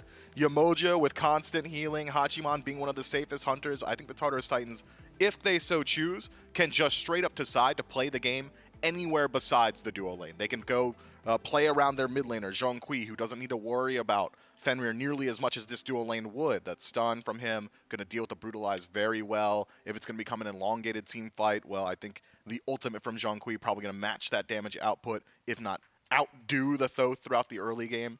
I think the Titans likely will be looking at that mid 3v3 or potentially the Soul lane to find their pressure. Well, it's going to be fun to watch where maybe the Titans find their pressure. First off, I guess for the Dragons as well, just interesting to see. Yeah, again, man, I feel like I'm putting a lot of weight on it. It is disappointing that it got knocked down off 100. But 91 still leave him really alone, good. man. He locked it in. It's his fault. I can't. The Fenrir, it feels so almost out of place just from what we've seen out of the last few months. But we'll find out whether or not it's going to work out for them. One for the Titans in game number 2. Can the Dragons make it look just as good? We'll find out in game 4. Tartarus Titans need this win to push on to game number 5 and keep their chances alive in this set, at least here up against the Jade Dragons. And as we hop right back in, yeah, it is unfortunate to say that the Baron's no longer 100% win rate, but I won't complain. Or, not the Fenrir, the Baron Samedi there, at least over here for PBM. But I won't complain about the fact that he's got a 90+%. That's still a pretty strong number to have there. J-Mac, Charlie, and Doug in game number 4. And look at what Paul is starting up here, Trelly. Tier 1 towards potentially Warlock staff right out the gate. Yeah, it's got to be Warlock staff. I mean, we saw it a few times in the SEC where people are trying to experiment with this Warlock staff. I mean, it doesn't have to be, I suppose. There's a few, it could be anything, really. But more often than not, more often than not, I think the Warlock staff is going to be the option here. For the Zhongkui, the Eye of the Jungle is going to help you out with trying to be a little bit tankier late game, give you some attack speed, that sort of thing, and just be a little bit harder to deal with. I think recognizing number 1, you're getting outranged by Thoth. Number 2, you're getting ulted by Fenrir. So trying to live through that should be Paul's objective here. The honor pick, to me, makes a lot of sense. Panda Cat specifically has been on a lot of no-pressure characters the past couple games, and he just wants to 1v1 and get in there. Probably just bored of going, double Jing Wei into, I believe, Hachi himself. So just saying, hey, I want more pressure. I don't want to sit back anymore. I'm tired. This has been a long set, and I want to brawl. That's what this honor pick tells me. I mean, this Shiva Jormungandr got a lot of pressure for the Titans in game 1 to start the game out. That didn't translate so well in towards the late game. We'll see if that can be a difference here in game number 4 of this set. We do see the jump in by Sam. He'll get some good damage, but a lot of damage thrown right back at him. A spit from SOT, but a good sweep, or at least some good slow there by Final K, I should say. Will hold back SOT from really going in too deep. He'll still find the knockup onto 1, but Final K has got a lot of CC early on in this RDO to keep his jungler alive. Yeah, looks like Sam is going to go for these back camps immediately, trying to get them before Layers has the opportunity and try and steal them away. Pagon has the pull as well, so Layers not going to be able to steal away those, but probably gets the other back camps. Just going to make sure that Sam for Soccer does not tick over to level 3. And is going to look for some action in this backline. Right now, Layers is a full level, which means a full ability, which means Sam probably doesn't want to try and fight in that jungle. Left side of the map, though, we did expect an aggressive start for the Jade Dragons, but against Yamoja Hachi, they're not just going to be rolled over by a little bit of CC. They have a good bit of sustain, and Cyclone Spin is taking this engagement as well. PBM will find the root on Cyclone, does eat the full duration of that one, so it allows Panda Cat to jump on in and get some autos there up against the enemy ADC. Jade Dragons now have that pressure in the dual lane that the desk was talking about it being a very volatile matchup that could go back and forth. And I imagine that might be where we see that first blood potentially spill between these two teams. The question is which one is going to make the aggressive push in. Final K will dash up towards SOT, and maybe not into the dual lane. Maybe it's just going to be here in the solo lane. But no brutalized by Sam. Either that or he just misused it into the engagement there. SOT makes it out. Yeah, I really thought he was going to chase down once the invis went through, but I think just a little bit off the mark that maybe it was off cooldown either way. Sam for Soccer not going to find that kill on the SOT. Does have teleport available, which we already mentioned. Final K went for the Horrific, trying to get active early, probably trying to bait out a first blood in that 2v2. Didn't quite work out. I'd use it more for Peel there just because they didn't have that pressure in the 2v2. And now you have a Horrific Emblem Ardia who can't teleport to lane. Sure, late game, it's going to be a lot better in the team fight, but right now, you're probably going to be hurting for farm a little bit. SOT taking over to level 5 where Final K can't quite match that because he's running to lane right now, pretty far away at that tier 2 tower. Roar finds a nice little stun here, but not going to be able to invade that Harpy. Yeah, I'm going to be watching, Paul, to see if it is going to be that Warlock staff we did talk about earlier. Most likely so. I mean, I don't see a reason why you would rush Ethereal or Gem of Isolation or, God forbid, what, Rod of Asclepius, the other item. I almost forgot that item existed. It's been so long since we've seen it in any kind of competitive setting here. Sam sitting in the jungle. Layers trying to get active on this left-hand side. Roost Rebuke out of Aurora. Will lock down PBM. A pull back in by Layers. A knockup. And the River's crash down will be good enough. First blood goes to the Tartarus Titans, but can Sam find a response? He'll grab Cyclone Spin and get the beads off the Hachiman. But it's first blood for the Titans. Yeah, solid answer back, but you really had no good target there. Layers has all the CC immunity in the world built into the kit. And then you have beads from Aurora and Cyclone Spin, but it looks like trying to get even more aggressive here. Sam for Soccer has to jump out, but Panda Cat goes in. Panda Cat does pop the beads early, but Cyclone Spin still finds it there. Layers is back. The bubble won't take him out. Instead, it'll be the Damaru's tempo right after. Layers picks up his first kill of the game, but a third one for the Titans. Seemed like Sam was so close to being able to finish that one as well. That's twice where it seemed like Sam for Soccer was going to be able to pick up a kill and then falls by the wayside. So now this Fenrir is off to a bad start, which is not really what you want. Fenrir, more often than not, wants to be that early aggressor that doesn't really have much use late game, but early game is always getting aggressive. Right now, not going to be the case. PBM will get the beats from Aurora, but that's pretty much all he'll get because of Shimoja. Not really fear of dying anymore. Yeah, Coffin won't pull Aurora all the way back in, so no stun, but still getting beads off Umoja might be pretty potent here out of PBM. It is the Warlock staff picked up by Fall as he finally makes it back to base and can start getting those stacks online. Cyclone can clear out that purple buff. And looking across the way here, it's Jotun's Wrath out of Layers that's been the common startup item now. Ever since we've seen that nerf to Crusher, it seems that a lot more of the junglers have been rushing this Jotun's Wrath first out. Yeah, I just think the extra cooldown is going to help you out a ton. Trying to match your ultimate cooldown with the Ragnarok so you always have CC immunity is probably going to be pretty important in this matchup, because right now, the duo lane has no beads. That's the whole duo lane. Cyclone Spin and Aurora would be 2 solid targets for Sam Soccer if he can make it over there.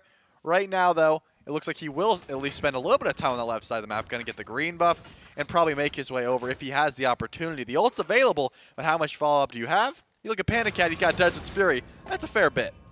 That's going to be good there. Brawler's Beat Stick, though, the first item for Sam, so not going for the same cooldown route that Layers had opted for, but he doesn't need it because he'll pick up Aurora right into a final judgment. But is the Riptide's going to be able to get him out? No, the root from the Wrap It Up out of PBM is enough to lock down Aurora and set up for the kill for Pagon to finally put the Dragons on the board. Yeah, nice final judgment there to answer back. Aurora was extremely tanky there. I thought that just the final judgment and a Brutalize would be enough, but Aurora, if he had a few more Riptides, might have been able to zoom his way out of there. Cyclone Spin will take away the Harpy, and now has to run away. Good pillar there. Has the ultimate, but probably not going to be in danger. Layers blinks in, though. But Desert's Fury is going to help out Panda. Good lord, Sam's damage. Coming out amongst that, the 2v1 goes the way of the Jade Dragons. Paul now rooted out in the mid lane as well up against Pagon. Luckily for Paul, though, there is no final judgment to await him after. The Dragons, they lost 3 in that left side duo match. It was initial First Blood going down on PBM, and then the Titans stick around and they're able to get Panda Cat and Sam. But now the Dragons have turned this one back around, though they are still down at least a little bit here in gold, about 1,400 that the Titans still have up early on. Yeah, Layers immediately went back and purchased Tier 2 physical defense, so putting a lot of respect on the fact that there's some damage dealers on the other side. Layers wanted to blink in and start dancing and get the heals off. Not going to be the case. Pretty much immediately put in the dirt. So Sam Soccer, while behind, Brutalize is still going to hurt, and you have no way of disrupting that, at least right then in that situation. If you're around your tanks, you know, obviously Aurora could help out, even Cyclone Spin could, but Layers himself is not going to have a good time. Aurora, though, is invading the red. Pagon will ult it, and now the rivers are down.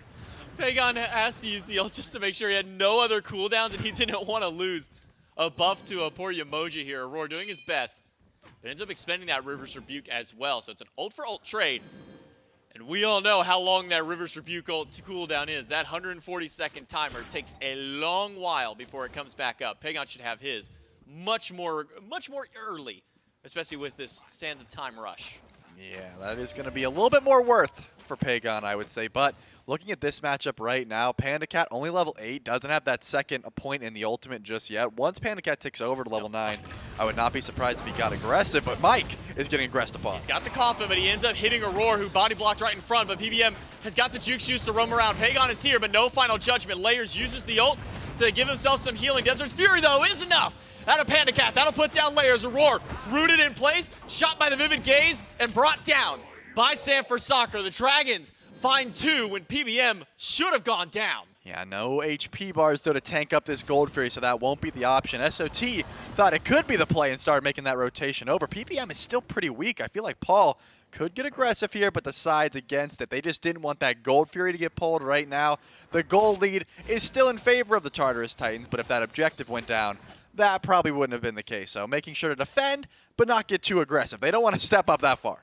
SOT does go back. It's his Void Stone now online, and he'll teleport himself back into lane to keep up his farm pressure up with Final K, who has just been chilling on this right side. Paul beads at the last moment to make sure that that ultimate from Pagon is off the mark. Cyclone Spin again, even despite being ahead in XP, Cyclone is just being diffed in this duo lane with Sam rotating over yet again. Another kill, or at least the first kill this time onto Cyclone, but another rotation by Sam to the duo. Yeah, the Brutalize is always going to net you a kill, even with that mounted archery, as long as there's no way to get stunned out with the dash that time around. Panda gets debated out, and full Brutalize damage is going to do like a solid 600 right now. It's a lot that you want to try to avoid. So Sam Soccer in the right place at the right time, and Panda Cat, as you mentioned, always wanting to take these fights right now. This is what On Her does best. He's not a hard carry.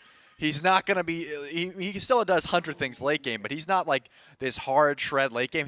I want to win lane against you early on so that you don't come online late game. Right now, Cyclone Spin's been able to stay pretty even, but Panda Cat goes for the win damage. He doesn't want the chin size. He doesn't want to shred these tanks. He wants crits onto the carries. Sam going slightly different in his build than the previous time where we saw the Fenrir. It was a stone cutting sword into Berserkers. This time it's the Brawler's Beat Stick. Still into Berserkers though, so still focusing on some of that auto attack damage here out of the Fenrir, but with that anti-heal there to try and answer back to what Layers, Paul, and Aurora have to offer for themselves and for their team out here. So still putting a little bit of stock, at least into that ability damage for Sam. Yeah, I just think that right now the Brutalize is getting off more often than not, and you have so much cooldown already that you just want to try to make sure these ults go out, and PBM is going to try to get some stuff down. Oh, but look at that final judgment, a jump in by Sam, and Layers will go down. Paul will get some damage up, it'll get picked up on the Ragnarok and brought down by PBM. Aurora too late on the rotation, and that one snake toss by PBM comes up massive for their fight. Yeah, they're getting so aggressive here. Now Sam's looking at this purple buff. We're going to see a lot of damage come through, but Cyclone Spin's trading as well. But you don't take those, man. You have to get away from Brutalize, or you're going to get pretty much 100-0'd by it, as we just saw. And this time, Gold Fury will get pulled, and I don't think anyone's even close to try and make it over to this one. Do they have the damage for it, though, is the question, because look at how much Panda Cat has eaten here. No, Sam not again. can sustain up. No, they've got plenty of damage. Why did I even quit? Oh, I just saw what Sam did to Cyclone. Of course they've got enough damage out here. We do get to take a look back towards that mid lane team fight and see what exactly went through with Sam's rotation in. And we see that one snake. Layers goes in and actually spreads the snake over to Paul, I believe, and ends up making a massive little small misplay there. I say small, but it ends up paying massive for the team. Jade Dragons, sure they lose out on those very early skirmishes, but they're just coming back to punch back every single team fight, Trelly. I mean, yeah, it seemed like Layers did catch Paul and not let him get pulled in by the ult, but also ended up taking way too much damage. Could have left his mid by the wayside, said, I'm going to dance away, you good luck.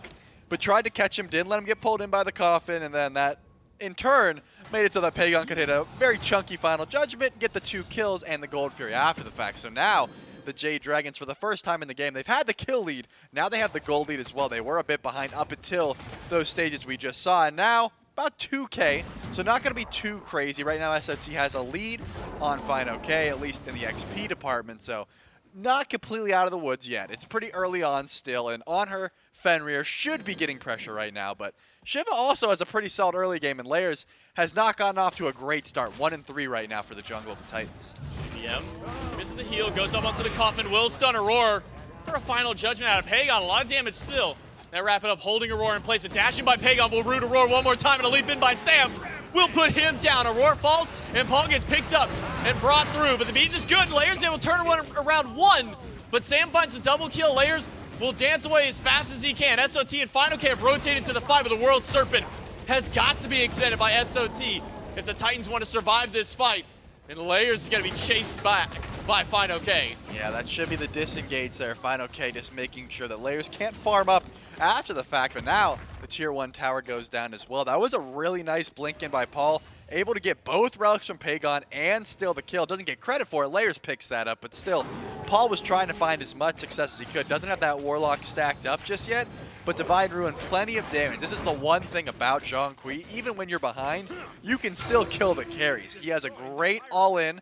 He's still able to get that damage off, but trades his life in the process, and now Pyromancer also going to go the way of the Jade Dragon. So a pretty convincing 2 sets of fights right now. Sanford Soccer, I didn't even realize how many last hits he was able to get. 6-1 right now on this Fenrir. So has a pretty commanding lead in that jungle, and outright gets that Hydra's Lament. So even more damage coming his way. It's just brutal amounts of damage coming from Sam right now. Like you said, 6-1-4, and assists across the board. Pagon, though, he's only gotten 1 kill himself.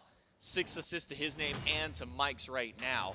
The Titans, much like the Dragons in these previous matchups, where even though the Dragons were down, they were still fighting back against the Titans. They're doing the same here. As the Titans pushed up towards the red buff, did not get stolen away. Pagon able to secure that and pick it up for himself. A Panda Cat on this on here, he was 2 levels down earlier on. Now he's 2 levels up over Cyclone. I mean, Cyclone has 2K gold in hand, but look at right now the builds. Like, it's just going to show you exactly he goes and buys a tier 2 there. Actually, full Odysseus bow, so not going to go for the Wind Demon. He just wants to get these shins proc as much as possible, but essentially Panda Cat had a full Wind Demon over him at that time, so that's why Cyclone was not going to take those fights, because he said, hey, I've got 2K gold in hand, I'm going to back up and get a massive power spike. But now, look where Panda Cat is, sitting between tower, waiting to see if Hachi will push up right now. He's at the support buff, so not going to get too aggressive, but Sanford Soccer jumps in. Aurora losing out on his health. Final judgment, not even necessary out of Pagon. It's an unstoppable now for Sam. A pull into Paul, a pickup from the Ragnarok right into the waiting arms of Sam himself. He'll drop it for his own kill. That's a double for the jungler. SOT to disrupt the backline with the World Serpent, but that's not going to slow the Dragons down one bit. With tier 1 already gone and no minions even necessary, tier 2 tower will be erased off the map. The Jade Dragons are commanding game 4. I thought maybe they were going to look over towards FG, but Primal Fury is almost up, so they are just going to get some ward coverage down, take as much farm as they can, and reset for that. It's a little bit early to look at the Fire Giant, but given the way that this has been going, it wouldn't have surprised me if the Jade Dragons were like, you know what? We've been farming all game. Let's go for this pull. So smart call to not do that because, again, Primal Fury is spawning in. You don't want to give the Tartarus Titans an outlie back into this game. You don't want to give them this big gold spike where they could use and try and up their team fight. Right now, though, they just have the ward vision on that left side of the map, and they're going to get set up for it. Layers is just going to try and find as much farm as possible. Yeah, I'm looking across the board. Solo lane is even. We'll call that there, 16-16, but it's 2 levels down in jungle, 2 levels down in mid, 3 in support. I mean, Aurora hasn't even hit 12 yet to buy his second relic. He's only got the beads, and then 2 levels in that hunter role. All that XP lead is everywhere except for the solo lane, because SOT actually has a very small lead. Or fine, okay, just procking over to that. But now some defense coming online for Sam for Soccer going into that Kasari tree to try and deal with what Paul and Aurora and even SOT have been doing. Desert Fury doing a lot over here to Cyclone Spin. Panda Cat not concerned at all with the fight in left anymore because now Aurora is low. Sam will go in. He'll be slowed down. Aurora will make it out this time around. But Layers is dancing for as much health as he can get back in this fight. Paul is going in here, and it looks like Sam for Soccer missed the Ragnarok. But Paul, the ult's already gone. You can't keep engaging here, and now the Primal Fury is up, and pretty much all of the Jade Dragons use their ultimates. I mean, Cyclone Spin does have ult, but that's not going to do anything against the Primal Fury. That's only going to hit the members of the Jade Dragons. SOT trying to waddle his way in as quickly as he can. Slither away, little snake. Back to the grave you go. It's Sam for Soccer with his 9th kill of the game. Aurora and Cyclone has stepped forward, but if they step to their own doom, the River's Rebuke comes through. Aurora down to a quarter HP, a charge in by Final K up against Cyclone Spin, who does have the ult to get away. Aurora uses the Riptide, and Sam will finally go down. A massive shutdown for Paul, but Layers is 1 hit away. Pagon just needs 1 shot, and he'll find it. Meanwhile, it's Mike and Final K diving the tier 2 tower, the whole team diving the Phoenix to get damage against Paul. But that tier 2, there's still a tier 1 there, Dragons. You gotta keep walking back. I mean, that was absolutely absurd. They just dropped the Primal Fury and tried to chase as far as possible. You have 1 silver lining if you're a Tartarus Titans fan, and that's that Paul just got a massive shutdown onto Sam for Soccer. Besides that, though, a pretty commanding team fight for the Jade Dragons. You know when Pagon uses Final Judgment just to like assert dominance over Paul there, just to say, hey, I just wanted to ult you because I could. You know, that fight went pretty well there, so pretty solid answer back. 11,000 experience. That is a fair bit. That's a fair chunk of XP that you're seeing, as well as pretty much everyone's got about 2.5k gold in hand. So they're about to see a lot more power spikes. Pyromancer is about to spawn in here, and it looks like the Tartarus Titans are going to be on that respawn pretty much immediately. This is like the only answer back they have. They can't get any more gold along the map. There's a few towers that are weak, but they need to get this, and they need to get it quick. They've got to get it quick. Final K and Sam are here. This Pyromancer hasn't been secured just yet through. Titans do get it to triple stun by Final K. Sam goes in with the Ragnarok, picks up a roar, but Sam has got to get himself out. He is low in HP. Panda Cat pops the Desert's Fury to deal some damage back towards Layers. But the Titans team is healing up. Paul is rooted out in place, getting pulled back into the coffin. Will get stunned out and will go down. It's Final K credited to the kill. And the remainder of the Titans on the run, but Layers doesn't have his ult. He doesn't have his dash, and he doesn't have a life anymore. PBM takes him out. And now the chase is still going on. Aurora is next on the chopping block, and he will fall down. PBM is just charging towards the Titans, but they don't care about the Titans Titan. They care about this Fire Giant, at least for right now, and they will go back for it. Cyclone Spin trying to get as much farm as possible on this red buff, but no one from this Tartarus Titans squad is going to get anywhere near this FG right now, so it will go the way of the Jade Dragons. Did you realize it was 19-5? I didn't realize it was 19-5. Also, the fact we're only 19 minutes in the game right now, Charlie. The pacing of this game has just been so fast that time has completely flown by here. Jade Dragons do get the Fire Giant less than 20 minutes in. I mean, Panda Cat has a massive build going on. SOT teleported back to his tower, only to probably be sent right back to the fountain. but not by the merits that he wanted to. Sam picks up another kill. It's 10-2 for the Fenrir. I mean, that's a play where the team just goes like, did you just teleport into all 5 of them? And he's like, yeah. Like that's the only thing you can say. That's the only thing you can say after a moment like that. Cyclone Spin on the left side of the map trying to answer back immediately has to go into that back animation. Paul as well, because this Phoenix is being looked at, and unless a nice Rivers rebuke by Aurora, it's going to go down pretty easily. I mean, it's going to be a 4 versus 5 regardless whenever the team finally does show up. Rivers rebuke comes through. It's only Final K caught inside, and he's able to walk out, at least for a little while. The Riptide pushing him back and forth. But the coffin is back up for PBM. That'll get the beads away from Paul. And a Ragnarok onto Cyclone Spin gets the beads away from the Hunter. The Jade Dragons are simultaneously destroying the Phoenix and destroying the health bars of the Titans. And Panda Cat all by himself will assert the ultimate dominance, taking down Aurora inside of his own base. He hit the pillar stun, man. Once you can hit the pillar impale, he didn't even care that his team was leaving him. He wanted to make sure that he could find that kill. Panda Cat 4-1 right now. Pretty close to upgrading this starter item as well. Only level 19 at 21 minutes. So trying to get a little bit more farm here so they can continue upping this build. To be fair, right Phoenix down, the worst of the bunch if you want to make sure that you have to defend the next Fire Giant. That one's not going to be the one you want to go for, but the Jade Dragon's probably not worried about anything being defended against them because it's 11,000 gold in the lead. They just have to, they could really cherry pick exactly what they want to do, and there's no one that can really stop them. And I'd say finally they got a little bit low there, but upgraded a few more items, about to build into either a Spirit Rope or a Mantle of Discord. It's pretty much just Cyclone Spin's got some decent shred, and Paul has some damage as well. That's the main highlight point of what the Tartarus Titans are doing, but Paul has no beads, remember, and Final K is being a nuisance. Final K is just bullying Paul inside of his own jungle at this point, all the way back by the green buff. Still 1 tower left standing on the map for the Jade Dragons to knock down. Sam will go for a 2v1 fight against Cyclone Spin. Will cancel the Brutalize to get the Ragnarok, and the 2v1 solo kill for Sam. He could probably just do it all by himself on this side. What is SOT going to do? He has to use the World Serpent to get away. He is just breathing his last breath to try and stop Sam.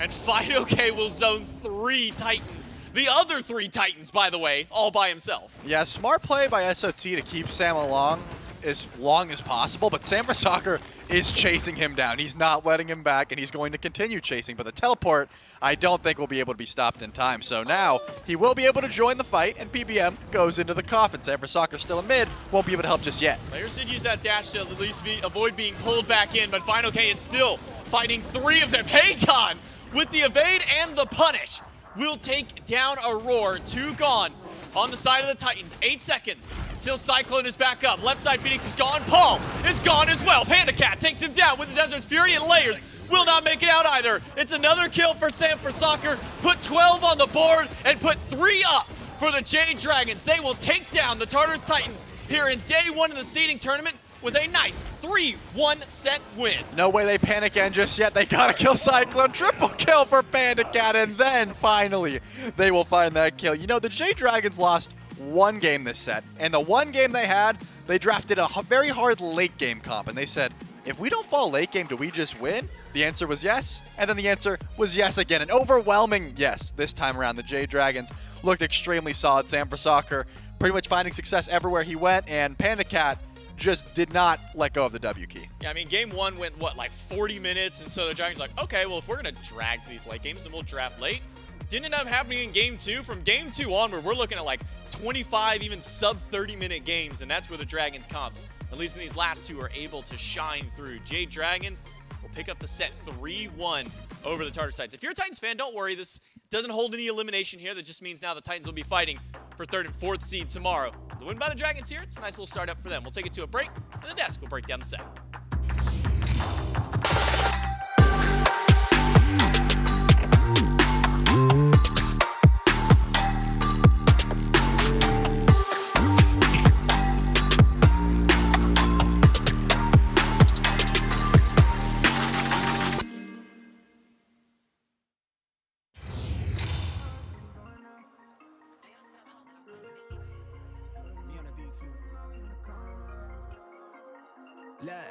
Yeah, okay. I pull up you deep on my niggas, consider it's pivotal. Trap through the app, make her clap it, though cap it, she tapping it fast. I think that you know they be catching it. Standing 6 feet up, casting a shadow of niggas that talk like they bad it. They know that we got it, they talk far from actual. I make the way so tsunami, I dare you to paddle in. The trunk steady rattling.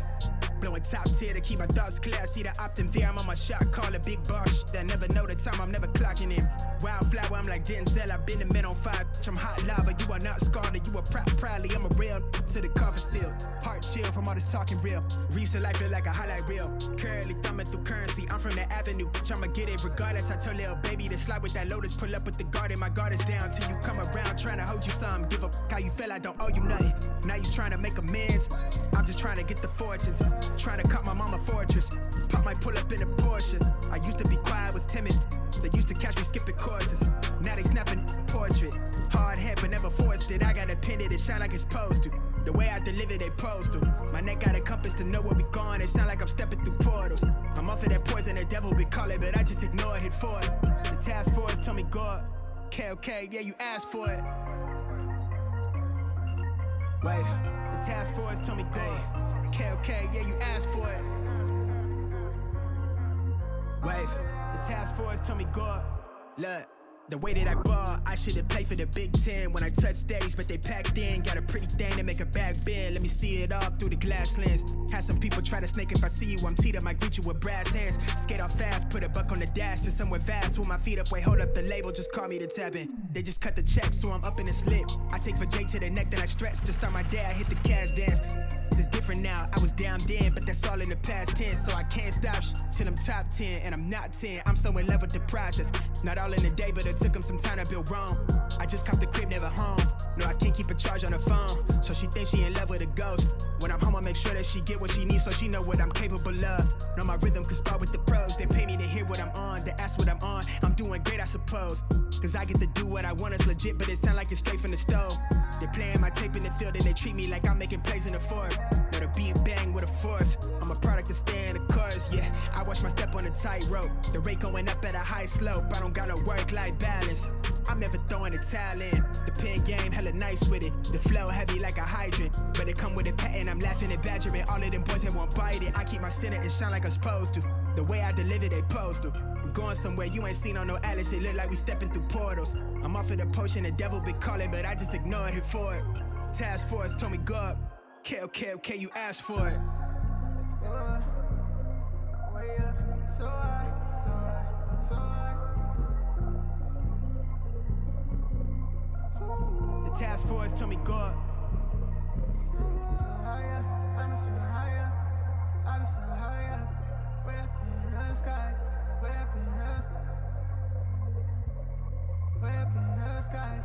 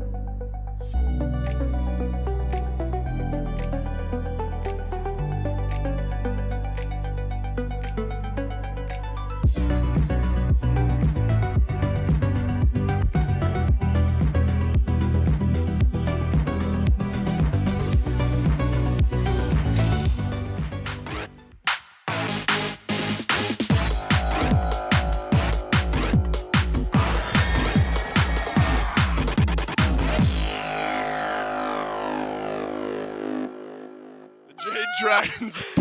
You know, we've suddenly made a desk swap when Gore is hysterically laughing for no reason. Yeah, it wasn't me speaking just now. I was over there. My name's Gore Miser, and I'm still hosting the desk here. The Jade Dragons pummel the Titans in game number 4 of this set after the Titans find some earlier success here. But back-to-back games with just momentum building up, and the Jade Dragons back to their early game aggressive ways. In this one, clean for the Dragons, a quick, low 20-minute game, Gore, to finalize the set. I don't think if that's like myth. If that was me impersonating, I don't think I've ever used the word pommel in my life. That's a great Dave word. classic. It's a great word. Pommel is a fantastic word. Pommel. I've used pommel because it's like the thing on the sword. I was thinking that's the gymnastics routine, the pommel horse. Is that what that's called? Maybe. I thought. Oh, you don't even know. That sounds right. The point being, though, Gore, okay, yes, sir. the Jade Dragons did pummel the Tartarus Yes. Titans here in game 4. Yeah, and honestly, it just kind of kicked off really fast. It was really impressive. I was feeling a little shaky about some of the picks just going into it, wondering, like, we haven't seen X, Y, or Z in a little while. Like, Fenrir, he shows up in game 2, worked out pretty well for the Titans. How's it going to look like 2 games in a row in the jungle? Turns out, should never doubt Sam. No, why would you? He just kind of played really well and did a lot of damage. I think they had good setup. I will give a lot of credit. You can see it there, and I think that was actually like the best angle. Pagon hits so many shots on this Thoth that you can almost always rely on that damage being available to you. And so with that setup, plus the Baron in the mid 3v3, I mean, look at it. You're 12 minutes in. You're up 9-3. You're going to be able to find another one. I think that they just got such an early game lead. And, Mifflin had described this earlier when we saw it, but this was very much a Ghost Gaming. This is very much like Jade Dragons Phase 1 last year. Like, this was a cool, we're going to come in, we're going to win the game, and we're going to win it from the onset. We're going to start this game even, and within 2 minutes, we're going to have a small lead. Within 5 minutes, it's going to be a lot more substantial. Within 10 minutes, we're going to be dominating.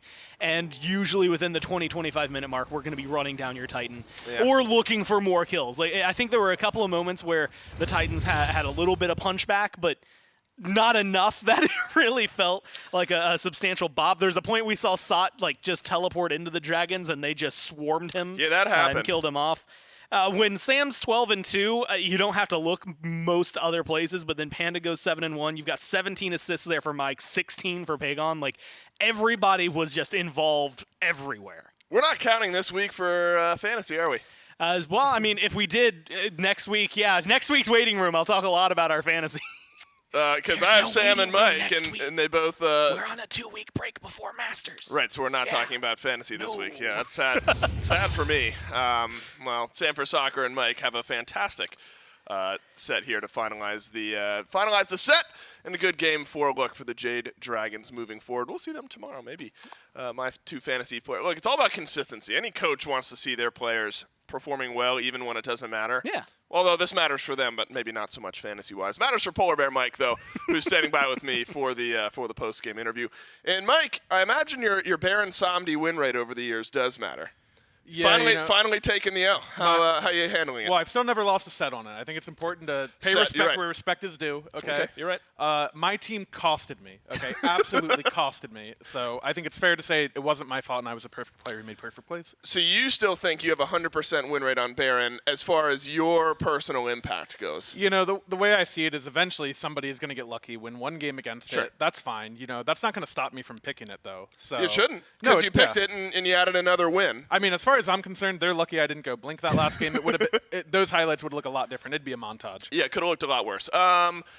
Sam Fenrir, a really good look here in the last game. I feel like that's a pick that you sometimes get to play on. Is there any competition? That's allegedly. We don't know that. We don't know that, right? In the past, we've seen you on it. Is there any behind-the-scenes bickering who gets the Fenrir, or is Sam winning those arguments cleanly? In a hypothetical sense where I have played and practiced Fenrir, again, allegedly, we're not sure about that, it's possible that we talk about it in draft. However, in this scenario where Sam played it, I don't practice it at all. Got it. Hopefully that's clear. And it is clear. It is allegedly clear. I'm in a mood. I apologize. Oh, no, it's okay. Mike, that makes my job so much easier. Oni Warriors versus the Bolts is our next set. Any preference for you going into finals tomorrow? We scrimmed versus both all week. I think both look really good. I don't have a preference on who we play. I think they both play pretty different stuff, and I've seen some really cool picks from both of them in scrim, so I just hope they show them, and it's a fun set. You've allegedly scrimmed Hypothetically, if we were to practice at all, which we don't, we would have scrimmed them, yes. Got it. Well, a team with no practice at all looks pretty good in a set here against the Titans. Congrats on the win. We'll see you guys playing tomorrow. Thanks. Have a good day. Lots of hypotheticals here, Goran. That's why it's just so hard to predict this Jade Dragon. Like, theoretically, if they had actually won that set, and if that set was played.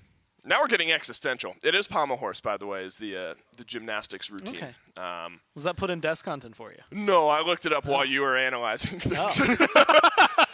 I'm like, so who's helping you? Who's got your back? Myself. You. I got my own You back. got your back. And I think it's a good look for the Jade Dragons, and I think Mike looks at it in the proper way. If you look at Oni Warriors versus Bolts, still feeling like confident moving forward regardless of who they end up playing tomorrow. One set in the books, and that is the Jade Dragons 3-1 over the Tartarus Titans. One more set today, and we will find out who the Jade Dragons play in the finals tomorrow. Olympus Bolts.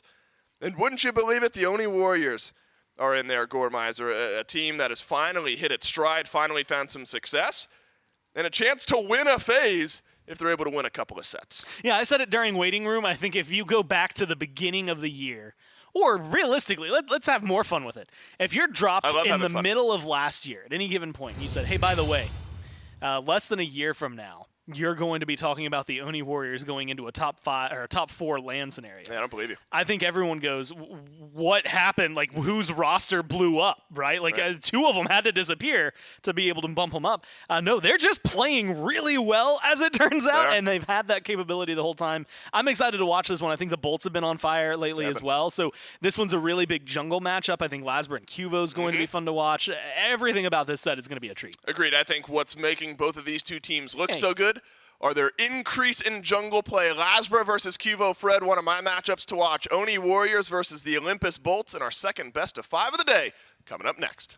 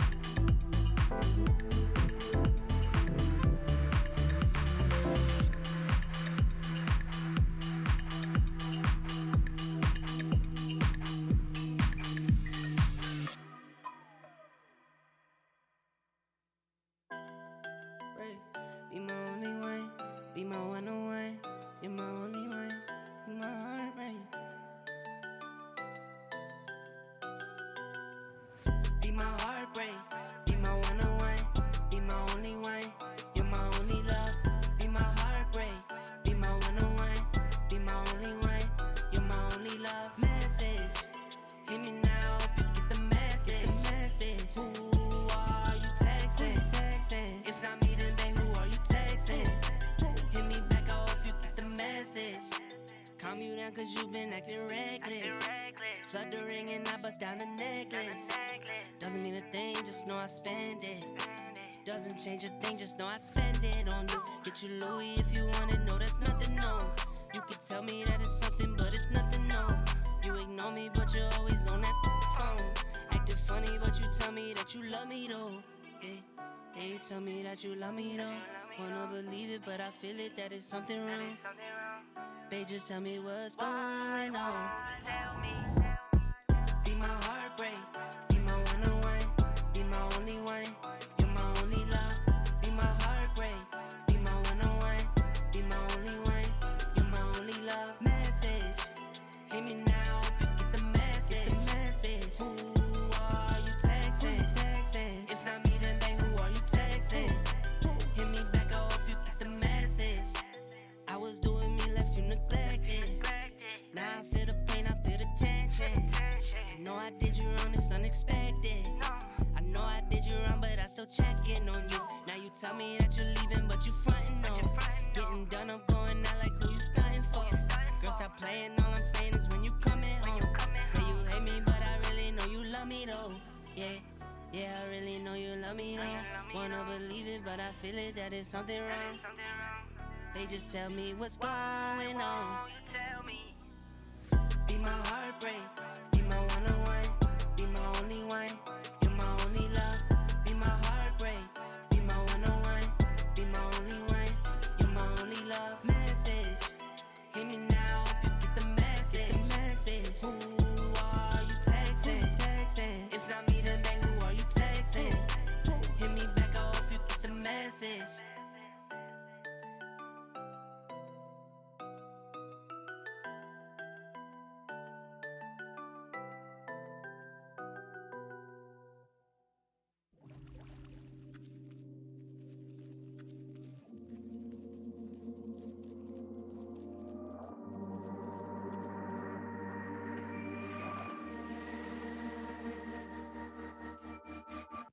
Hold up, wait a second. I need to know your title.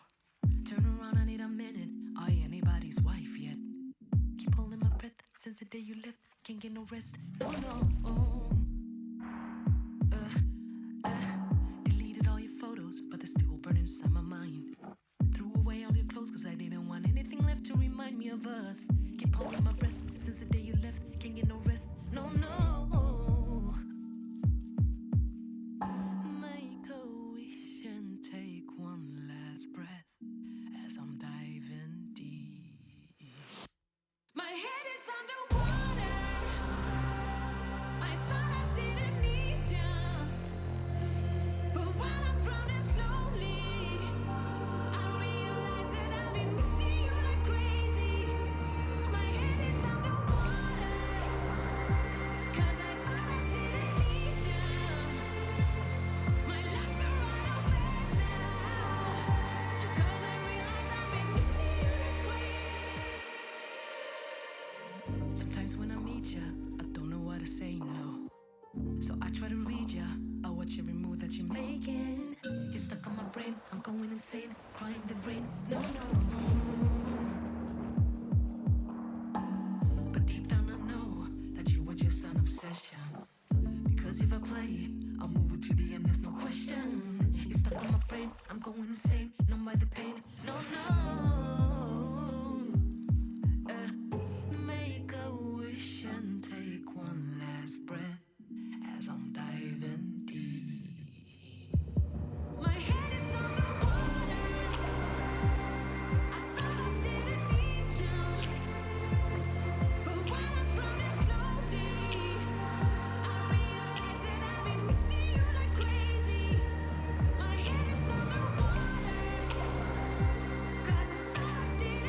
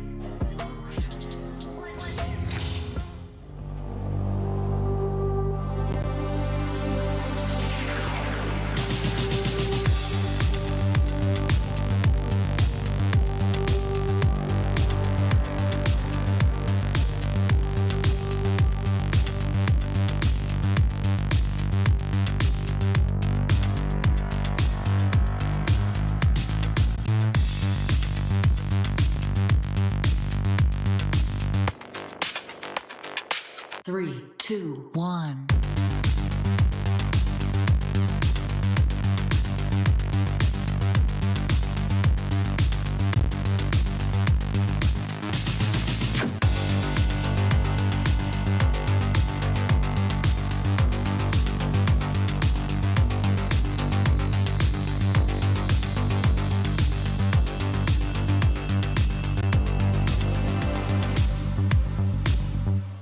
Welcome back to the SMITE Pro League seeding tournament here for Masters, powered by our good friends over at Prime Gaming. If you have a Prime Gaming subscription, well, there's a lot of stuff that you can get. You click on the little crown up in the top right of your screen, and you can pull out the drop down, see all the cool games and all the cool skins for other things inside of games that you can grab out to there.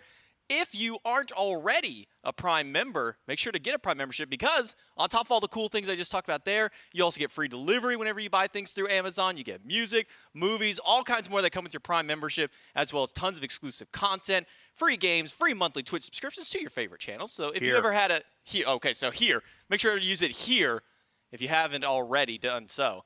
And then you also get all kinds of discounts and other cool things. So make sure that you make the most out of that Prime Gaming subscription that you have. Like I said, tons of cool games. And I got to throw a little apology. I'm sorry, guys. I didn't get a chance to play Turnip Boy Commits Tax Evasion, but we got a couple of weeks of downtime after this, so maybe I can get out there, and that way I can give a nice, honest review on that one. It's J-Mac. I got Mifflin joining me here, though, on the desk. We got the Olympus Bolts up against the Oni Warriors for our second and final set of the day here in this seeding tournament, and this should be a good one, especially with the rise that the Oni Warriors have had. Sure, they lost to the Bolts early on into the season, but that was a long time ago, Mifflin. Yeah, I'm really excited for this one. I spoke to the Jade Dragons. I tried to talk to the Tars Titans, but those guys clear out the studio very quickly. The Jade Dragons hanging around. They said a couple of them, no matter what, the only thing the through line was, they all think it's going to go 5. Some think to the Bolts, some think over to the Warriors.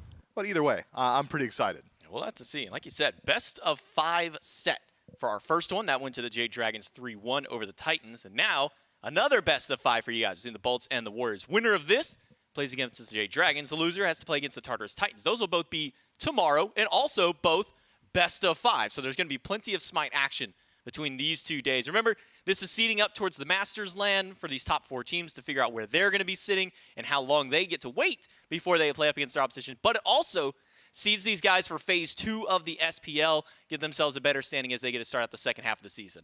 Yeah, very excited for this one. A lot on the line here, and as we start to move into Phase 2, all of a sudden there's going to be some world implication as well. So this is a very important tournament, not only for the Phase, though, but also during Masters LAN.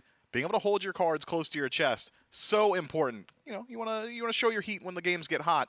You don't want to show them early, not against these SEC teams that are able to compete in, not against any of the lower-seeded squads. So the higher you perform here, well, the higher you're probably going to perform overall. And then the more you also get to look at down the road as well. You get to watch all those other sets happen, so you kind of get to see how the meta is developing out here. Talking about the Olympus Bolts here, is a team that we've had a lot of topics and a lot of conversations about as this season has gone through. I mean, this is now the 3rd year that the squad is together. They've been able to hold themselves up pretty nicely here in Phase number 1. And talking into this dual lane matchup here, you know, between Awesome Jake and then Neil Modby over on the other side there for the Oni Warriors, Jake has really been able to step it up, but more than anything, Jake has kind of broadened his God pool. I say that we immediately go to a Ymir highlight, but Jake has really been able to broaden up that God pool, and it's really brought an immense boost for his team here. Yeah, when you say he broadened his God pool, you meant he locked in Nox. Jake has decided to take the moniker of villain of the SPL, not only ruining the SPL meta, but also ruining my casual games, because God bless, I can't lock in a game without lining up against or with a Nox player. That said, the Olympus Bolts have certainly been on a resurgence. These guys have been dominant. And I think maybe the greatest strength of Jake and the greatest strides he's made, as we get to look at a little bit of his villain arc now, is his ability to be able to get off the gas. Throughout the entirety of last year, you talked to Jake, he said, I'm hitting the jets. I'm going in. I'm getting involved. I'm making things happen. He's still capable of doing that, but he's also alleviated some of those growing pains. He isn't just walking in and dying like he used to anymore. It's more so a calculated level of aggression, and the Olympus Bolts now holistically benefiting from that, not only diversifying their God pools, but diversifying their win conditions. And everybody's really been able to kind of rally around Jake here on the side of the Bolts. Lazaro's been able to get back towards his peak performance on the team. Haddix has really stepped up to be one of the top contenders in the SPL, especially in his respective role over in that solo lane. But we do have Jake standing by for our post-game interview to talk to him a little bit here. First off, Jake, thanks for coming by for the pregame interview here. Talking to you a little bit about this one. You're going up against the Warriors. You guys got a win on them earlier on into the season. Is there any kind of pressure going up into this set against them to try and get another win, really showing that you guys are still the best? You know, my team's been dubbing out. We're all pretty confident. You know, if we just do what we do, I think it'll be a pretty good set from us. He wanted to say easy. You wanted to get that easy one in there. As Mifflin kind of brought up, how's it feel kind of being the quote-unquote villain of the SPL with this Nox pick out here? I mean, you've really seemed to really hit the ground running with this pick out here. I just have a lot of fun playing Nox, like not allowing people to play the game. I have a lot of fun when I'm taking away the fun from other people to play the game. And I'm just a big Nox fan. Give you one little bit of a pedestal here. You got one thing you can say to your opponent Neil on the other side. What do you want to say to him? Neil, we have the power of friendship on our team here. So, we win, yeah. Power of friendship. Power of friendship coming from the villain of the SPL, Jake. Thanks for coming by for the pregame interview. I'll let you get back with the team. Can the villains use the power of friendship? I don't think that's how that works in the Bad animes. guys got friends, man. You know what? They do. They also got a lot of minions to their side here. Sometimes more minions. Same amount of minions. You load in. Well, I guess in this exact example, yes, they have the exact same amount of minions for each on each side for these supports here. But now, let's talk about a little bit about Neilma here for the side of the Oni Warriors. And this Oni Warriors team as a whole is one that came into this phase, and we all had big question marks. Are the Oni Warriors going to step up to be the team that we expected in Season 8? I think they have done that and more so far here, Mifflin, more than anything else. These guys coming into this one are still probably considered a dark horse, but I think even after this weekend and going into Masters, it probably won't be so much the case. Oni Warriors might just be my favorite for this tournament, man. These guys have hit their stride, I would so to speak. They have certainly leveled up their game plan. It's something they have been talking about for years now. Hey, when we're all on land together, when we're all able to just look to our left and see each other, look to our right, have my teammate right there, that's when this team is going to start performing at the level that the fans and the casters had expected of them. And they have done so far. I mean, these guys have really solidified their style of play. They've really solidified what their kinds of drafts are going to be, and they are looking mighty powerful for it. Not only have they become better as a team, though, but individual performances have been going through the roof. Neilma himself has been having a very good year so far. Cuvo Fred has really picked up his gameplay as well. And when everybody's performing, the Oni Warriors look incredibly good. No longer the homies, now the Warriors again. Yeah, Neilma specifically has really stepped up his aggression over in this duo lane. He used to be somewhat of a passive lane over there with him and Vote. They would just try and do their best to sometimes survive, but now Neil is going with these much more aggressive picks. This Ymir, namely, is one that he's really liked to go back over towards for a couple of times, and it's been paying off for his team. This level of aggression really across the board. It's no longer just Nika being up there into the front line. It's no longer, just one player on this team stepping up here. Everybody has, and I think Neil has been a good rally point for this team. He has been, and if you want to harken back to previous seasons, when the Oni Warriors were winning, it was when they could drag the game out to a 40-minute mark. When Neilma was performing on PK, it was always a war of attrition. Nowadays, these guys can perform in the early. They are capable of adapting to these late-game team fights. They have really become a much more hard team, much more difficult team to lock down, which portion of the game that they're aiming for. And in doing so, it becomes harder to draft against this squad. It becomes harder to strategize. The Oni Warriors, definitely a threat in the league. All I'm going to say is, looking back at that highlight, I forgot how nasty that wall was by Neil during the midst of that team fight. Talking about Neil Mal, we've got him now standing by for our pregame interview to represent the Oni Warriors. Thanks for coming out for the pregame interview, Neil. Coming to this set, I talked with Jake a little bit before. They came in, they had a win over you guys earlier on to the season. Is there any kind of added pressure up into this matchup to try and get a dub over these guys? I wouldn't say there's added pressure. No more than we'd put on ourselves for every set. I mean, when we come out to play, we expect to beat every team. And they did beat us earlier in the season, but I think that we had a very slow start. We went 1-2. So I think we're a very different team now than we were at the beginning of the season. I'm excited to play them again. Yeah, I mean, your guys' evolution and growth just in this first phase alone from the SPL qualifiers up until now. I mean, you guys look like a totally different team out here. Is there anyone particular on the team that can maybe kind of credit some of that towards, obviously all of you guys are stepping up, but is there kind of that one, beacon that's really helped you guys out? I think everyone's done an amazing job on the team, just making sure that we're improving. I think Fred has really stepped up this year since I've teamed with him for a few years in terms of leadership. I think that's been very big for our team, but everyone on this team has their own role to play, and without everyone on this team putting in the work, we wouldn't be where we are. Yeah. All right, well, I gave Jake the floor here. I'm going to give it to you. You got one thing you can say over to Jake on the opposite side of the booth. What are you saying to him? He's so handsome. Oh, there we go. And so strong. He looked at me when he said it. Getting the compliments out there. Well, Neil, thank you for coming by for the pregame interview. I'll let you get back with the team to get set up. Thanks. Good luck. Oh my God. Ooh, the nice route. Nice little compliment. And that's always the thing with Neil. Is I don't think I've ever heard Neil say a mean thing towards anybody else. Yo, I got butterflies in my stomach right there. Neil's got me feeling some kind of way. He did my peek goodness. over at you whenever he said that. Maybe it was not just towards Jake, but over to you too, Mifflin. I hope so, because I'm going to take it. I need that today. You know what? Believe that it was you, Mifflin. Believe that was you, that one was towards here. But the Olympus Bolts and the Oni Warriors, a best-of-5 matchup. And I'm going to be honest, I can't remember the last time we've seen these two teams face off in a best-of-5 up against each other. I mean, sure, we've had plenty of best-of-3s throughout the season here. But once we start getting into these endurance matches here, the Warriors were able to kind of go toe-to-toe with the Scarabs, who are a team that are known to run into these long sets as well. So the Oni Warriors do at least have a little bit of advantage in that sense. Yeah, no stranger to late games, no stranger to long sets of the Oni Warriors. Just individually as players, every one of these guys have got an impressive pedigree behind them, a lot of tenure within the league. So if it does become an endurance match, I might even favor the Warriors in that regard because they do have the experience. Dedicated shot caller Neil Ma back from the PK days. I don't know if you guys remember that set at Worlds, but it went all 5 games and went about 7 hours. Yeah, I think Neil's going to be just fine here today. And up against the Olympus Bolts here, man. We talked about the dual lane matchup a lot. Talk about this solo lane matchup between these guys. We get jump into the picks and bans for game number 1. I mean, Haddix and Nika, have really been some of the top scorers in the fantasy, but also have been 2 of the most consistent players across the board, not just for their teams, but in the SPL in general. So that matchup, I think, is one that I would also like to dial in here for the picks and bans, Mifflin. I mean, we've been seeing a lot of focus still on the RDO. Cthulhu still seen maybe not as much, at least today, as concerned. But, I mean, that matchup in the solo lane has been so back and forth between those two. Yeah, I am curious as to what that matchup is going to be. Haddix and Nika both dominating the power rankings in the fantasy league. So I think maybe some sparks could fly over in the short lane. That said, generally those two get their points on rotation out of lane rather than inside of it, which is just the nature of solo. Speaking of, maybe a couple solo bans already. Kleena removed from the table, some of that flex potential, and the villainous nature of the Olympus Bolts addressed early by a Nox ban. Yeah, that one taken away, as well as Eset, Daji, and now Ardio.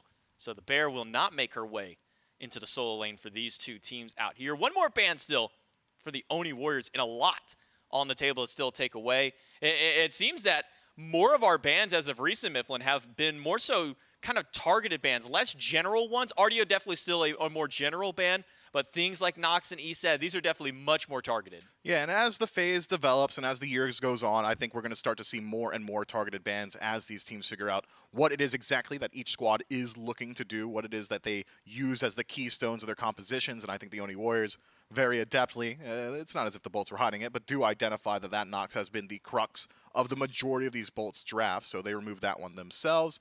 Maybe the Bolts, realizing that there is likely a Nox ban coming their way, decided to get a preemptive Eset ban out, immediately just realizing that is one of the best counter matchups available. But in having so many target bans across the board, you do leave a lot of meta selections out there. I wouldn't be surprised if we see a Yemoja lock-in in the last set that got very highly prioritized. But there are a couple of Guardians that I think deserve that level of priority. Yemoja up there, Khepri as well, one that has been very well suited for both of these teams. I mean, very well suited in the SPL in general, sitting at like 70+% win rate on that kind of a god. But it will be Yemoja, who hasn't had so much success, at least in the tournament so far, only a 25% win rate for her, but still a powerful and a potent god nonetheless in towards that duo lane. Even this far in, I mean, we've gone through all of Season 8, now jumping into Season 9. And this god, no matter how many times she's been hit, has still shown to be one of the top levels out there. And it's really just comes down to the nature of the skill of this guy. I mean, Riptides have got to be clutch if you want to be able to separate yourself from the rest of the pack. Usage of the River's Rebuke as well. And that now leaves a couple of picks over towards the Oni Warriors. That Khepri still up that you were talking about. Yeah, so the Oni Warriors, pick of the field here, not much limiting them outside of the bans. Could look towards the Khepri, but I think you could even hold off on your Guardian selection, even if you want it in your top 3. Pretty unlikely that the Bolts take another one for themselves or another facilitator support style, as if another Guardian is locked in, it will likely be headed for the soul lane or even potentially the jungle. So I think the Warriors are in a position now where they can potentially look towards ADCs. Jingwei has been very popular recently. ADC is locked in, but it's Chernobog instead. That is a god that has a slight resurgence recently, has been having a good deal of success for the Tartarus Titans. Cyclone Spin 1 that I think popularized it yet again. That global presence incredibly strong.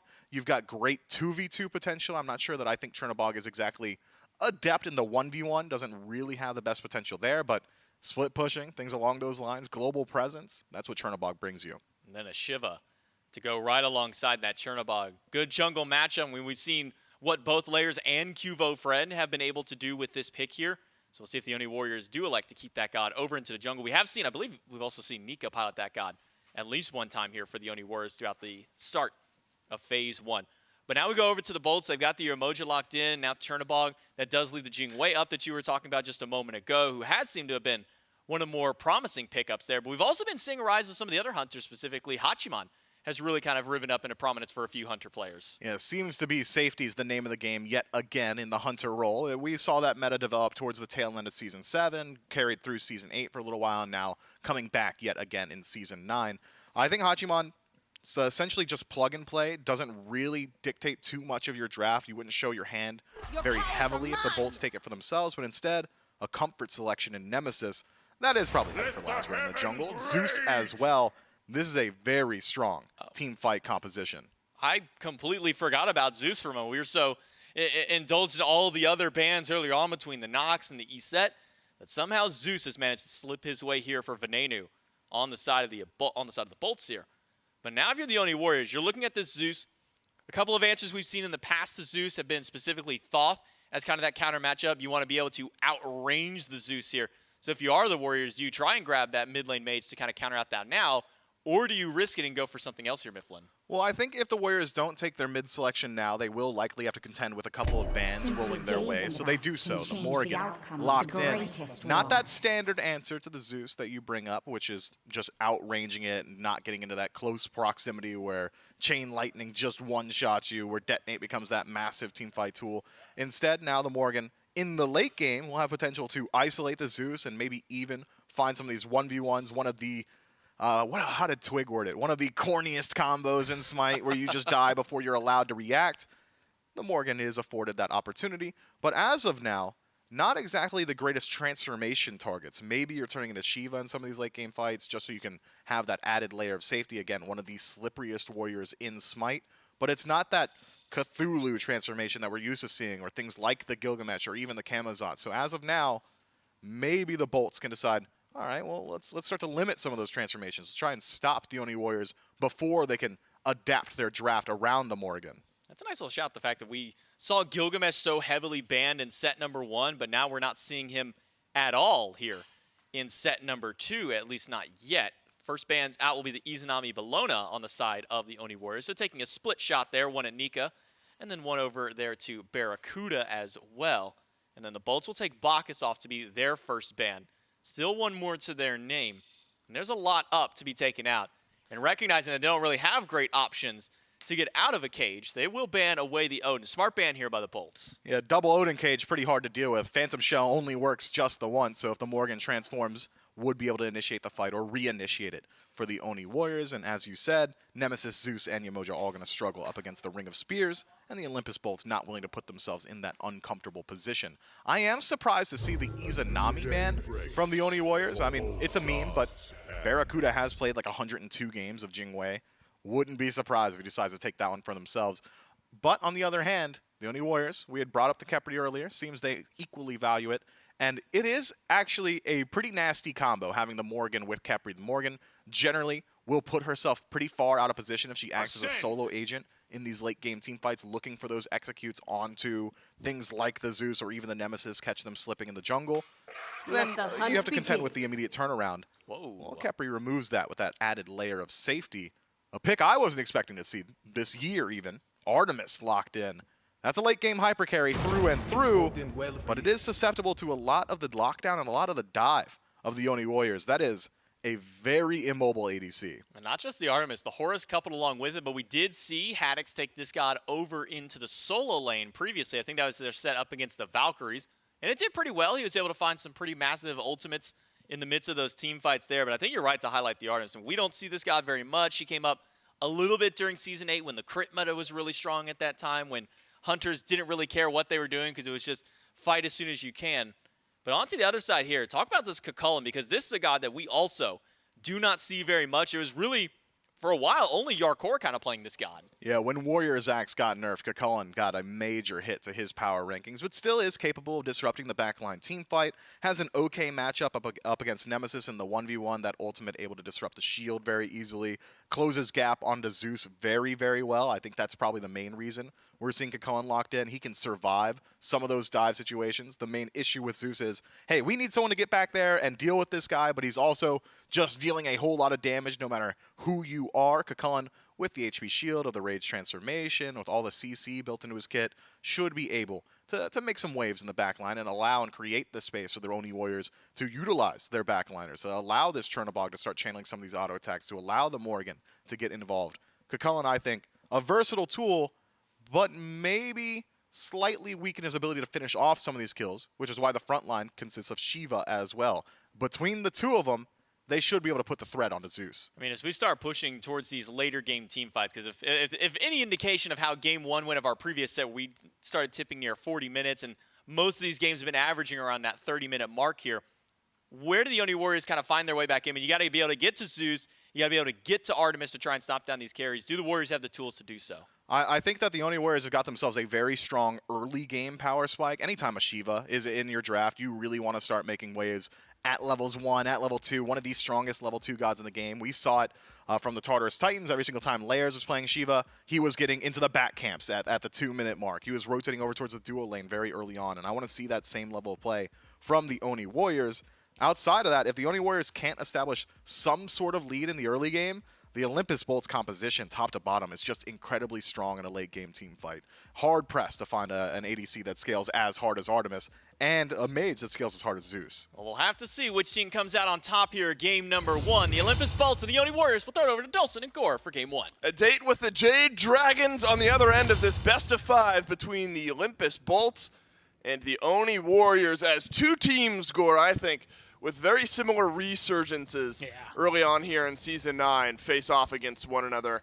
And I think the similarity lies in the jungle. Lasbra and Cubo Fred and their ability to get active early has made both of these teams look so much better here as of late. That's where my eyes go early in this And I think it was last week you were talking about it a little bit, looking like back on the last 6 games, like KDAs for them. Yeah. You will see for the wins for these teams, Lasbra and Cubo typically have really good KDAs, and for the losses for these teams, they'll be middling, right? Maybe not the worst, maybe not the best. They'll just exist, and so I think that is something that both of these junglers have provided. Cubo, you talk about Season 8, and just go to last year wasn't necessarily enticing. You go to Season 7 as well, wasn't that great, and maybe as enticing. And of course, Season 7 was wild just because of how different regular season was to Worlds. Worlds Cubo was nuts. Regular season Cubo, maybe not so much. Neoma, what are you doing this far up? Has to use the sprint to get out. Barracuda wants to find another auto attack or two, but Vote will be in range to body block those off. That is also a thing, Gore, I think the Oni Warriors have been able to avoid, which, while they are playing good Smite now, Vote and Neoma, also Jake now the support under a little bit of pressure.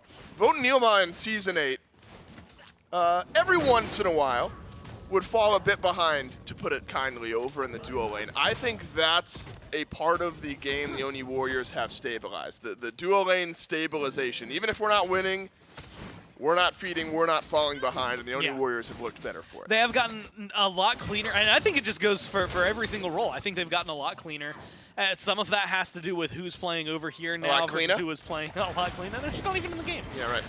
At least in terms of stabilizing themselves and keeping things balanced. But I also think that they've gotten, I think, a lot more synergy. Just between Neil and Vote, they were still playing together in the same space last year. It's just now we get to see what this team can do at its maximum potential, I think, with all of that experience behind them. I think the desk had mentioned a little bit earlier, but Neil, probably one of the best guys to have on your team when you're going into a best-of-5, especially if it becomes a long run. Hey, what are we doing in Game 5 3+ hours from now? Right. Versus right now, who's going to be able to get the big pop-off moment in Game 1? Lasbra. All right, never mind. That's exactly the kind of moment where it's you gotta wait, you gotta hope he's going for something. He's showing face, though. I'm thinking he was. Right, because that's something, if we want to talk about the Bolts for a minute. What perfect tone control on my part, Lasbra. Nope, immediately turns around and walks away. That is something, though, jokes aside, that Lasbra has started to do more often, and we were talking about it with Cuvo Fred. I think you can apply a lot of the same conversations to Lasbra. Because over the course of Season 8, the Bolts were also a difficult team to lock down, a team who were on the longest winning streak. I don't know if they ever crossed SPL history or not. I forget what the asterisks were on that. They beat a lot of teams in a row is the point. The longest win streak of the year for sure. And then also fell out of Worlds, maybe at a point where this team wouldn't be happy. I think Lasbra turning up his game and his ability early on in Season 9 to, you know, even if we're avoiding those only level 2 ganks and we're finding more level 3, 4, 5, 6 onward ganks, that's an area Lasbra has really improved to make the Bolts look better. It's an entire conversation, I think, for both of these teams of ceilings and floors, right? Not like HGTV, like literally just like where love that channel. Their maximum performance is. Both of them, absolute potential to be world champions and just knock anybody out of the park. Lasbra! Both of them, a lot of potential to just completely fall apart, right? And last year, that's what we came to expect. I think so far this year, the floors, the bottom end of each of these teams has moved up. Agreed. And so it's less of a gap. You're getting less variability week to week. And so you can expect a little more security, a little more consistency from each of them. And that's been like the big buzzword around them was, oh, cool, that was great. Can you do it again? Numa avoids running into the Riptide, as Awesome Jake would have sent him backwards. What a crazy year. Now, this gets a bit off topic for the specific set, but the fact that the Leviathans and the Kings, the other 2 teams in our top 6, are not playing this weekend because they're outside of the top 4, that's just so impressive to me. And when we sat down with the Kings, they were talking about how it just felt like one singular weekend threw them off. The difference between the top seed and seed 6 is like an individual game win. I think Season 9 has just been the gift that keeps on giving. And now we get a great, I mean, even though this is technically a seeding LAN, in a way I almost look at this as like a mini Phase 1 playoffs because you get the top 4 teams and technically you'll have a team who wins the tournament. Yeah, you could tell me that this was going to be the top 4 teams at Masters, and I'd still believe you, right? Yeah. Like I think that, like you said, and I believe we got an interview not just with the Kings, but a lot of them recently where it was just like, you know what? We lose one game where we won, or we lose, or win one game where we lose, and the entire top 4 shifts. Yeah, like the entire dynamic of who's at the top and who's at the bottom ends up flipping. I think the Warriors got some really, really important wins, you know, over the Kings of the Leviathans, which is massive. Like seeing the world champion, the reigning team, go down as fast as they did, I think is kind of an impressive turnaround, but not in the way that you want it to be. Right. And so I'm interested to see what they're going to offer when Masters comes up. But I think it's important to note how like magical it feels like it's been for this Warriors squad, where if a year ago, 2 years ago, you say that this team is going to be in a top 4 scenario playing against, you know, the Bolts, the Dragons, the Titans, and the Leviathans just weren't going to be there, that seems ludicrous. Well, things that age pretty poorly for us. I remember we did the Caster Thoughts video, and the Oni Warriors were slated top 3 all year long for Season 8. Now we get a bit of a bailout because they weren't all able to play in studio, things like that, but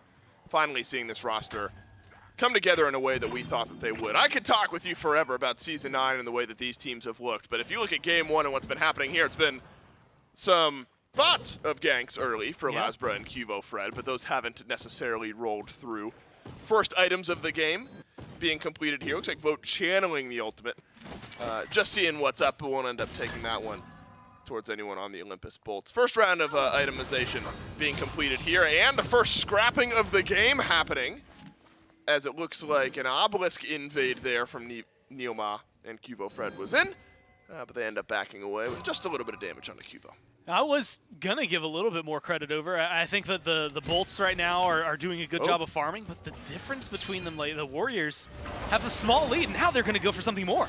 River's Rebuke from Jake really separates out the back side of this jungle. Remember, Neoma has Scarab's Blessing. Tusky onto Vote or Cuvo likely would have run into Neoma, but damage just a little bit short there. And let's talk about this Artemis for a moment, Gore, because when the bow build was all of the rage, so is Artemis, right? I mean, you build that entire build, you get Silver Branch towards the end, and Artemis was just what everyone was picking. Immobility aside, Artemis just worked too well with the build at the moment. And now we're seeing her again here for Barracuda. Silver Branch Bow is being picked up a lot more often over the last couple of weeks, right? And Artemis, like you say, just goes so well with that because your just attack stem, which first off is a really still like solid ability to have when you're all of a sudden getting attack speed and usually getting to hit harder. Back in like crit days, you go back to like season 2, season 3, she was big because, hey, I'm just gonna hit you way more in this small window. It's just the immobility that usually brings her down. But when you get Silver Branch Bow, all of a sudden it's not just an attack speed stem. All of a sudden you're getting a power spike as well every time you pop your 2. So it's not, I think, as crazy to see her get picked up. But when you consider what we've been seeing, you've seen a lot of Heimdalls, we're seeing Chernobyls, I saw Rom earlier, a lot of Jingwei conversations. All of those are, hey, we could get out of trouble really well. At the minimum, we can get out for a few seconds before having to come crashing back down. Artemis doesn't do that much. No. She gets locked down usually pretty easily. Traps are really helpful. Tusky is magical, and your relics are going to be a lot. But I think that because of the build that we've been seeing, a little bit of lifesteal into some crit, usually either into a heavy crit-handed build or getting some of that attack speed as well, then finishing off like a Deathbringer towards the very end. Right. I think that where Barra goes with this build is going to be maybe indicative of whether or not Artemis is like a fringe pick sometimes locked in, or if this is something that we could expect to see a little more often. Yeah, I'm glad you bring up some of the self-peel because Artemis needs it between trap. And Tusky may literally be magical. I don't know what the lore is behind Tusky, but magical boar or something, I have to imagine. He's a Caledonian boar. Whether that means he's magical or not, I have no clue. Caledonian boar or not, Barracuda's going to have to use Tusky throughout this game as a form of peel. And necessary when you look at some of the dives that the Oni Warriors have. I mean, Nika doesn't have Blink yet. Don't know if we'll end up getting Blink on this Kokalan. QO Fred does have Blink. So there is setup for the Oni Warriors. There is setup as well for the Olympus Bolts. A lot of it in Awesome Jake, who has to use some of that setup as disengage here. Now a couple of times we have seen the Emoja towards the forefront of some of these small engagements. Not much has happened, Gore, and there's still a 2,000 gold lead for the Oni Warriors. The neutral farm has all been going the Oni Warriors, and it's not often we get to shout this out, so I'm going to. 6-0 on the totem of coup count for Nika. Solo lane has felt just fine for the Oni Warriors here. XP is equal, but Nika has seemingly had most of the pressure. Top net worth in the game, 600 or so of the 2,000 gold that the Oni Warriors are in the lead is in the back pocket of Nika. Haddix needs that golden blade to help farm anything in that lane, it feels like, but falling a bit behind a Nika. Another 600 of it was there for vote as well. So, I mean, 2 corners, 2 pillars of your map have been hovering up. It's only like, well, actually, it's about, hey, guess what, 600 for Dardes as well. That's where a lot of the pressure has been. So first blood would be just crucial for the Bolts. Yeah, but how worried about this is Neo really? Scarab's Blessing makes its way onto the Scarab, and it is procced. A stun from Jake finds Neoma on the back as well. But there is no reinitiation from the Olympus Bolts. Vote had ulted over, and there was a rotation from Barracuda. And it's just the supports that get a little low, and ultimately no one dies. I'm actually surprised, getting to 11 minutes, no kills just yet, despite Between good attempts, these two teams? Right? I think that, I was going to say, it's interesting to see. I think the Warriors like this style, though. People want something. Tusky, help! No! Cubo Fred is CC immune, and Cubo Fred just running down Barracuda, who will be able to walk away. And that shows you what I'm talking about with some of the immobility. I mean, that's a great magnifying glass of a moment.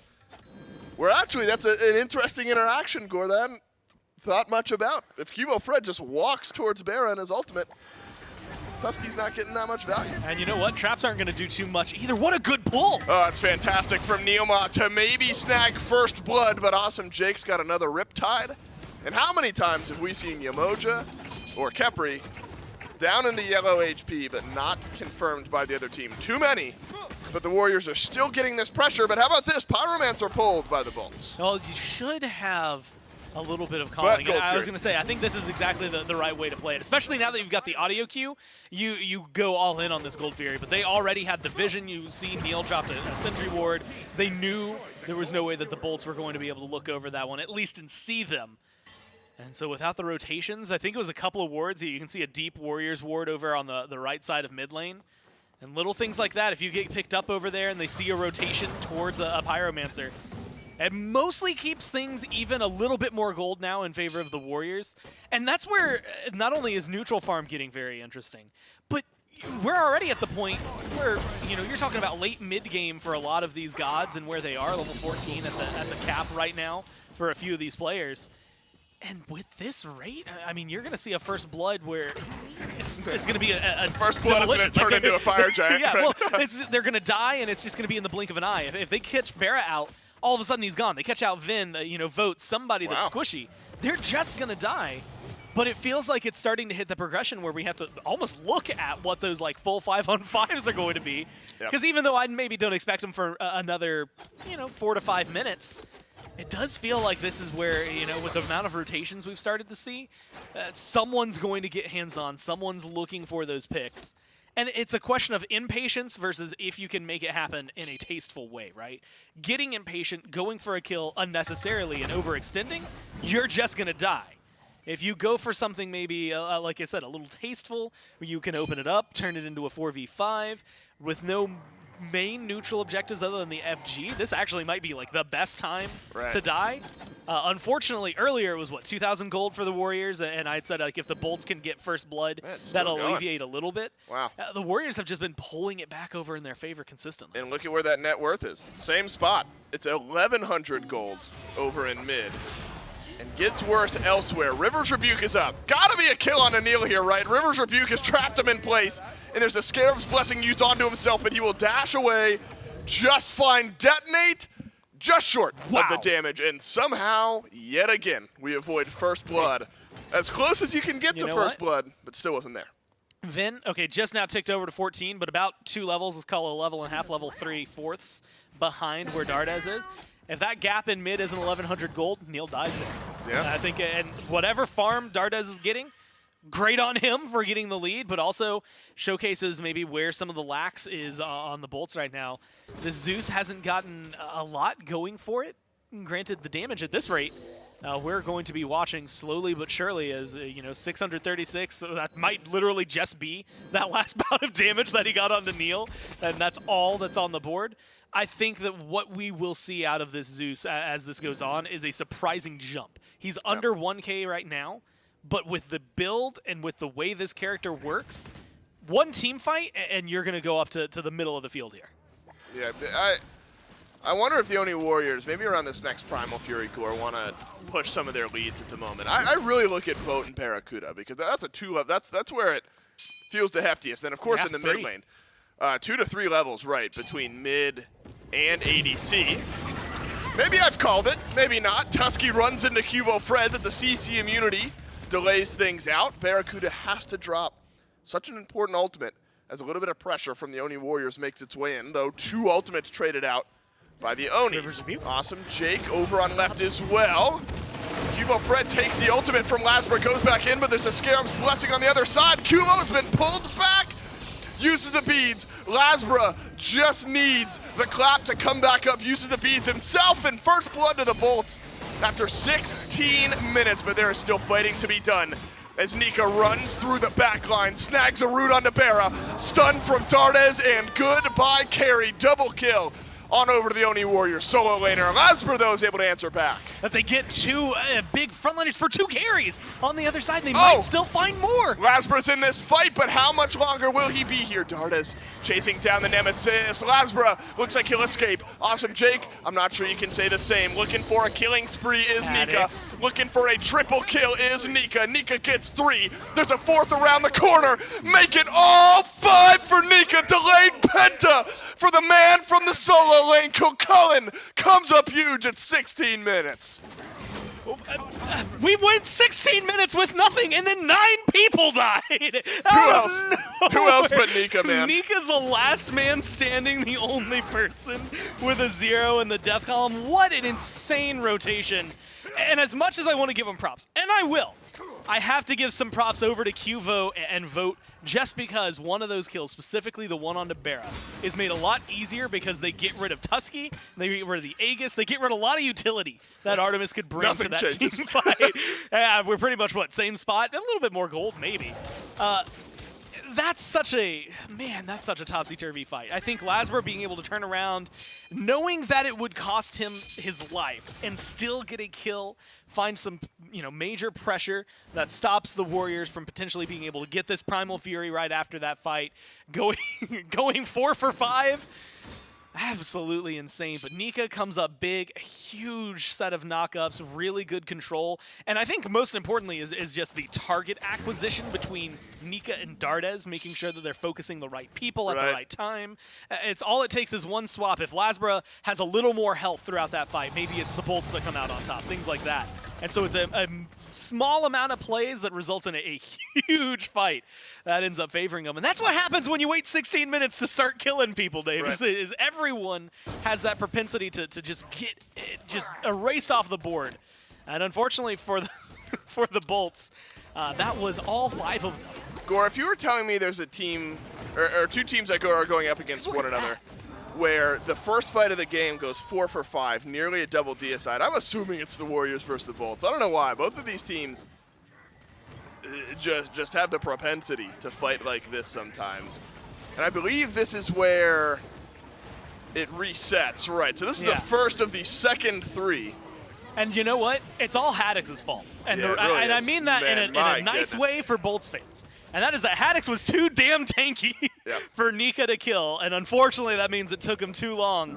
And so it killed off the timer for his Penta. But at the same time, I would argue you got maybe one of the best members on your team, 5 full kills. He's got a 3-level lead over what this Horus is bringing. He's level 20 at 19 minutes. He was level 20 before 19 minutes. And remember, there was this lead in solo building up anyway from Nika. Finally was able to make use of it. Rotates into the fight, gets a delayed 5. And now the Oni Warriors, I don't want to say are on easy street, but maybe you're feeling a little bit more like they're on easy street. I think Dardes also, despite only being 0-1-5, because look at the KDAs of the Oni Warriors. Kivo Fred was only able to affect 1 kill. Between Neoma and Vote in that one fight, only affecting 2 kills each. Dardes was there stunning and supplying damage for all 5 of the kills for the Oni Warriors. Only 2 members of the Oni Warriors able to do that in the last fight. And then, of course, Nika now remains 100% kill participation with an assist on that 6th kill, though Dardes may have gotten his 5th assist there. At any rate, I think the Morgan really added some extra chaos to that team fight as well. The stealths, the stuns looked great for Dardes. So now the deficit's gotten pretty big. And the Olympus Bolt score going to have to look down a Fire Giant because there's no neutral objective to be fought over anymore.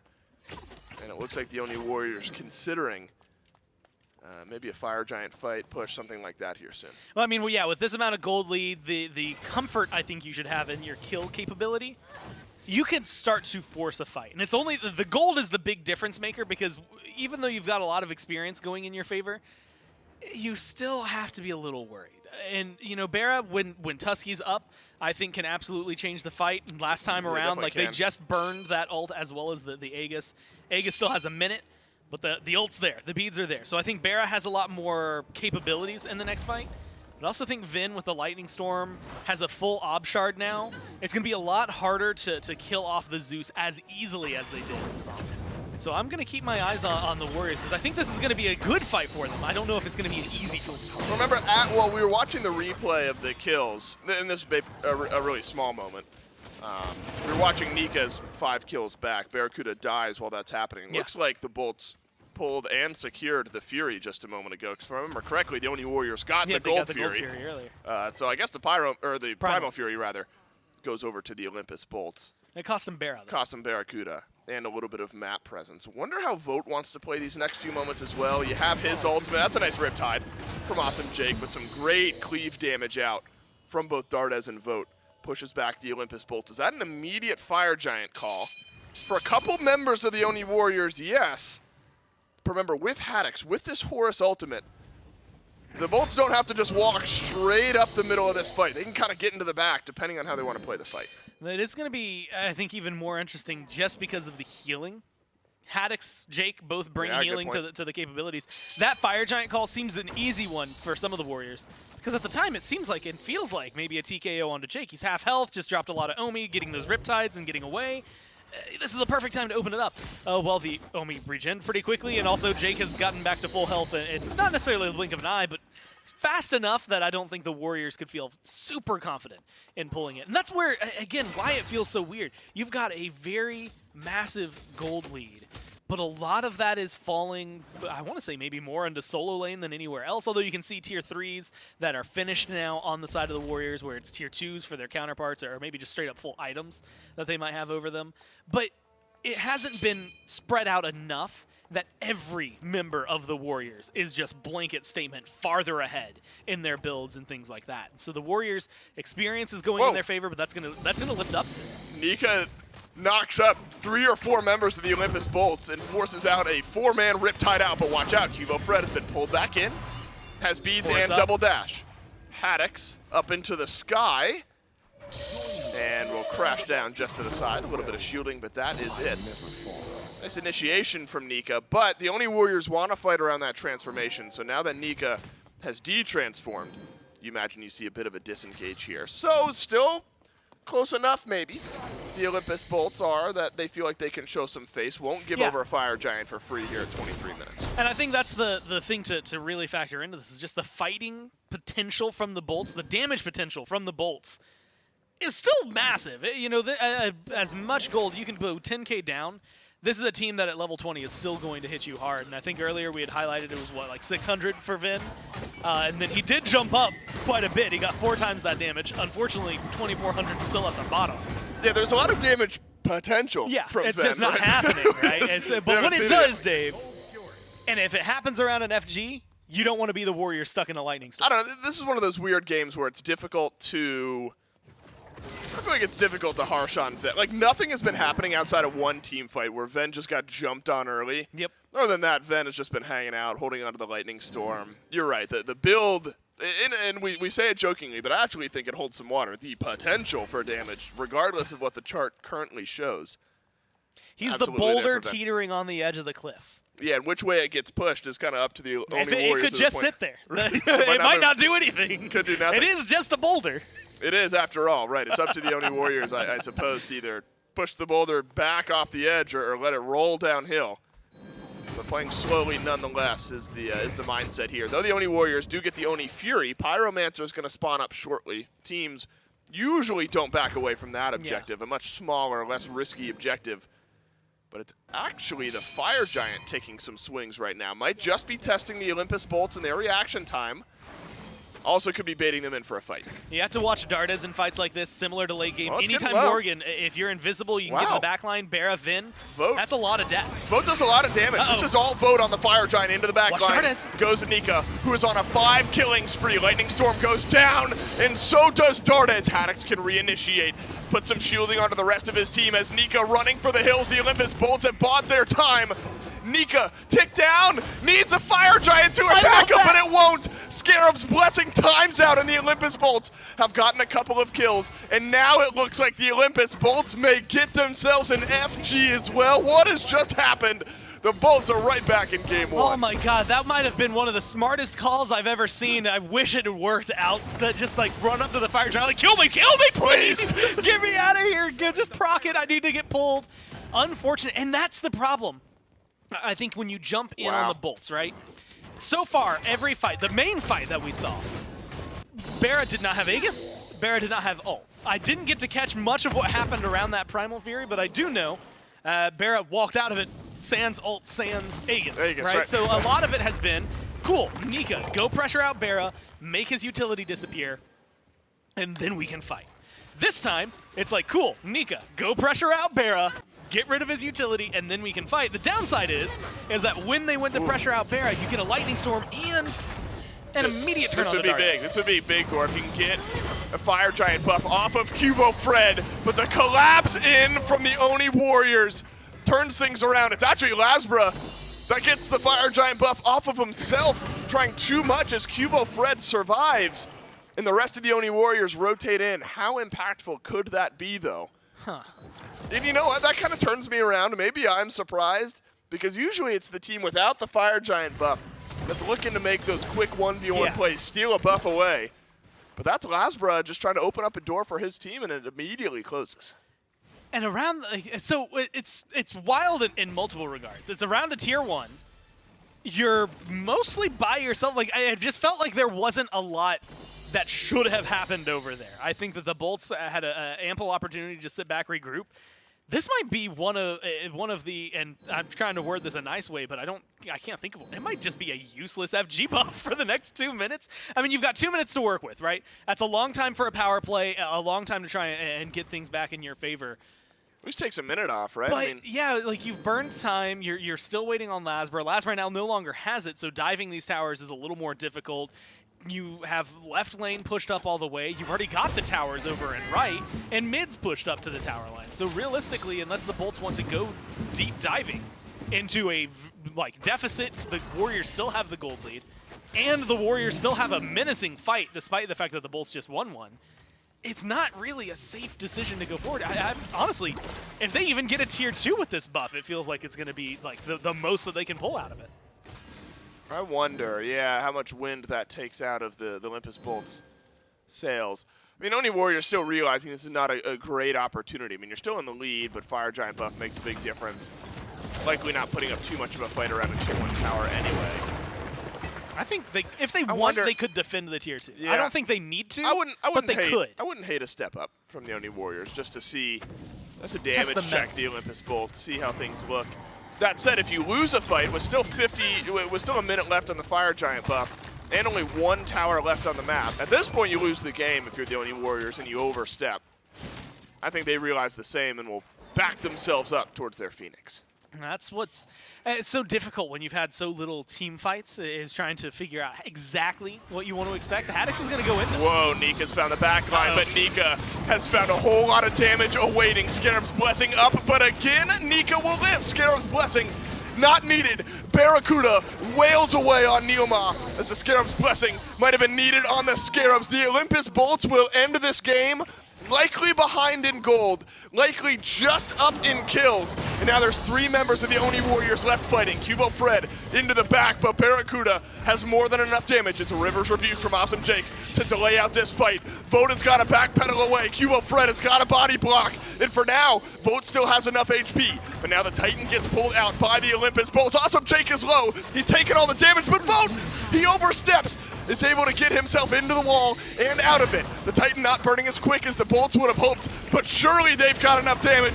Surely now that Vote has died and the Bolts turn around game 1. I think that one comes down to I don't even know where to limit it. I think that Fire Giant ends up being a huge deal, and it's just the engage. Nika goes in, and the last 2 times we see that jump in, he loses all of his health in the blink of an eye. It costs relics for the carries, yeah, but at the end of the day, if Barra and Vin are still alive, the damage output with the builds they had is going to be massive.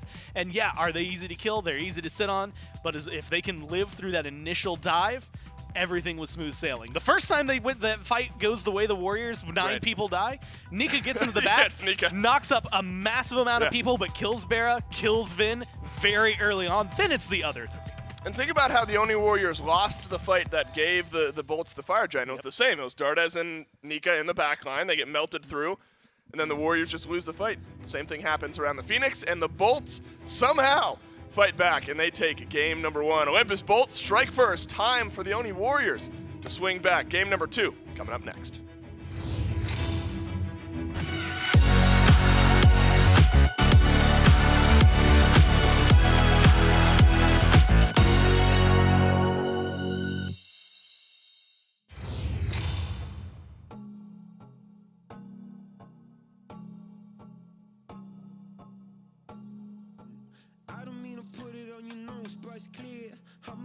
Running this a block cause you fear what you do to you if you get dirty hands in veneer. What you do, what she is, little boy, I tell you this. If baby wants sit, she can sit. If baby says lit, it's lit. Got your bank account and I cute. If she said it loud, it's the truth. If baby wanna ride, she can ride. If baby needs some time, she got time. Got your bank account and I cute. She can make it count, how about you? She would put you in the bag, wouldn't even need a planet. If she wanted, she a magnet. They should let her name a planet. everything she drop like Corona. Viral, make the world start over like a owner. She ain't about to set, but they really wanna throne her. Listen, she like bass, she like Hover.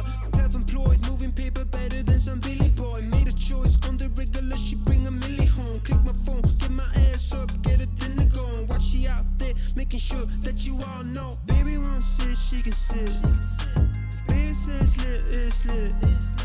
Got your bank account and I cute. If she said lie, it's the truth. If baby wanna ride, she can ride. Baby need some time, she got time. Got your bank account and I cute. She can make it count, how about you? She be always making money. If it's raining, if it's sunny, she make time and call me honey every day. Drop a couple bands on the click, they need pay. Then a couple more on the tip, baby saves. Body's just the everyday, imagine holiday. If I get the 50 cent, she get me holidays. Signing with the fly, if you meet her, know it's true. So if she ever asks you, you know that baby won't sit, she can sit. If baby says lit, it's lit. Got your bank account and I cute. If she said lie, it's the truth. If baby wanna ride, she can ride. Baby need some time, she got time. Got your bank account and I cute. She can make it count, how about you?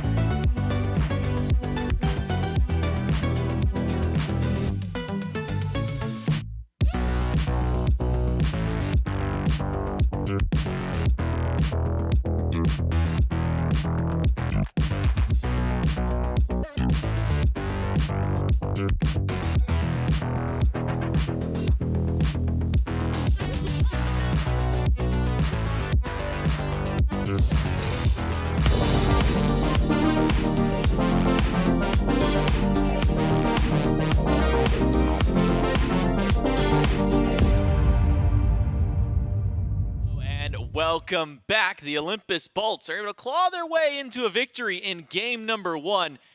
And with that, how that game started, I mean, we went, what, 16, 17 minutes, nobody dying, a couple of near misses.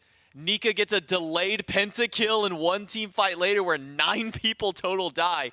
But when it comes down to the objective play in the team fights, into these late game battles here in Mifflin, it's the Olympus Bolts who come out on top. Yeah, that is just composition diff come late game, and that's exactly what we were talking about in the initial death segment. Once the Olympus Bolts were allowed to group up as 5, once that Shiva started to fall off, wasn't quite able to work his way into that backline, Zeus was allowed the space to do whatever he wants. Artemis, although immobile, still had enough CC immunity and enough threat generated that you couldn't really just have Nico walk him down, you couldn't really just have Cuvo Fred in the backline on their own, and the Olympus Bolts able to well, I wouldn't say easily, but once they got to those late game team fights, I would say with relative ease, take the advantage. It really did just come down to the Oni Warriors not quite capable of pushing an early game lead. Cuvo Fred doesn't get involved as early as I think the Warriors would have liked, and well, Shiva just falls off after 15 minutes. And this is where we finally see the turnaround from the Bolts. Sure, we had the team fight prior that went 5 for 4 or whatnot here. Watch this. But this is the big turnaround kill Walk right into the here. fire pit, man. Nika tries to get the Fire Giant to proc the pool, and instead there was a pool there already. I'm with you there. It's literally sitting there. Maybe he didn't realize how long it was going to be sitting there, so maybe he didn't think it would do enough damage. And he needed 1 tick. It just wasn't enough. He ends up dying right after there, and that's that turnaround point. Here, at least for the Olympus Bolts, is maybe the folly of Nika unable to proc a Scarab's Blessing. Yeah, 1 delayed pentakill for Nika, and that's all the kills that he had gotten throughout the course of that one. 5-1 still. A very admirable slash line, so will look good on my fantasy team, but maybe not so good for the Oni Warriors win-loss. No, will not be, at least in that category here. But it's only game number 1, Mifflin. It's a best of 5. There's still at least 4 more chances for the Oni Warriors. Well, 4 total if you include. You got to get 2 to bring it to another, and then you could still lose the 3rd chance and then win on the 4th one. So at least 2. At least 2. There'll be 4 total. It's at most 4. Oh, sure. At most 4, at least 2. Dang. You got me there. Dang. I was thinking for some reason that's wording like we're going even further beyond a best of 5. That would be absolutely insanity here. Nika, though, near top of the damage charts, along with Vote right there, right behind him. As the Warriors did control the game for the most part. I mean, all the way up until that Fire Giant blunder there. The Oni Warriors did have control of that game, but and as you said at the beginning of the death segment, before going into game, and as you alluded to earlier on, just a team fight for the Olympus Bolts to come out on top. And now as we get ready to kind of get jumping in towards game number 2, is there any real adjustments that you need to see as far as the draft or as far as the composition is concerned here for the Oni Warriors now as we jump into Picks and Bans game 2? Yeah, I think the Oni Warriors essentially tried to double dip in the style of composition. They had a very strong early game outside of the mid lane. The Morrigan just really does take a very long time to be allowed to play how she wants to get those one-shots in the back line. Had they just picked a much more aggressive mid lane mage, I think that would have created the space and allowed for Cuvo Fred to have a lane that he can consistently rotate into and try and put pressure on. But because they have a unorthodox late game slanted mage with an early game draft built around her, well, you weren't quite capable of playing through mid. And, well, the Bolts slowed down the duo lane, didn't really want to take too many fights throughout the early. It's very difficult in general to gank solo. So I think if the Oni Warriors want to reprise essentially 4/5 of their draft from game 1, the only adaptation I would want to see is in the Morrigan. Well, we'll see if that's the change up here. As far as the bans are concerned, though, the Morrigan will be taken away by the Bolts. The Emoja will also be taken away by the Bolts here alongside that Ardeo. And then Nox and Zeus on the opposite side. And now that leaves the question, do you ban the E-set away from the Bolts? The answer to that for the Warriors is no. It'll be a Kleena. 3rd and final ban on the side of the Warriors. So that does leave the E-set open for either of these two teams to take it here. Bolts more likely to take it towards the support role. Warriors, though, we've been seeing a lot more of the E-set mid. Yeah, I very quickly have become I was an E-set support lover, but now I think I might prefer to see her in mid just because of what she is capable of around objectives, man. I mean, Lono's Mask just really mitigates one of the greatest strengths of E-set, being that ability to walk to a Gold Tree at 5 minutes, decimate it, walk to Pyromancer at 10 minutes, decimate it, rinse, repeat for the entirety of the match until you get to the point of the game where it's time to team fight, except the team with E-set probably by nature of just getting all the neutral objectives will naturally pull ahead. But it won't be the E-set locked in first overall. Instead, it's Da-Ji, a pick that generally we like to see a little bit later on in the draft so that you can use it as a counter to some of these guys that don't have CC immunity inherently within the kit. Instead, though, the Bolts say, hey, no matter what, I'm at least forcing an ultimate, right? I'm at least forcing some CC immunity in some regard, and you're still very high DPS. You're very good around objective play. Daji having bleed on her auto attacks means that she is very adaptable to walk towards objectives, make that burn that much more powerful, very high burst potential as well. So not too concerned with it, but generally you would want to wait a little bit longer. Yeah, so with that Daji locked in, a lot of picks up for the Warriors. ESET being hovered right now. And as we said, definitely towards that mid lane for Dardes here has been kind of the focus on this god for this team here. Also to note that with that ESET being locked over to there, the Chernobog was a first pick last time around for the Oni Warriors. Doesn't seem that, at least as of yet, they're going to put that same level of stock into that god. And with Jingwei up and available as well, there's a lot of hunters that can be going this way. But the only Warriors will make me eat my words there. Instead of the first person locked in being the Chernobog, it'll be the second one here in this top 2. So it's going to bring the exact same stuff that we saw in Game 1, a slightly slow laning phase. If Barracuda wants to go back towards that Artemis, pretty easy to use the Vengeful Assault, the second ability, the Artemis Stim, to use that additional movement speed to avoid the route from Chernobog. So I think maybe an opportunity there. 1v1's generally going to favor the Artemis as well. Chernobog instead locked in for his global presence and ability to get involved elsewhere on the map. ESET getting picked up early will act as flex potential, but if history's any indicator, the Oni Warriors are more likely to take it towards mid, which was the one issue that I had with their previous draft, a relatively low pressure mid laner. ESET is anything but. She is incredibly high pressure, has great wave clear, phenomenal level 1 through 5, very early pressure, very early kill potential as well. We saw Paul find a 1v1 up against Pagon in a counter matchup up against Susano. So I think if the Oni Warriors so choose, maybe could look towards that Shiva yet again and try and play around this ESET. I think it's interesting to note that in set number 1 of our day, Gilgamesh was so heavily prioritized on being a ban for both the Dragons and then the Titans as well. Game number 1, we didn't see it at all. We saw Nemesis locked in ahead of time. Now the Daji on the side of the Bolts. Even the Warriors kind of bypassed that by grabbing the Shiva. Now with Daji locked in, Gilgamesh still an option for the Bolts if they want to throw it over into that solo lane. I'd be remiss if I didn't talk about the potential that it could go to support role. We saw that in the SCC for a brief while. That'll at least put the damper on that pick over there, at least as far as the solo is concerned, is Cthulhu Poseidon. But do the Warriors now have the option here to maybe go ahead and pick up that Gilgamesh themselves? And do you think it would be one that would fit well for this comp? Yeah, I would love Gilgamesh. I think Gilgamesh, personally, and this is a personal statement, I'm not making a statement on the relative power rankings or maybe the opinions of the pros, but I personally believe Gilgamesh is just a much more consistent version of Shiva. Shiva's main weakness being that after you get to around the 15-minute mark, once you're level 12, get that second relic available, he really does start to fall off. Feels like he's mostly relegated to using that ultimate as essentially a pseudo-meditation for his team or an escape as additional CC immunity. Whereas Gilgamesh, even if you do fall behind in the early, Winds of Shamash is just such a strong team fight tool that it's consistent. And you also have some of the strongest early game potential to gank. I mean, level 2, Shiva might just be the best in the game right now. Erlong Shen pre-rework was pretty high up there as well, but Gilgamesh similarly, just with like a full second stun at level 2, is just so powerful as well as the slow. Instead though, it is Ymir locked in. Great matchup into both Cthulhu and Poseidon immediately. Cthulhu has no way to deal with those walls, can make it very easy for the Oni Warriors to stop the initiation of the Olympus Bolts or slow down the chase potential that Descent into Madness affords you. Even Poseidon, I mean, he goes fast. He's a fast god. He does not have any leaps. That Ymir going to make it very difficult for Poseidon to maneuver around the jungle. Yeah, he'll move real fast into the wall head first. That might cause some need for even things like a Phantom Shell. Typically, we see that more so reserved when you're going against Yamojas or Odins. But there have been some games where Ymir pressure is just too much. We do end up seeing Phantom Shells go that way. The bans are finally starting to roll in by these teams. A little bit of time taken there by the Warriors.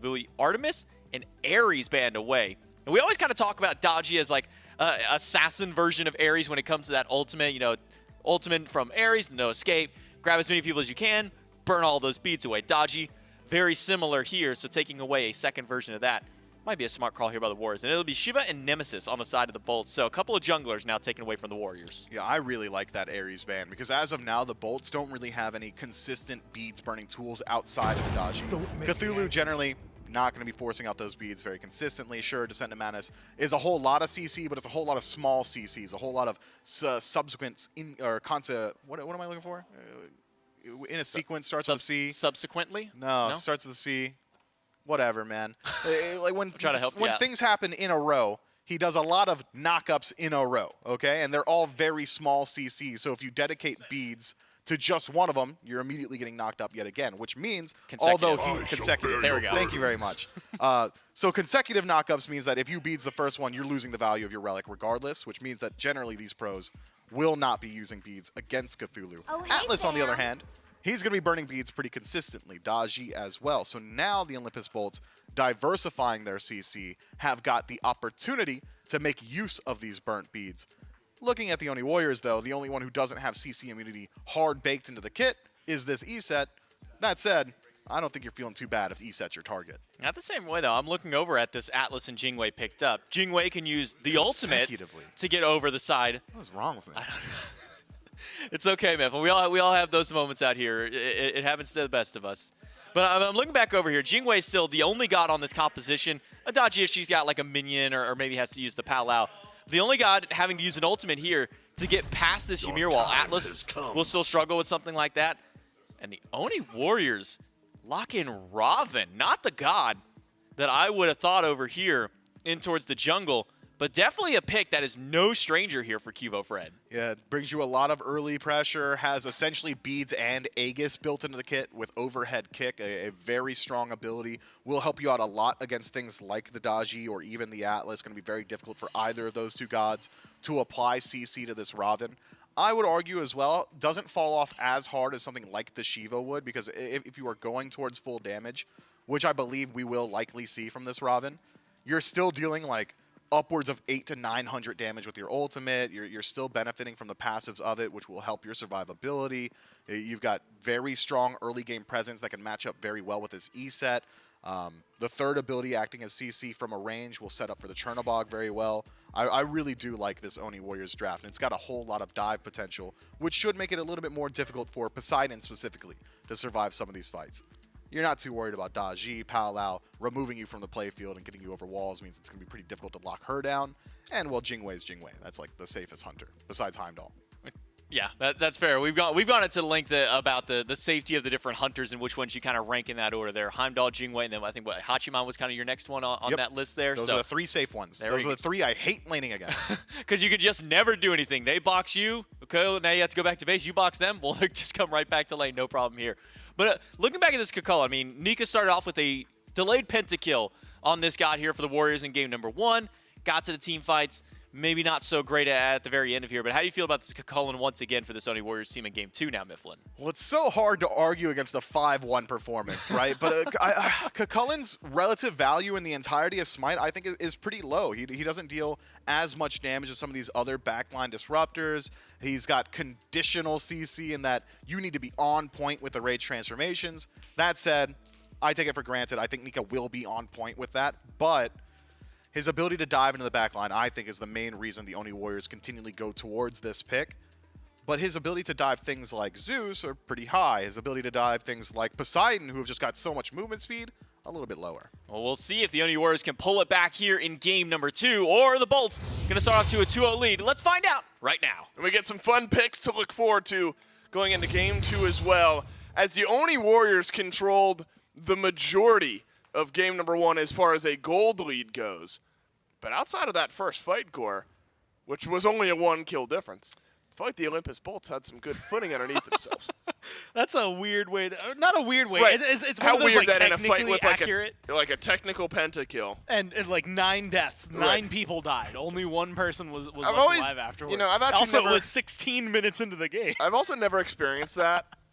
Surprisingly, in all the Smite I've played, I've never experienced a deicide and then 4 of my teammates dying and just being the only one on a map for a little while. I feel like I'd be overwhelmed with all of the things that I could go and do while nobody's on the map. Was it season 7? And I just end up going back and doing nothing.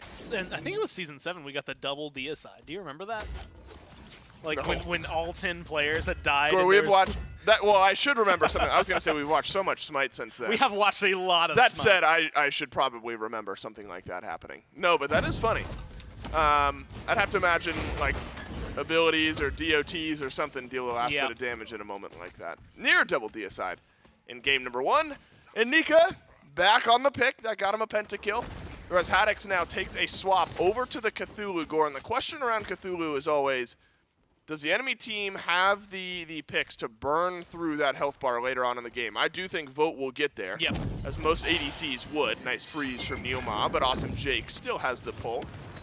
This is going to be a slow burn, but yeah, Neoma's going to take a lot of damage. Lasbra was over on left. Haven't seen the old level 2 gank from Lasbra in a minute. I don't think he's walked over a ward, so it just depends how forward Neoma and Vote get, but tired of waiting. Lasbra looks like he'll head on back to me. Can't decide. Canceled his back 3 or 4 separate times. This time it'll stick. But the question ends up being, Gore, outside of Vote, you know, is Darda's going to have the damage to melt down this Cthulhu? Does Cuvo Fred, Mystic Rush, does that help out enough? Little things like that could add up. I think Haddix could be a problem. Yeah, I feel like we've almost walked, I want to say, into a similar corner for the Warriors as it was last game, where I think their early game potential, and a lot of potential around objectives. I think Dardes brings a massive swing for this team around objectives. But when it gets to those late game team fights, I think there's maybe a little less burn that can happen onto Nika. No Zeus makes it a little easier for him to exist back there than, you know, like a Poseidon. But one good Kraken could change everything. That's a pull in from Awesome Jake, but Neoma right there on the other side to answer back. Both supports again low over on the dual lane side of the map. I like this. I like the Ymir pick here for Neoma, Gore, because if I'm remembering some of the last games we've seen the Oni Warriors play, one of them was Ymir for Neo, and it looked really, really solid. It seemed like everything was just hitting for Neo all game long. And that increases the potential for this pick in my mind. But the desk also talked about how the wall can be so disruptive. Look at Ven, no movement abilities. Haddix with the Cthulhu can be things like that. Could be big difference makers for I think it's just like Lasbra, and it's a conditional, right? Like Lasbra can get past the wall if there's an enemy or a friendly on the other side that he can then use his dash to, right? Otherwise, every person is going to get locked down one way or another. So the Bolts, I think, have a lot to worry about over there. You can already see the shell being picked up for Jake. I would not be surprised if that gets upgraded. I'd say like maybe 2 good walls from Neil. That back is when it becomes a phantom shell. Like all it takes is 2 really good walls, and you realize that everything can fall apart. And so I think that it's going to be a very important pick for them. Neil has already showcased like moments where he's been able to slow down at least where Jake's presence is. But I think that's one that it's going to be fun to watch, because when you look at Atlas, he brings a lot to the table. I mean, not only does that pull feel really solid if you get it with the Astrolabe on the ground, but also just straight up his gravity pull feels awesome when you pick people up. Very similar to a Fenrir Chomp, right? A lot of these guys have played the Fenrir, so they know how the ult works. Get close. You're a lot tankier than you would be, you know, if you were playing something like an Assassin. Hug them real tight. You pick them up, and then you get to toss them back towards your team. I think it's something that Jake is going to be able to set up easily for Bera, you know, later on if he goes for crit. He'll be able to find a lot of free damage there, but also the Kraken that Vin has. So team fight potential, I think, for the Bolts has a very high. Now, granted, a lot of that is very conditional, very difficult to execute. Right. And so it is going to make it, I think, a little more nuanced for how they end up approaching the Warriors and how they try to take them down. Otherwise, right now, I think this Warriors pace, I don't want to say like benefits them. I still think they have a good late game, but I think their early game could be strong. I think last game their early game could have been strong, and they found leads, but I think they could have pushed it a lot harder and gotten something much more substantial, which I realize sounds ridiculous. They were up like 6K gold at some point, but the team fight from the Bolts is still something to be worried about. Oni Warriors are up 1K gold right now. Could be an earlier fight as a 3 versus 3 walked out on the blue buff on the right side of the map, but the Bolts drop down their own blue, and Haddix will pick it up just fine. You do expect some early pressure, though, I think, Gore, from Cuvo Fred on this Robin. Not a pick we get to often see out of the jungle. We've seen a lot more Daji presence in picks advance than we have the Robin. But what we do know and what we do remember about Robin is that we call it a bridge pick. Sort of the early to mid game is when Cuvo Fred wants to get active. And so some early opportunities here for maybe the Oni Warriors jungle to start to make some magic, because we didn't see much from either of the two junglers score outside of that one fight in game 1. Yeah, really, it kind of came down to, okay, what are the solo laners doing? How much space is, like, specifically Nika creating? And then what happens with the carries? Where's their damage numbers, right? What are they doing with that? So as much as I still think, yes, this could call in good dive, good potential to disrupt team fights, I want to see something out of Cuvo, and I'd like to see it sooner rather than later. I think he has the leniency that it doesn't have to start right now. But I do think that they have a lot of potential to really get things rolling. I mean, at least, you know, making Vin feel uncomfortable. I think at this point, you also have to factor in having a Blink versus an Aegis. Like, if I go in on a Poseidon and I'm Robin, if my 2 is down or if I don't think I can time it well enough, that Kraken's going to hurt, but you've got immunity, right? So theoretically, you should be able to blink in. If he goes for the Kraken, you just go ahead, pop your immunity, eat that damage, and shrug it off. Go for the root, get the chase down, and then you should be able to, at the minimum, force Vin to feel super uncomfortable, get rid of the beads and the ult. At best, you get a kill. And so I think there's a lot of potential, but they don't even need it right now. Wall up from Neoma. Counters out the pull in from Awesome Jake. Small bit of interaction there. That's maybe the first time I've seen that. Same. And Gore, I guess, you know, if we are being fair to Cubo Fred, maybe in Lasbra, Ven is like maybe the only one who I want to gank right now. Yeah, like, I don't think there's anybody else I want to like. dive. I don't think it's just I'm not ganking or diving. Descent into Madness, Cthulhu, Jingwei is so safe. Atlas has the ability to just run out of lane. Cubo Fred might just have, like, if you are ganking early in this game, if you are not team fighting, might only be Ven. Freeze from Neoma, though, answered back by a pull from Awesome Jake. Kraken goes up, doesn't find much. Olympus Bolts disengage. Is it enough of a disengage, though, for the Oni Warriors to rally around the Gold Fury? No, just the Oracles get taken. We get to have, I think, multiple conversations. One, great walls from Neil. You had mentioned the Ymir earlier. I think that's something that the Warriors are going to be able to leverage pretty hard throughout this game. I don't even know if Poseidon's one that I particularly want to gank, right? Like, you're in this weird position where it's like, you know what, you can, and I think there's potential. But yeah, like you said, I don't want to dive a Circle of Protection E-set, especially with the way that a Spirit Bottle can go. And we're also in a fun conversation that Vin with the Kraken could be able to find something more. Neil uses his ultimate. He use ult. He use ult. Honestly, that's probably how Ymir would keep talk. Live. That's honestly how Ymir would talk. But point being, Lazarus sends his ult out, and Neoma answers with his in kind. There are a lot of interactions, I think, for Cubo Fred with the overhead kick here in this game. Now, whether it's Palau, whether it's Kraken, maybe that's why you see a Robin pick a bit later in the draft. Some of those, some of those immediate interactions, Cubo Fred has a bit of an answer to. So whether early game, mid game, what have you, is when Cubo Fred gets active. Maybe really it's just a good counter pick to some of the threats that the Oni Warriors are throwing out, as Doug shows us. About a 1,500 gold lead is already built up for the Oni Warriors. Nothing different from game 1, where early pressure, early farm, going the way of the Warriors. Nika has a bit of a lead. Slight lead for Venenu, that said, as far as experience goes. And it is slight, about 20 XP per minute. So this could be a collapse from both teams. Awesome Jake has a route. Maybe catch out Neoma. Wall goes up, prevents the pull immediately, but Ven jumped on by Cubo Fred. Overhead kick works. Kraken out. Ven lives on the back as Vote now turns around the damage towards Lasbra, who has to go up into the Palau. Chain 1 connects onto Cubo, and I don't think he has overhead kick. There's a fantastic circle of protection, and Neoma traps Lasbra in place, and after all that, first blood to the Onis. And that comes, I mean, Neil just delivers that for them. I think that goes back and forth. Vin almost dies a good Kraken just after an overhead kick from Cubo, so he knew that it would peel for himself. Makes sure to create some space. All of a sudden, they're falling back. And I think it's just a difference of who's getting shot at and who's not. I mean, Vote takes a lot of damage. Bear's throwing it over towards him. But if they had been able to weave those shots towards, like, Cubo, first blood goes to the bolts. Maybe the Warriors end up having to fall back. Otherwise, Lasbra caught out. Wall is really good. And there's no way to try and get over that one. So the Warriors get their first blood. They get to continue this early game oppression. And we get to see how wonky these fights can be.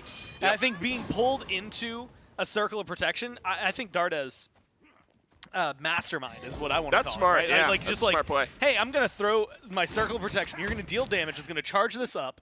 And then the people that do get pulled are going to get a burst heal at the end of it. So we'll be just fine through this powwow, even if things don't go our way. And maybe there's some counterplay in that as the game goes on throughout the duration of team fights, but that's also going to come into the equation when it comes down to conversations around securing a Fire Giant, securing a Gold Fury. You know, there's a Kraken on the other side, so it's not like the bolts are going to be easily shrugged off. Wow, that's tough. Kraken versus Circle of Protection on objective secure.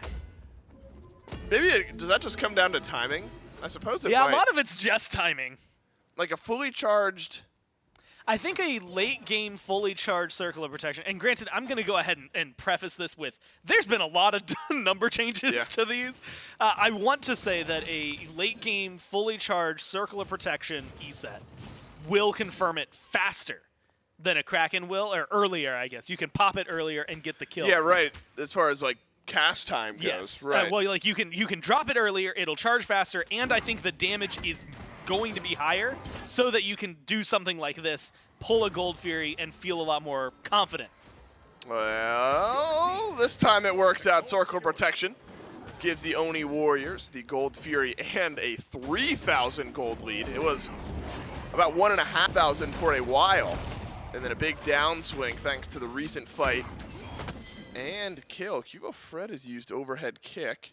Doesn't have beads, but does have the damage to win this trade onto Lasbra. Kraken goes up. Neoma in the ultimate. This time he is going to get pulled back in, and Lasbra answers back. The Olympus Bolts have found themselves a kill. But Cubo Fred around the wall misses the root. Has some good damage onto Lasbra, and again overhead kick gets used early.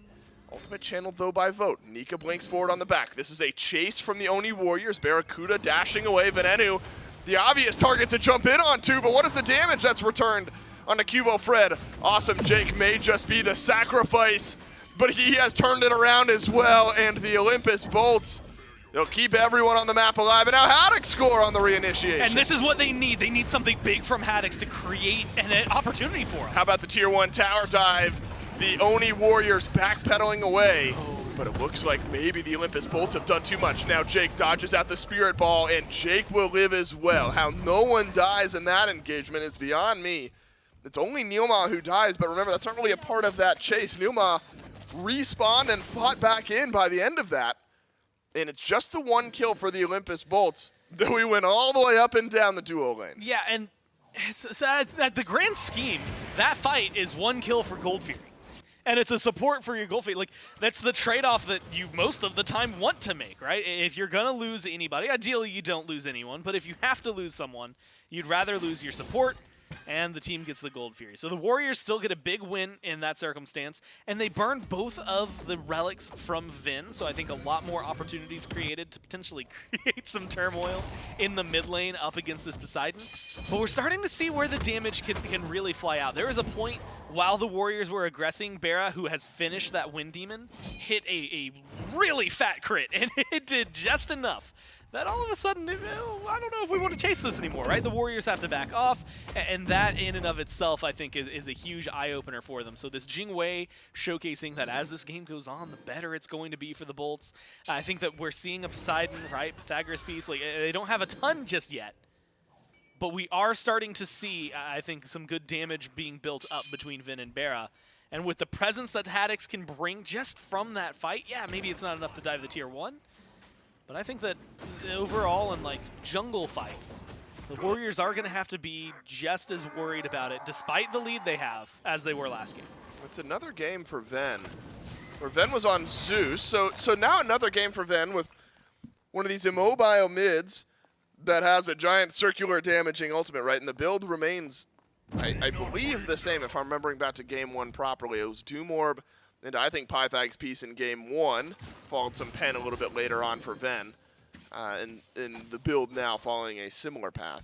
Should be strong for Venenu, who has gotten 1 assist so far in this game. The 1 kill of Dardes came earlier on the 1 pick that the Oni Warriors were able to grab. So we approach the 15-16 minute mark here in game 2, much the same as we did the 15-16 minute mark in game number 1, without a large clash between these two teams, unless you count the chase on the duo lane side. but one where the Oni Warriors kind of gore the Bolts, but the Bolts were able to get 4 in trade. Wonder if the Bolts are okay with the pacing of this game, just having their eyes on the lake.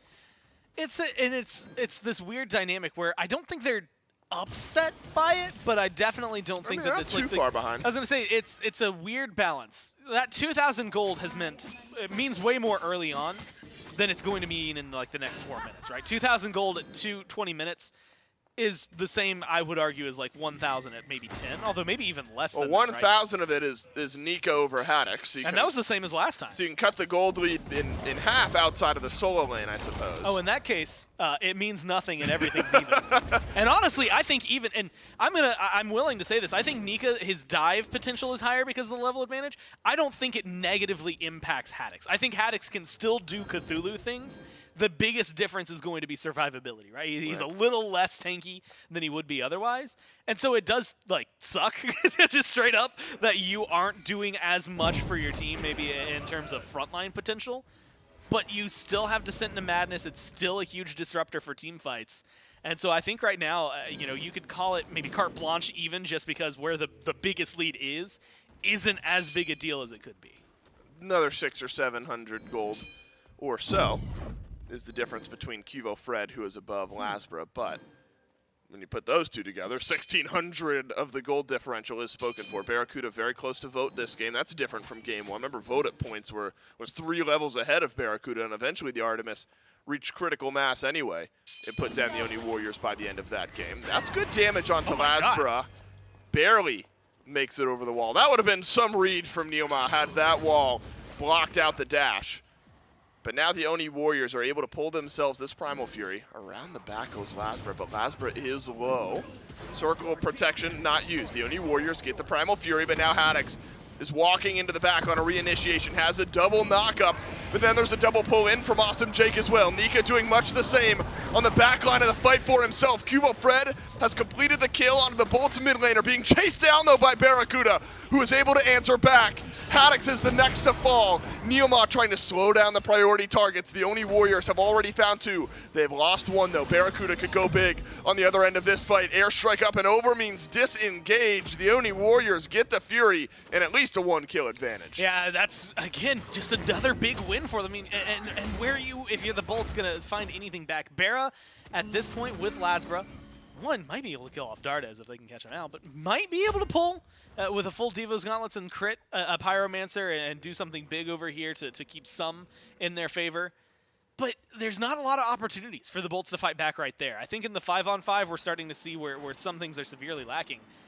And I want to talk about Kraken here, and more, not just because the Warriors have done a great job of avoiding it, but really just the lack of damage that it does if you essentially aren't hitting the center of it.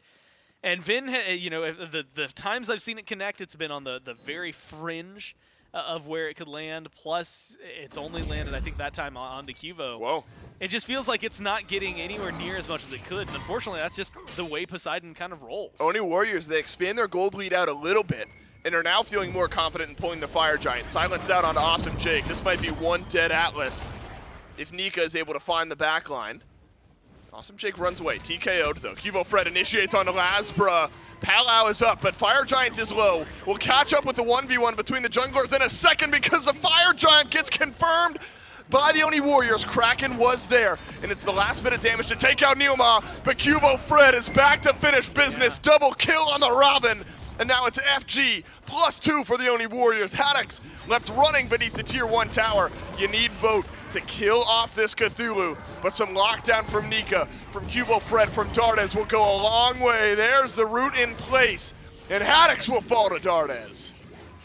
The Warriors are just playing this game better. I think there's a little bit of it that has to... Better than game 1? I just think better than the Bolts are playing right now. Like, the way that they're approaching these team fights, I think there's a little bit of it that has to do with the draft. I think that their draft is a little more superior. You've got better secure. You've got better control coming down from the Ymir than what the Atlas is bringing. I think that Barra has been doing a fantastic job so far. Top of the player damage charts. 1-0-1 has been able to provide a lot for the team, but it hadn't made that big of a difference. Meanwhile, you jump dramatically down to the bottom, below where Jake is, barely above where you see Neil. You've got Lasbra damage, you've got Vin damage, so like these two haven't been able to impact the game the way that you would want.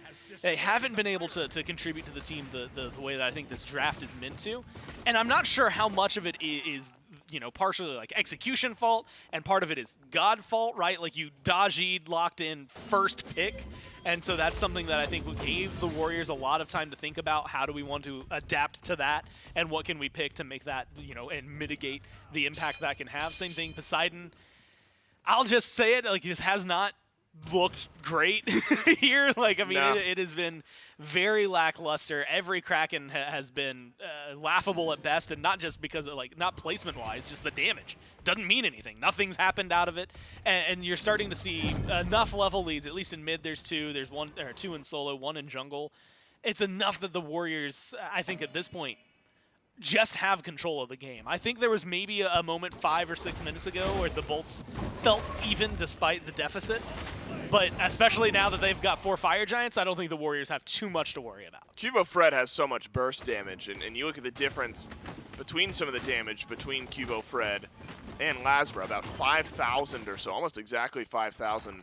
Lasbra only above Neilma on the damage charts, Venenu just above them, where Awesome Jake on Atlas has done more damage than those two.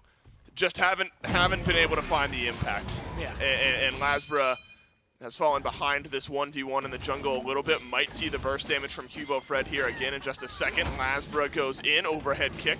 Strong from Cubo Fred. And immunes out a good bit of the damage that Lasbra was attempting to do. I mean, Lasbra's got good items. Just hasn't been able to find that back line. The Palaus haven't burned many beads, Gore. It's just been difficult for the initiators of the Olympus Bolts. Because what a dream, Palau into Kraken sounds like. In theory, doesn't that just sound awesome? You get a couple pulls, Kraken Yeah. right beneath them. In theory is the key word. In theory is the key word there. As Lasbra and Cubo Fred will brawl out a bit over in mid, but Lasbra's going to need some help in that matchup. And honestly, I think that most of the Bolts are going to need help, right? I think that Haddix can really disrupt this, and I think their defense is going to be good. You have to walk into a very narrow path.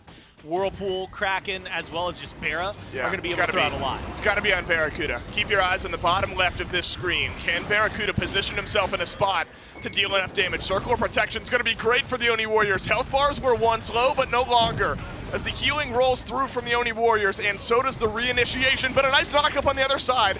That one's from Awesome Jake. Kill. Barracuda's found the opening thread. Now Boat dashes onto the wall. He dashes out. Lasbra's found a good time to get effective, but Barracuda has dashed forward, has to airstrike on the other side of the wall, and the Bolts do it again. They find an opening, and they push back the Oni Warriors, and they keep their Phoenix alive. Big downsides on this one, and it's just the fact that there's still 3 alive, although with Fire Giant timings, this might work out even more for them. The fight's still going. Dardes gets pulled into the back, and look at Barracuda, the Jingwei walking forward.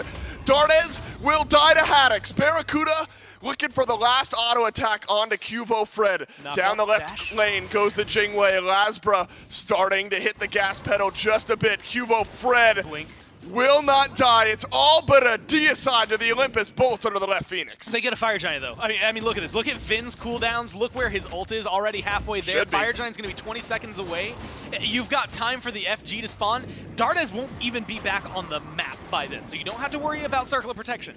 Do still have to worry about Cubo not getting that kill, means it's a little less of a stagger, and there will still be... Do you still go right there? I mean, Boat's respawning. I mean, you defend...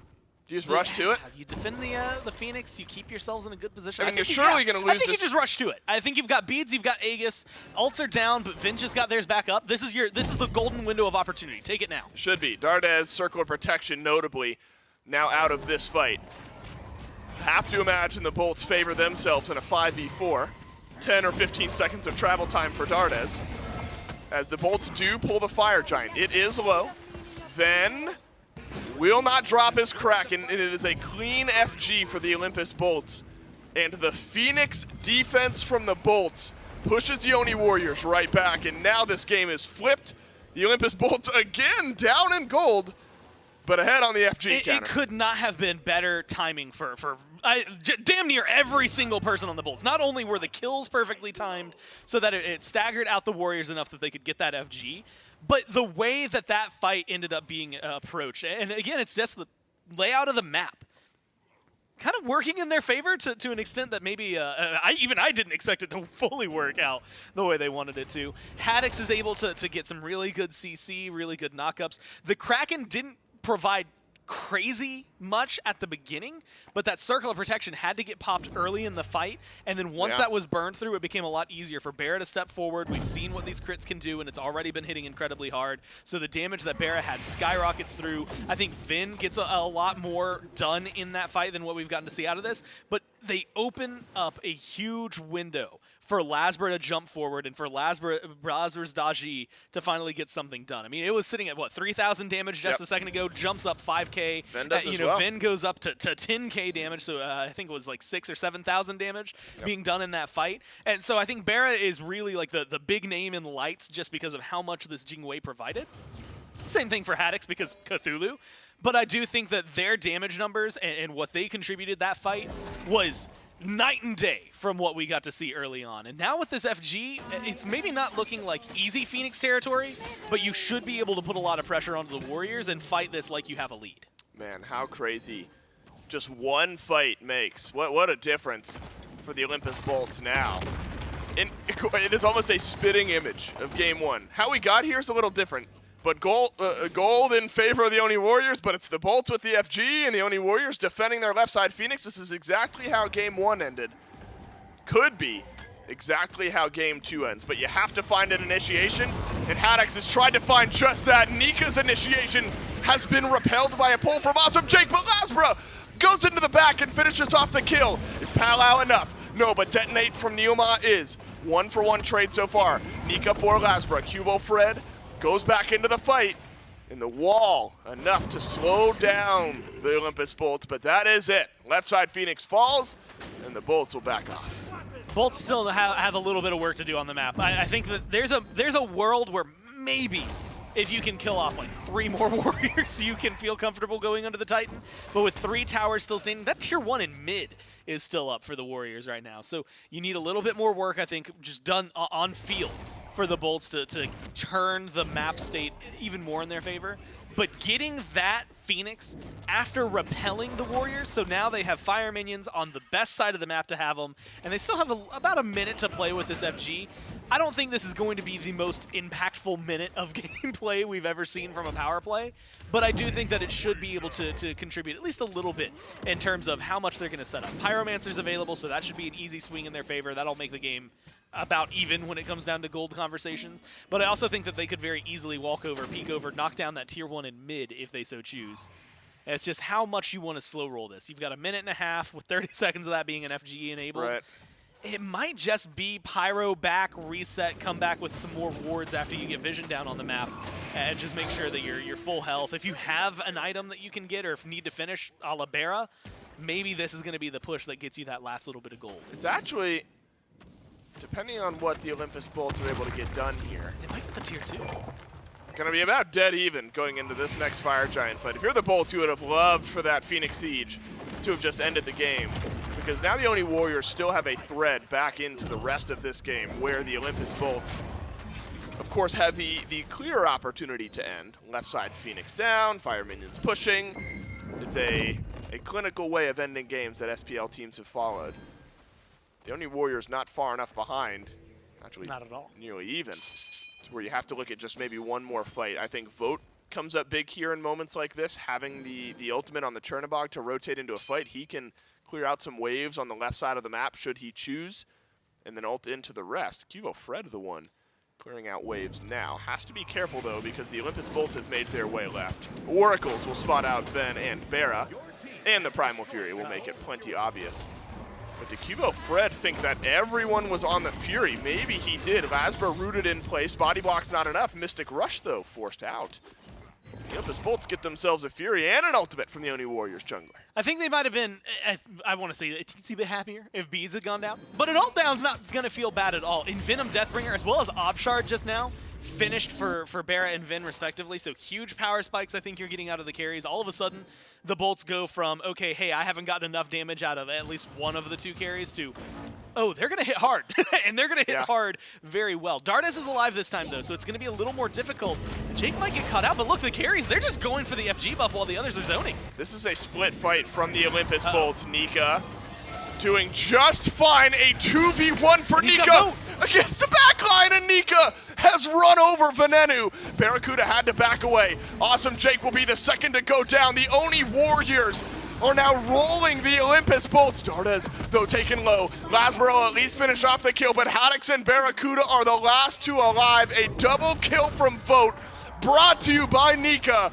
Might have just ended this game, and a wall from Neomom might seal it. Yeah, Haddix is just playing distraction. This is buy time and do what you can. And hope that someone will respawn faster. Unfortunately, you can't buy your way back here, so it is Barra. Again, a lot of crit, a lot of damage, a lot of potential.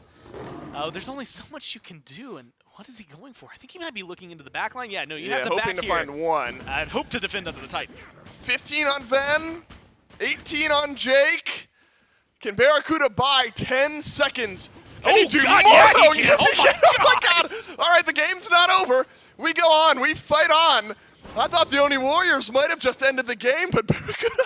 The deletes Neoma. All right, I need to buy 10. Cool. And you know what? I'm sad I didn't get this out prior to going into that fight. Unless Neoma is itemized differently in the last couple of seconds. And I really, well, for my sake, I'm about to make a different point. So I hope Barracuda isn't doing anything else because it'll be totally undercut by what he might catch out Cuvo. By what I'm talking about. Pings he walked. are down. I think he just walked over a ward. Yeah, I think. All right, this one sealed. Yeah, he did. Neoma's dead for 20 seconds, and now we are flipped again. Where the Olympus Bolts have a 5v4 around the Fire Giant because of one kill that Barracuda found in a 1 versus 3. Fire Giant is absolutely destroyed by the Olympus Bolts. And Gore, I do want to point out, and this might end up changing, a lack of anti-crit for the Oni Warriors. 0 Spectrals, that now changes because Neoma has finished that item. Barracuda has freely swung away with these crits in these last couple of fights. I thought the Oni Warriors were going to win after their FG fight win. It didn't, though. Barracuda turns back a kill. I don't know if that kill saves the game, but does give him a free FG in a minute. I think it does, right? I think you think they still go? Because I think if you, well, I don't know, because the Phoenix was also burned slow.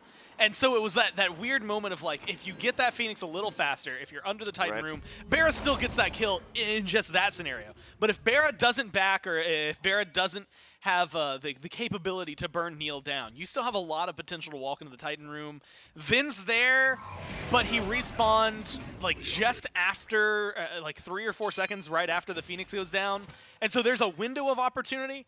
And almost actually it makes me think that the Warriors, and, you know, again, hindsight 2020, right? The right play there would have been, let's go get the FG. Unfortunately for them, that's not what happened, and that's not the world we live in. It did feel like it was close to an end. And I think that Barra, if not saves it, then saves it a little earlier than we would have seen a save, right? It might have been, okay, Titans at half health and Vin and Barra get a save, as opposed to just Barra bouncing them back. But now they've got the EFG. They've got really good siege, as we saw last time. I think if Haddix, with Blink available, just decides to go deep, they're going to be able to create an easy conversation for a win. How the jungle 1v1 has changed, too. Suddenly, Lasbra started to do a lot more, at least feel a lot more comfortable in some of the 1v1s. Cuvo Fred has Bloodforge.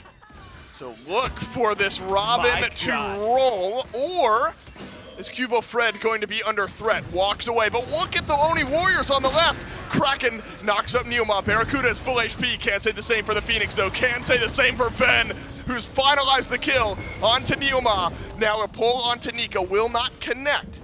The Olympus Bolts have gotten a kill onto Neo. They've gotten the left side Phoenix, and they still have enhanced FG for 1 minute and 45. So what was it, like 15, almost 20 minutes ago in the game where I said that, like, Lasbra and Vin just weren't giving me what I wanted out of these picks? They took that personally, dude. Like, I don't know what it was. I don't think they can hear us, but it hit them to the core. And since that moment, they have been playing the way that I expected and the way I wanted them to from the get-go. I mean, you have to think about it.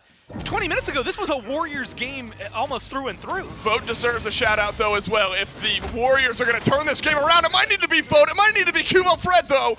who is killed off then first. Barracuda dashes forward, has some crits for Cuvo. Lazarus got some damage for Dardes, and the mid lane Phoenix will be the next target for the Olympus Bolts. Now it is just Nika and Vote, but there is too much damage onto the Titan. The Olympus Bolts have turned around the game yet again. Barracuda ends this one on a rampage, and the Bolts go up 2. Yeah, I think there's a lot of conversation to be had. Barra plays just out of his damn mind throughout that game, man.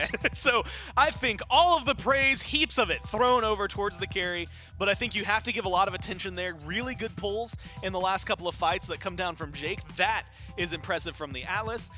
The Cthulhu, massive impact in terms of team fights. The engage that Haddix brought to the table was incredible. But I think if you go back and if we get the same first like 15-20 minutes out of Lasbra in Venenu that we got in the last, we have that copy pasted over it, that game ends 22 minutes in with a Warriors victory. I think they turn around whatever it was, whether it's power spikes, which admittedly was like right after Arata Tahuti and a couple of items scooped up for him, but also that left side Phoenix defense against a Fire Giant or Oni Warriors. That's where a Kraken goes big. That's when a Powwow comes through. That's when we get to see a surge from those two. I think that moment was a very defining light for the Bolts and really helped elevate them to where they needed to be. If the Oni Warriors have a lead at all in Game 3, I'm just assuming that the Olympus Bolts are going to win it. 2-0 up go the Olympus Bolts on the verge of a 3-0 win. We'll see if they can complete it coming up next.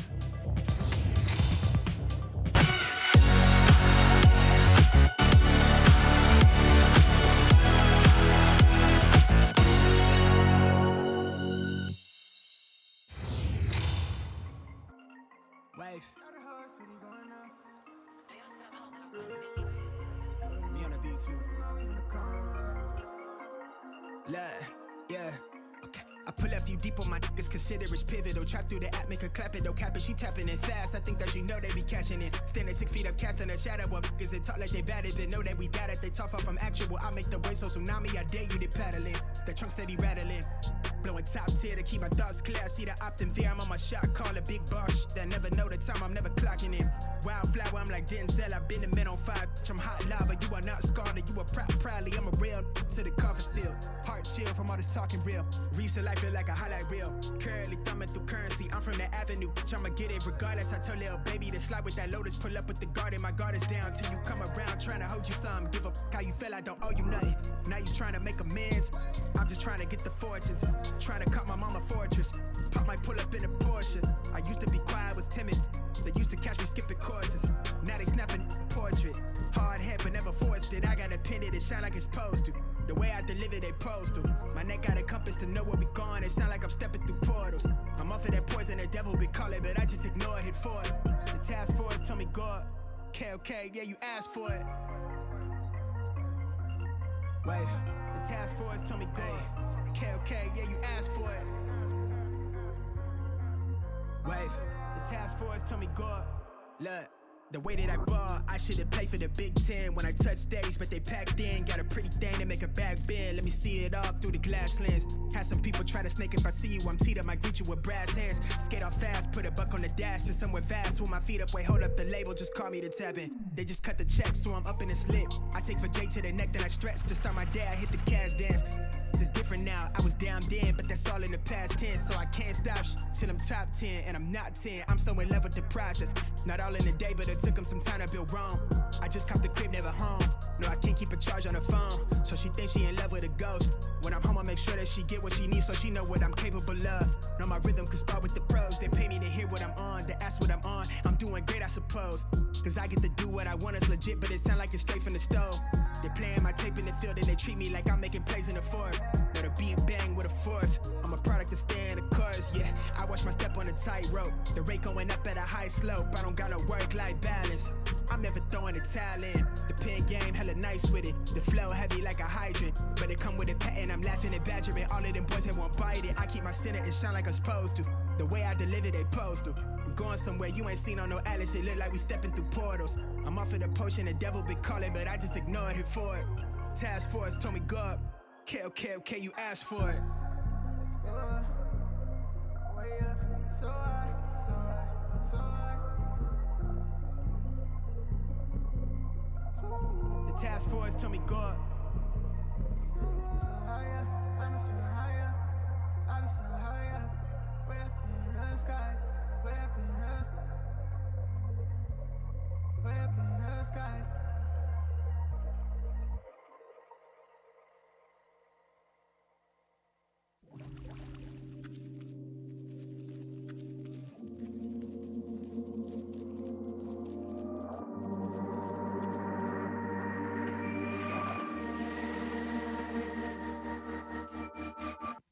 Hold up, wait a second. I need to know your title. Turn around, I need a minute. Are you anybody's wife yet? Keep holding my breath since the day you left. Can't get no rest. No, no.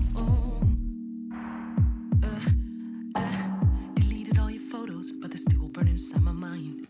Threw away all your clothes cause I didn't want anything left to remind me of us. Keep holding my breath since the day you left. Can't get no rest. No, no. Make a wish and take one last breath as I'm diving deep. My head is underwater. I thought I didn't need you, but while I'm drowning slowly, I realize that I've been missing you like crazy. My head is underwater, 'cause I thought I didn't need you. My lungs are wide open now, 'cause I realize I've been missing you like crazy. Sometimes when I meet ya, I don't know what to say, no. So I try to read ya, I watch every move that you're making. You're stuck on my brain, I'm going insane, crying in the rain. No, no.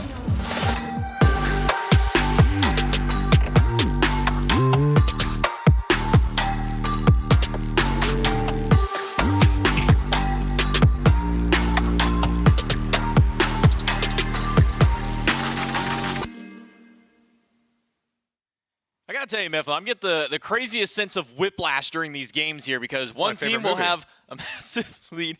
It's a good one. One team will have a massive lead, and then they'll lose a team fight, and the other team will now have a lead. And then that team will lose a team fight, and it keeps going back and forth. This constant ping-pong match here in Game 2 still continues. The Olympus Bolts, for the first, 15 minutes of the game, felt like it was going to be over for them. It felt like the Warriors were just going to punch their ticket, clock in, and get ready for game number 3.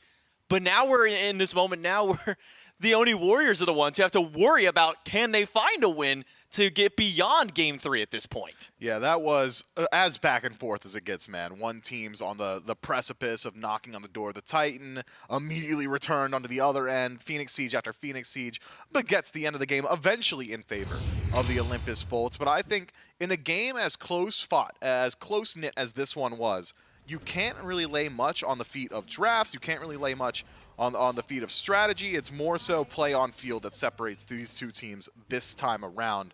And the Olympus Bolts came to play a little bit more so. That said, I think the Oni Warriors, with the lead that they were able to establish throughout the early, should have been able to transition their play into objectives a little bit more consistently, especially with Dardes on this E set. But the Olympus Bolts were able to mitigate that success throughout the early portions and make sure by the time we got to that 25, 30 or so minute mark that the lead was not so substantial in favor of the Oni Warriors, that the Olympus Bolts were capable of utilizing their composition that was very strong in the team fight. You've got great CC, beads burning tools between Awesome Jake and Lasbra. Haddix was just an apex predator in the back line, and eventually, after many trials and many errors, the Oni Warriors fall down. Barracuda maybe saving the game for his team there at the very end when the Warriors are knocking down the mid-Phoenix. I hear, Dave was going, he needs 15 seconds. Can he buy 10 seconds? And then it was crit, crit, crit, Neil is dead. Okay, yeah, I think he's bought enough time. But you got to take into account how the Oni Warriors had approached that siege. They did not want to end there. If they wanted to end, Nika stays. Nika would have gone in with the push as well. I think that was a scenario in which the Oni Warriors were trying to say, hey, we're going to take the mid-Phoenix, we're going to disengage. So even in losing their support, even in losing Neilma, that's acceptable losses to the Oni Warriors. That was a decision actively from the Warriors that this is not an opportunity to end, and even when Barracuda knocks him down, it was only like 8 seconds left on Ven's respawn. That's fair. It was getting down to the wire there, and you're probably right to say with Nika not there, maybe not looking to end that one out there, but the Oni Warriors do need to look to end at least the game in their favor here. Picks and Vans for game number 3 and potentially the Oni Warriors' final chance to bring this one back to take us into game number 4. The way these games have been going, man, I have no idea where any of these games are going to go. Are the Bolts going to get another win? Are the Oni Warriors going to get another win? All that just comes down to how they play on field here. First ban, though, will be the Morgan. The Bolts very concerned of what Dardas is able to do with that pick. And you know, the Oni Warriors, maybe more specifically Neilma, no stranger to this situation. I wonder if there's any players who've got as much experience as Neilma in a reverse sweep scenario. I mean, I had the opportunity walking past him. He walks out and he says, you know what? I got him exactly where I want him. So, Oni Warriors fans, hold your banners high, put your arms in the air, give them some energy because they're going to need it. It's a steep hill to climb up against the Olympus Bolts, but one that I think the Oni Warriors are capable of.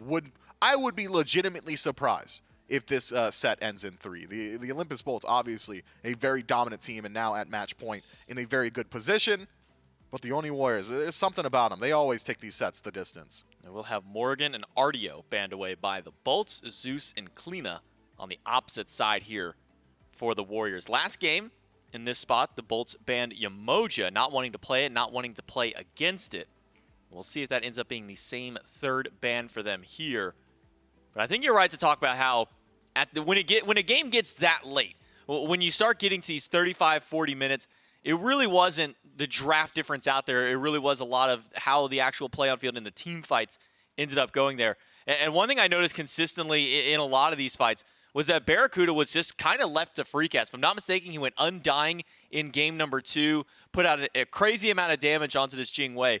So if you're the Warriors, I mean, do you start putting some stock into making sure to shut down Barra early, try to find him in those backlines and fights? It's hard to say, right? Start looking at Barracuda, all of a sudden Ven's popping off. Start looking at Ven, Barracuda's doing it to you. So maybe the Oni Warriors could look towards some more consistent bursts so they can, once they do close gap into that backline, which is not an easy task with Haddix playing as he was in the last match. That Cthulhu made it very difficult for anybody on the Oni Warriors to get into position to look at these priority targets. But once they did get back there, very often Barracuda on this incredibly safe pick, Jing Wei, was able to survive the majority of those team fights. So I think it was an active decision from the Oni Warriors to say, hey, we can't really look at Barracuda because when you do, my man just airstrikes over a wall, and who's chasing that? Just about nobody, especially with a Descended into Madness Cthulhu right on your heels. Well, it will be a Dodgy and then a Nox to round out the top 6 bans across the board. And that leaves the Yamoja open, so the Bolts will be able to grab that one for themselves. And now the Oni Warriors have their response. Ymir has been the pick for Neil Ma a couple of times to answer up against this. Has had some very nice highlight plays on that God, even up against another Yamoja that went up against the Titans at the very end of the first phase here. But the Warriors have a lot open here. I mean, they can grab their jungler, they can grab their mid, grab their support, whatever they want to do so here. They'll start with Eset to leave a little bit of flexibility open. But like we said, going into game number 2, this is a pick that Dardas specifically really likes to play. Yeah, and it really is all about that objective-focused play. We saw it exemplified perfectly in the first set of the day. Paul flubs a couple confirms with the circle protection, and all of a sudden this composition falls apart because you don't transition yourself into the late game with enough of a lead. I think the Oni Warriors, not in flubbing confirmation, but maybe in lack of pressure around objectives, find themselves in a very similar situation. So in going back towards the E set, the Oni Warriors, to me, this reads very loudly to me, that they are trying to play around Gold Furies. They want to go to Pyromancers. That is exactly the name of the game for them. And now they want to build a draft that can make use of that in the late game when they have that lead. So keep your eyes on the objectives. Keep your eyes on the neutrals. The Oni Warriors likely will be trying to keep their pressure up there. Capri locked in yet again for Neil Ma, a pick that he has been allowed to play very, very often, and he plays it at the highest level. Will give you a little bit more so of a safety net and limit the Bolt's ability to go for a single target style of picks. You don't want to lock in a double hunter composition against Capri. You don't want to lock in a whole lot of single target DPS because Capri is the best at stopping it. I mean, game 1 and 2, the Oni Warriors had been drafting Chernobog in that top 2 spot. So making that quick adaptation here in game number 3 to now draft their Guardian, their support here for Neil Ma. That leaves a lot open here for the Bolts. I mean, Barracuda can just go back to Jing Wei again, continue to extend that 100-plus game count that he has on this God, and then even throw in a Shiva into the mix here. The Olympus Bolts pick up what could be their jungler here on the side for Lasbra. And how do you kind of feel about the Shiva, kind of partnering up with this Umoja?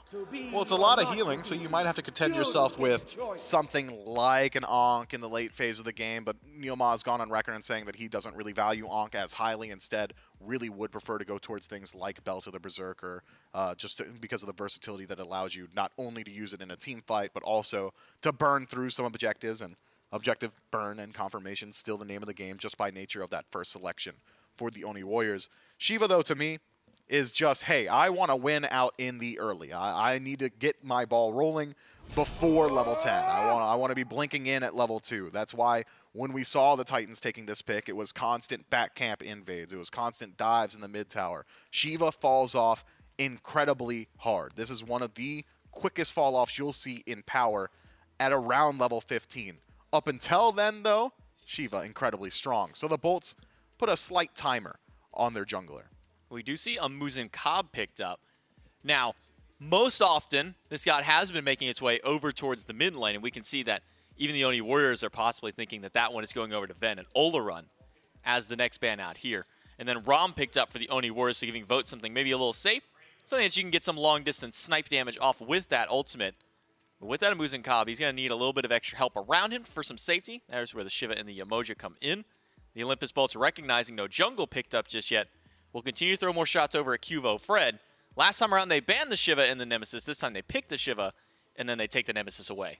So there's some inherent synergy now in the Oni Warriors draft in that both Eset and Rom are very adept at extending their lives in very poor circumstances. Eset does it for herself by dropping Circle Protection on her feet, getting that additional damage mitigation, getting a large burst of healing, which buys time for the rest of your team to rotate in and help you out. The same can be said of Rom by going up into the air. Sure, it's a good deal of damage, but more so and more often in the early phase of the game, Rom Ultimate is just an extended Aegis. Land down, actually use your Aegis, and you've bought 5, 6, 7 seconds for somebody to rotate in and help you.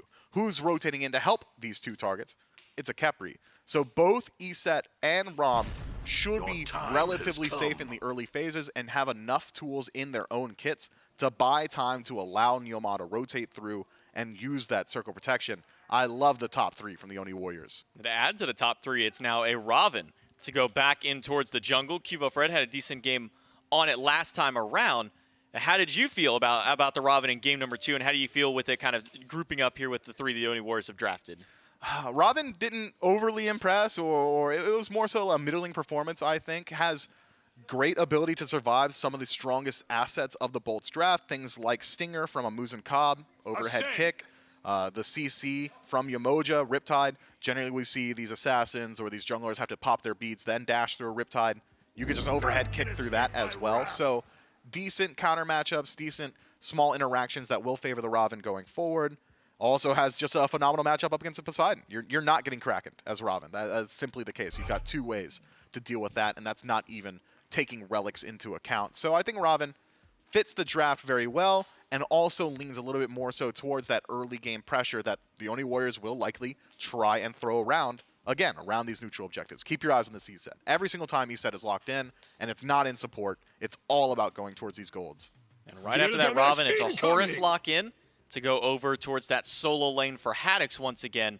And then that Poseidon, as you mentioned. So does Muzen Cobb now, pivoting over towards the dual lane here for Barracuda, as he had a couple of target bans thrown towards him with that Olrun Jing Wei. And then a Gilgamesh to round things out. They were hovering the Odin there. And it, to me, would have made a lot of sense. You got Poseidon, AMC, Shiva, Umoja can't get out of that cage.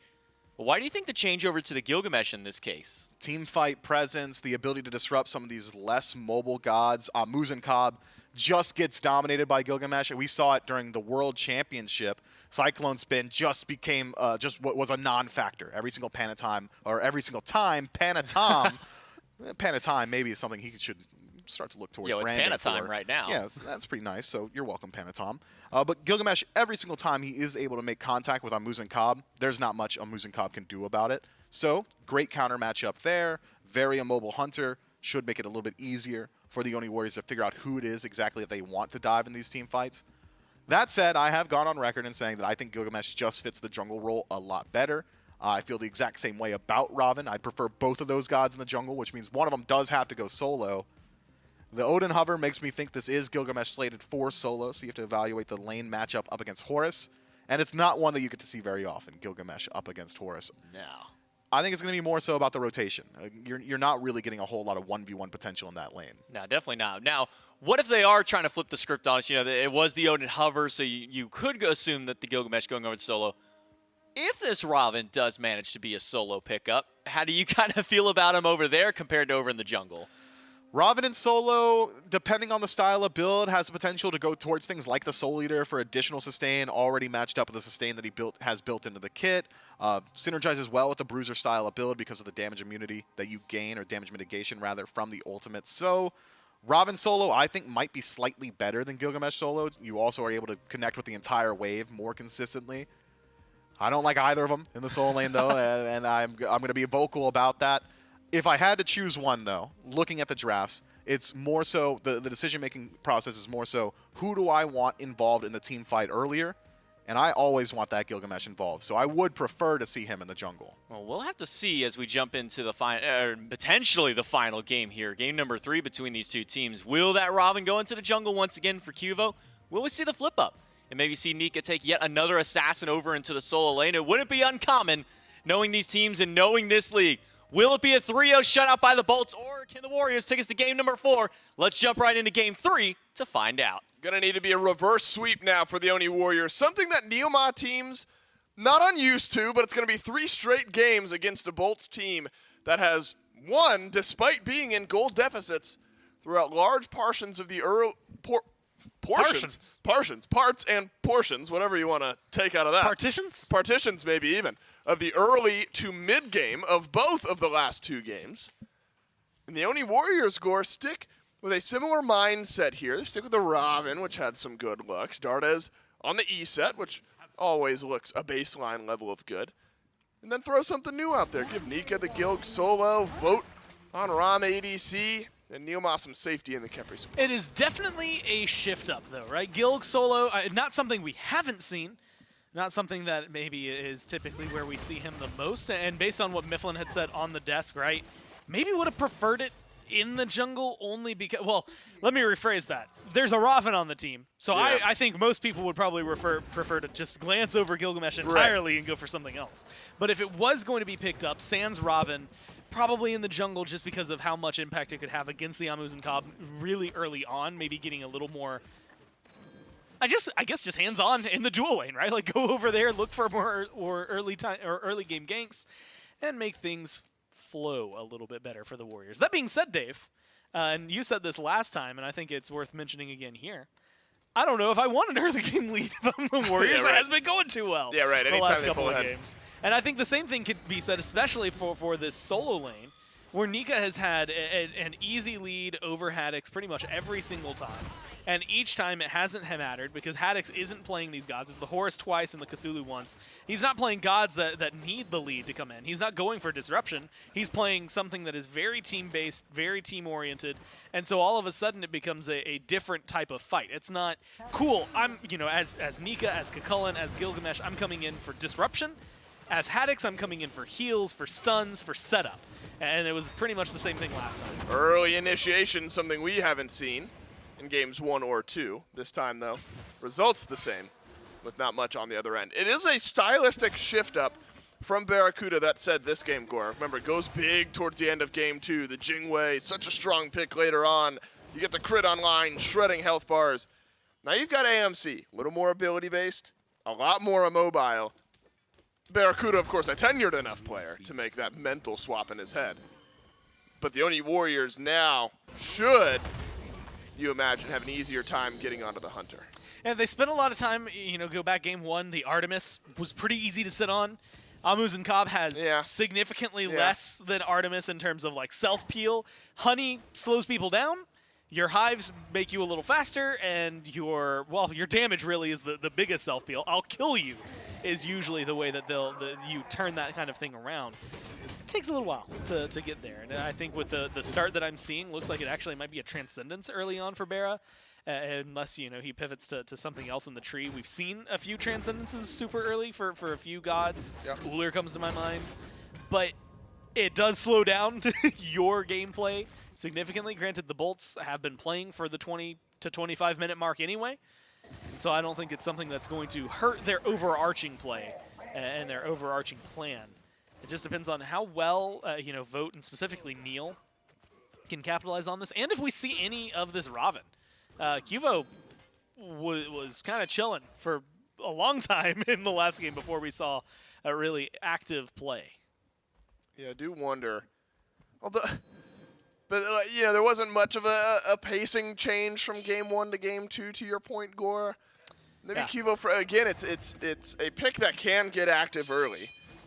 I don't know how successful you'll be ganking Haddix outside of the first few levels. You're right, though. Maybe Barracuda this time offers an alternate option for Cuvo Fred, whereas it has only been Ven, who, for the 3rd time in a row, playing a somewhat immobile mage out of mid.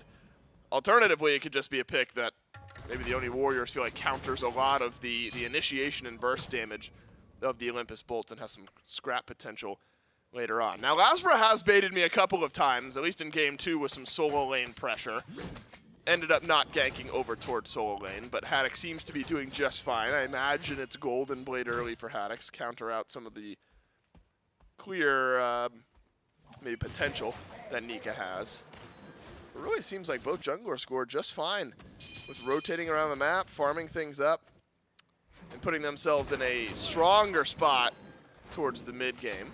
The Cuvo Fred, maybe with the first bit of little pressure early here. This will be a clean red buff attempt. Unfortunately, though, only gets the sides. Looks like Venenu is able to drop the red. Yeah, stays an attempt, right? And I like where Cuvo's presence of mind is. I think that we've seen countless times so far the Warriors with good farm and good principle and approach to this early game has led them to significant leads where they've been able to potentially leverage it for more. Oh my God! Well, 2 kills happen all at once. The one we saw was Second Blood. As over here, another kill gets dropped, and it's Dardes, who still has his ultimate. It was just a blink. It was just yeah, gone. Looks like He's just an dead. initiation onto Haddix out of nowhere. Nika drops Winds of Shamash, though, so we get an idea of what happens over on the right side of the map. And that just a one rotation on over, Gore. Dardes plus Nika equals kill onto Haddix. I think it is a good spot. I think getting Dardes first blood feels good. Killing Jake here feels pretty good as well. I don't know, with the Riptide, if it's going to last. Also, worth mentioning, harkening back to game 1, Jake's Yamoja's Riptides specifically were really, really on point. Yep. And worked well against this exact Khepri. Now they're maybe going to get aggressive onto Cuvo. But I think getting first blood onto Dardes, thumbs up. Getting kills and lane pressure, I guess, for Nika is a technical thumbs up. But end of the day, I don't care if Haddix dies. Haddix could be down 3 levels from Nika for all I care. At this point, like level 7-10, that would make a big difference. But like a level 13 to 16 from what we've seen over the last couple of games, I'm not sure if I'm sweating it too much if I'm the Bolts. And so I think where the pressure is going for the Warriors, maybe not exactly in agreement with what I think they maybe should focus on. But I do think that any amount of lead, any kills, anything that you're going to be able to pick up is still a big deal for you. So positives that's still going their way. The question really is just going to come down to how well they can leverage, some of the early pressure that they have in terms of God picks. Yep. Neil, where he's going to maybe potentially find Flux, what they can do with the circle protection, knowing that they have it online pretty early. I think there's a lot of options for the Warriors out there. And I'm curious to see how they end up playing it. Otherwise, the Bolts, I think this is the first time that we can say this after a few minutes of gameplay, have an early game lead. That means the Oni Warriors win now, right? Because whichever team has had the early lead ends up losing. So maybe fighting against history now are the Olympus Bolts. I think that the desk did set this up. Although the Oni Warriors did have like a 200 or 300 gold lead, according to our charts there. And now the Bolts are fighting back. So I don't know when you consider the lead to be important, but you can make an argument for both teams. Just to sit on the fence a little bit here. A red buff invade by the Bolts. This one is successful. Spear ball out onto Awesome Jake. Gotta be a kill, and it is for Cuvo Fred. In the back, though, Neoma searching for a pluck. Won't grab it. Stinger goes out. Venenu held onto the Kraken. Might have gotten Neoma low, but there is a Scarab's Blessing as well around the corner. Now Ven, all on his own, drops the Kraken. There it is. Oh my God, but Vote turns around some damage. Dardes being chased through by Lasbra. One more tick of damage, and Lasbra's got it. Ends up being an effective trade for the Bolts, winning out by 1 or 2. Yeah, 3 for 2, you know, elongated version of that fight. Yep. But they get a red buff as well, so like a little bit of icing on the cake. That was a good Kraken, a very beautiful play, buff. I think, from Vin. Plus a purple buff, so yeah, a little bit more going in their favor. Maybe not the cleanest engage, but I do think you get kills and assists where they matter most. Bera jumps up by 3 assists, so that's going to be a nice little boost over there. Same thing, Vin being able to pick up what they do in that fight, big kind of bolstering for them. But the Shiva showcases not only the damage that you can get from the ultimate this early on, but a nice early game lead. 2-0-1. I want to see this pressure from Lasbra continue. I want to see fights like that get sought out. And I want to see Lasbra going for these setup plays, whether it's knockups, pulling in with the ring, ults, anything like that, I think are big deals. Wow, lots of damage onto Ven. Shell doing its work. Oh, he broke his ankles. That's unbelievable. From Vrenenu, sends Cubo Fred one direction. Oh no, if he dies anyway, there's no justice in this world. Cubo Fred rounds the corner, gets the kill onto Ven anyway. Oni Warriors able to balance out the kills, now tied at 4, and grab themselves a red buff as well. That's that good old European health coverage, right? Like, Vin broke his ankles, but Cubo was fine pretty quickly. Yeah, he was fine Didn't anyway. cost him too much either. no. And now if Hera, he's going to be in a little bit of trouble. A lot of bit of trouble. Oh my God, the damage. That's just out of nowhere. And that's what this is why I was asking for. If you were wondering why for like 15 minutes or 13 minutes, I was lamenting that Cubo Fred wasn't getting involved. Granted, he didn't have a lot of good targets in game 2. But it's because look at what he can do with that damage. I mean, it is nuts how much this Raven can do when he gets hands-on early on. And I think that was just a perfect illustration of where he can put that pressure and where they can find it. I'm honestly surprised that they didn't continue trying to pull the Gold Fury, especially with the Circle of Protection. Maybe not feeling too confident in like just their survivability right now more than anything. Awesome, Jake. Surely not. Yeah, Boat will roll away. The good news is for Bolts fans that there's a slight lead in solo, slight lead in mid, and slight lead in support. So the Oni Warriors still a bit down behind in gold after the Pyromancer goes to the Bolts. A small silver lining after the Oni Warriors were able to turn around a couple of picks.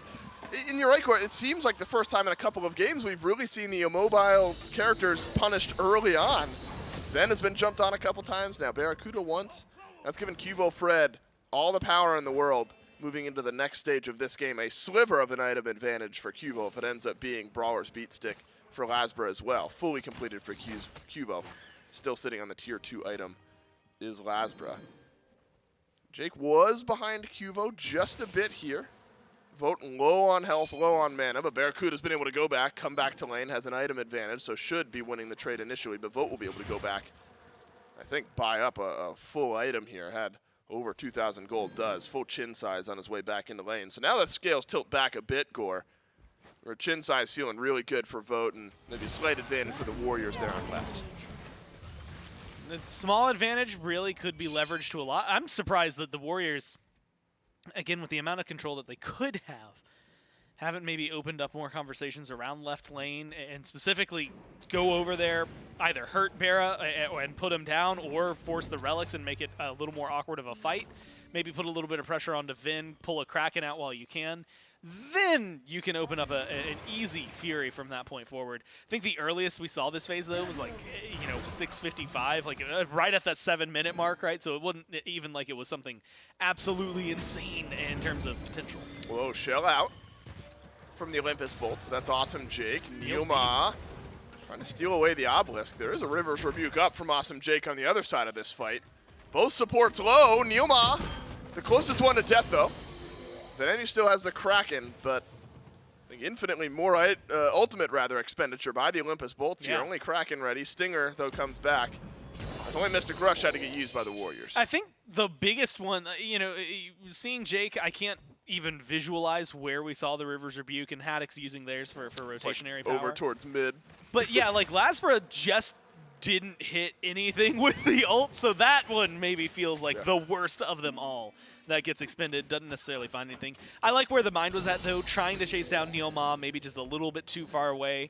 And Neil with a dash is able to displace just enough to make sure that it's not going to connect. But that is another interesting like point as the Riptides are just bullying Neil. But really, I think the biggest thing is seeing where like Lasbra's healing is going to come into the equation later on. You've got Haddock's healing later on, Jake healing now and later on. And so I do think that the Bolts, at least in terms of survivability, will start pushing the fringe of the Warriors. And you know, you've already got a Brawlers, you've already got a Divine, you've got a few things that are oriented to help deal with it. And it's not so much healing that you think you need, you know, like something like an Ankh to stop it, similar to like an Afro or a Hell.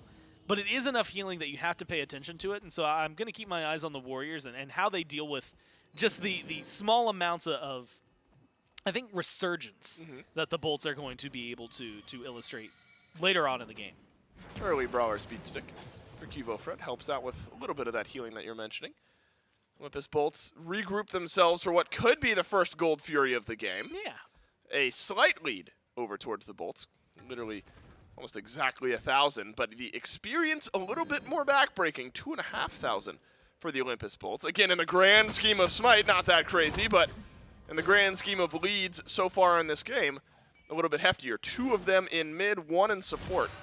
We're equal everywhere else. So Ven really the one in a power spot here, where Dardes goes the same build on the E set. Venenu does the same on the Poseidon as well. Lasbra pulled in, but River's Rebuke is fantastic. Delays out this fight. The Oni Warriors won't be able to follow up on it to the skies from Haddock's, but will initiate around this Gold Fury. Both mid lane ultimates still ready to go. Could see both attempting to steal. Oh, like bees just getting thrown out there. A lot of damage. Good Riptide. Neil's just gone. Yeah, that's great from Awesome Jake to pull Neil right back into the fight. Kraken is up and it is down. Nika low on health. Cuvo Fred stunned up by Haddock's and immediately knocked to the earth. Vote uses the beads, rolls back and away, and the Olympus Bolts have found a couple of targets, hoping to chase down one more. Dardes won't get out of this one. Lasbra's on a killing spree, and the Bolts will take 3 plus the Fury. I'm becoming a huge fan of this Horus solo, and not Snipes? for Snipes! No, doesn't get it. Okay, yeah, good. Gold Fury, that got eerily close, and I like Vote's presence of mind. Those. Go back and watch a Season 2 Smite montage. Most ROM plays are just snipes, and most of them will be around objectives. Yep. But I'm loving and falling in love with this Horus solo. Yeah, it's looked good, Goran. We'll be able to talk about it in just a moment. Or will we? Well, we surely will, because Vote is just going to get rip-tided to hell and back. Barracuda's going to deal the final bit of damage. And I fear for the Warriors. Yeah, right. I fear for the Warriors, though, that this game has just been taken over by the Bolts, because normally it's been back and forth through 15 minutes.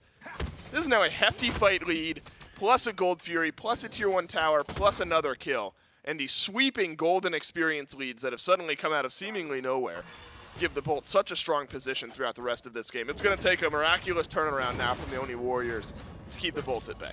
You know, thinking back on it, though, if I'm the Bolts, they don't have a great track record against like the Dragons as a team. Do they want to win? Because they're just going to make it to the finals against a team that has a much more convincing win-loss versus them. And so we'll see maybe, I guess, how that works out. We did get Bolts Dragons a lot, didn't we? And not only does it happen a lot, but almost always, not always, but almost always has gone the way of the Dragons. Yep. And that's what they're set up for right now. This is more of a conversation of how well can you play from behind if you're the Warriors.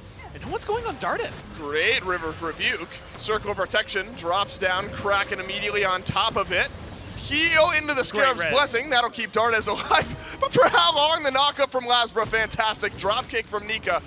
Might just trade out his life, but Haddock's has the range anyway. Not something I thought I'd say about Horus. Another good Riptide from Jake, and my man is just feeling himself today. Every once in a while, a Yamoja just enters the flow state, and it seems like Awesome Jake will do no wrong. I mean, and now you're set up so beautifully. No circle protection, no mid laner, no real fight potential here for the Warriors. Fire Giant should be a relatively easy scoop up, but you have to be worried about Cuvo. I think his dive potential could still kill off someone like Vinnerbera.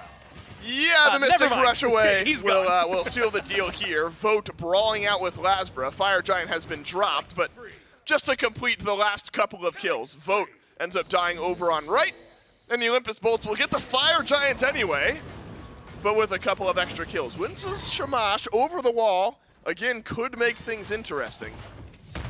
But in all likelihood, Nika realizes there is not much to be done here. The Olympus Bolts have roared back in game number 3. They will take the Fire Giant in a 7,500 gold lead going around the 20-minute mark. And now they just get to further that even more, right? You should be We're able gonna to knock min-max. this. And now I actually love Nika things gonna like that die? because they're going to go a little Where is deeper. he? And they're jumping onto him. He does get a leap Oh, away. no. But a blink forward with a stun, never mind. Haddox doesn't have it. And that's what I'm gonna use these few minutes. Hey, we're about to watch the Bolts do a stereotypical siege. They might even be able to get a right-hand Phoenix out of this one. But it is Haddox that I think has really opened my eyes. I don't think as a lane matchup, this Horus is crazy, but what it brings to the table for team fights, Wow. the blink stun, all the setup is just insane. Wow, the Bolts have just not reset, and they're going for a Phoenix Siege. Cubo Fred is alone in the back. Cubo Fred is stunned in the back. Overhead kick necessary. Haddox takes the is Spirit Ball. Cubo Fred jumped on and deleted by Lasbra and co. As the Olympus Bolts now have a 5 versus 4 advantage, might make win. it 5 versus 3. Vote has turned around 1 with the snipes, but he is stunned by Haddox, rolls away, and the Horus strikes pay dirt yet again. Now the Olympus Bolts as 4. You've got minions?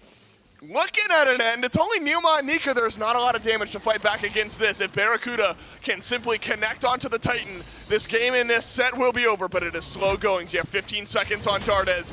In a moment like this, you're hoping Nika goes big, but he's got to go back to the fountain.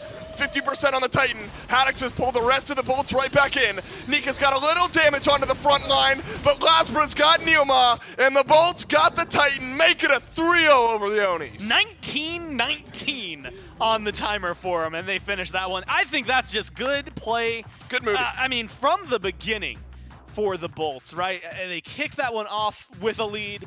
They continue with a lead. They win fights, and guess what? They kept the lead, kept going. I think that one was just well played, reminiscent of what those late-game team fights were, and they just break the back of the Warriors very early on. I think there's a couple of fights, and you could see it in the charts, where it's a little lead that gets pulled back slightly by the Warriors, but never does it feel as big of a difference maker than when Haddox rotates over. Some of those fights and the stuns that he provides, the setup he provided around the Gold Fury pit, that first big team fight was just massive. Another showdown between the Jade Dragons and the Olympus Bolts at the end of phase number 1 here. Been a storied matchup. Every time. And we got another one here between the Bolts and the Dragons.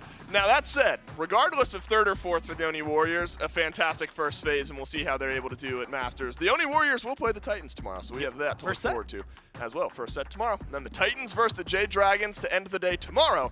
To end the day today, we'll take a break, and then the desk will break this one down.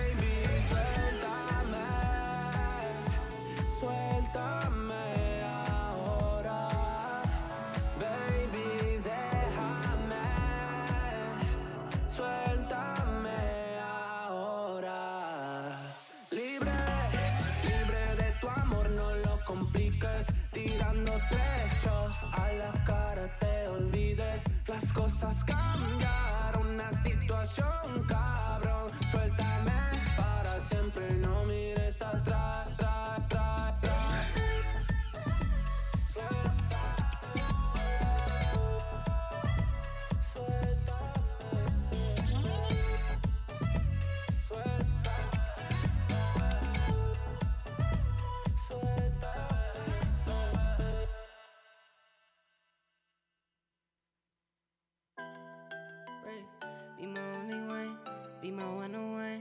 You're my only way, be my heartbreak. Be my heartbreak, be my one away, be my only way. You're my only love, be my heart.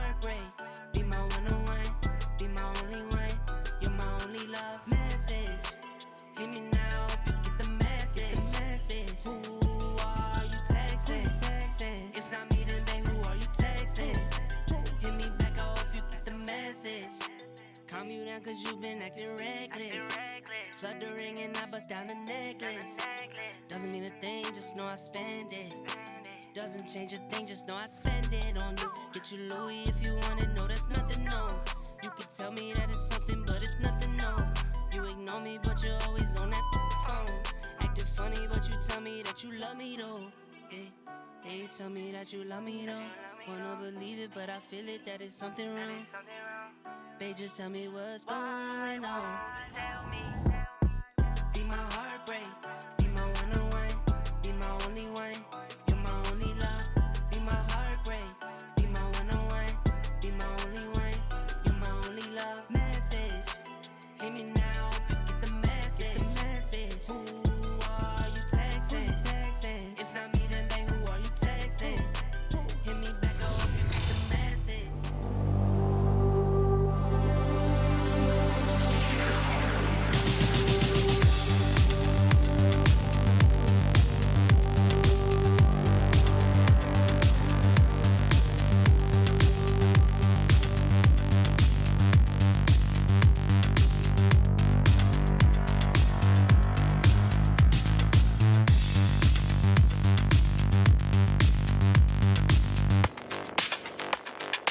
Three, two, one.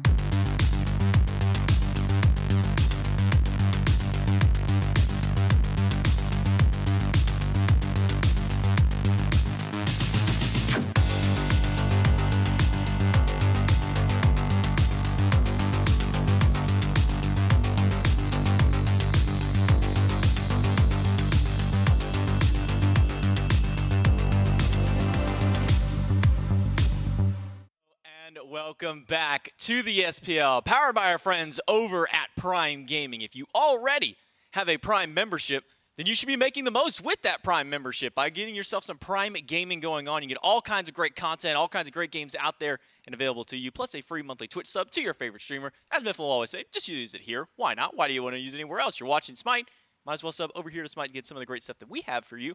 Or if you don't already have a Prime membership, you're missing out on a lot of great stuff. I mean, you get free shipping with all of your orders on anything. You can also watch movies. You can listen to music. You can read books. There's so many great things that you can do with a Prime membership and a Prime Gaming membership. So make sure that you are making the most out of that opportunity to do so here. Just like the Olympus Bolts have made the most out of their opportunity to find a 3-0 here in this best of 5 up against the Oni Warriors. Mifflin, what a fast game compared to what we've witnessed in games 1 and 2. The Olympus Bolts were done with going to these 35, 40-minute fiestas. They said, we want the win, we want it now, and they did so. Yeah, this one almost feels like a little bit of draft diff. On top of play on field, of course, you got to give credit over to the Olympus Bolts, able to execute perfectly on their composition. But when you look at what the Oni Warriors are bringing, how do they close gap into that backline? I think the only counter matchup the Warriors had for themselves that reared its head once or twice is Ven would for some reason, drop a Kraken in the middle of a circle protection. Yeah, maybe wait it out next time. But outside of that, who's closing gap into the back line, and when they do so, who cares? Cubo Fred was able to get back towards Ven, but that guy's super quick, super fast, and he had an iron wall of defense built around him, named Haddix, named Lasbra, named Awesome Jake. It just felt like once the Bolts had grouped up as 5, their composition just far outscaled in the team fight, and I think it's hard to argue against it. How many times do we see this as well? Just walking away, dancing, all 4 arms, healing the entire team, getting you out of these sticky situations. Multiple times we saw the Olympus Bolts individual members drop to about 10% HP, and it just doesn't matter because 10% HP is 9 more than you need. I mean, and not just that. I mean, the amount of multi-man sweeps we've been seeing coming out of these Shivas, we saw it be a game changer for the Titans back in their previous set, and then we see a big one right there at the very end for Lasbra here on the Olympus Bolts. The Shiva pick, combine it with the Horus, combine it with the Emoji, just combine it across the board here. I mean, a 6-0 performance for Lasbra, 3-1 for Barracuda. Despite the early death that he had when 3 people had to gank him over into that lane, Bear was able to come back and turn himself around over into that duo lane. But, I mean, this is a complete 180 from what we were seeing in the previous 2 games, where these long, drawn-out engagements, these back-and-forth roller coasters. This time around, the Bolts just came to play, and they dominated. Yeah, and I was maybe made a fool of here because I had predicted at least one more game out of this set. Was not ready for the Oni Warriors to go down in 3. I'm being told now by our Olympus Bolts representative that I am a fool and that I should have expected a 3-0 by nature of them being the Bolts. He's nodding at me aggressively. I don't even know what to say anymore, man. I wish he'd look somewhere else. Something about this Horus too. I mean, Haddix brought this pick out a few weeks back, especially up against the against the Valkyries. Sometimes when you're ever going against some of the lower seeded teams, you got to play around with things a bit, but he's bringing this back in big sets here. You really do not want to look over here. We do have Haddix standing by. This is who he was talking about, the Olympus Bolts representative that's here for our post-game here. You're giving him the stare. You got the intimidation going on over here. He was talking bad about us for a second. I don't know. Oh, my God. Losing a game? Man, losing a game. I don't think so. Couldn't imagine. Couldn't be you over here, Haddix. Couldn't be the Bolts. At the end of the interview with Jake, I asked him, do you have any words to say over to Neil Ma? And his words were, we're going to win because of the power of friendship. That was Jake's word. Do you think the power of friendship is what got you guys to win over here today? Oh, yeah. I mean, you can definitely say that. I mean, once you have, years of synergy between everyone on the team and you're all great friends, you work together well. I mean, that's really all it comes down to SMITE. It's just synergy. Yeah, I mean, synergy worked out for you guys. I mean, finding a 3-0, fairly impressive. I mean, 2 long, drawn-out battles there in game number 1 and game number 2 as well. I mean, when you have those moments in those kinds of games where you're going back and forth, you get a win in one team fight, and now you're losing your next team fight. I mean, how do you guys bounce back and forth with that kind of mental? Oh, I mean, once you play it long enough and you're, like I said, you're good with everyone on the team, we're always confident in playing these super late games, and if we lose, we're always confident in playing the next team fight. Well, you will have another matchup tomorrow. That's going to be up against the Jade Dragons. Any expectations for them before I let you go? Ooh, I mean, it'll be probably a close set. We're usually pretty competitive with them, but I'm expecting we still win. There we go. A historic moment again tomorrow between these two teams. Congratulations on your win, Alex. Let's get back with the team to celebrate. Thanks for stopping by. Thank you. Yes. Say it. Scram. Oh, God. He was scared to say it. He put the mic back on. He put it back on. He pointed at you, too. He might come over here and tell you to scram if you're not too careful there. And I would, dude. He's the Giga Chad for a reason. There is a reason that he was called Chaddix for the longest time coming up in here before the SPL. But let's take a look at the bracket and the schedule. That way you guys can see how everything breaks down for the small seeding tournament. It's only 4 teams. It's a very simple bracket to follow here compared to what we've had for some of our brackets up into the past. With a win by the Bolts and the Dragons, that means they play each other tomorrow in the finals. And with a loss for the Titans and the Warriors, well, that means that they play each other tomorrow into the finals. And then there's no extra matchup or anything between that. It's just these 2 sets. There'll be 2 best-of-5s. It'll be seeding for not just the Masters tournament taking place in a couple of weeks, but also for Phase 2. So Jade Dragons and Bolts will at least be your 1 and 2 seed going into Phase 2. And then 3 and 4 for your Titans and your Warriors, depending on how that match goes up as well. Well, you gave Haddix the opportunity to speak his piece to the Jade Dragons. The Jade Dragons obviously did not know who they were going to play against, so we didn't get the opportunity to ask them. But I did sit down with Maxime, that's Panda Cat, for just a moment to see what he thought about the set that was currently being played. Oni Warriors up against the Olympus Bolts. And he said that it's crazy that 2 teams were willing to come out and compete for second place. That was his verbiage. Wow. A little bit of back and forth there then between Haddix and Panda Cat. Maybe we'll see some early rotations from Haddix to try and put that one down up here. It's a long ways. But that is a long distance. But the Horse is able to travel some of that. Maybe a teleport there as well. So we'll see how that one goes out tomorrow. We'll have 2 best-of-5s kicking off once again 11 a.m. here on the twitch.tv/SMITE game. Make sure that you're tuning in on behalf of myself, Mifflin, and all the casters production behind the scenes. Thanks for stopping by. We'll see y'all tomorrow. Scram.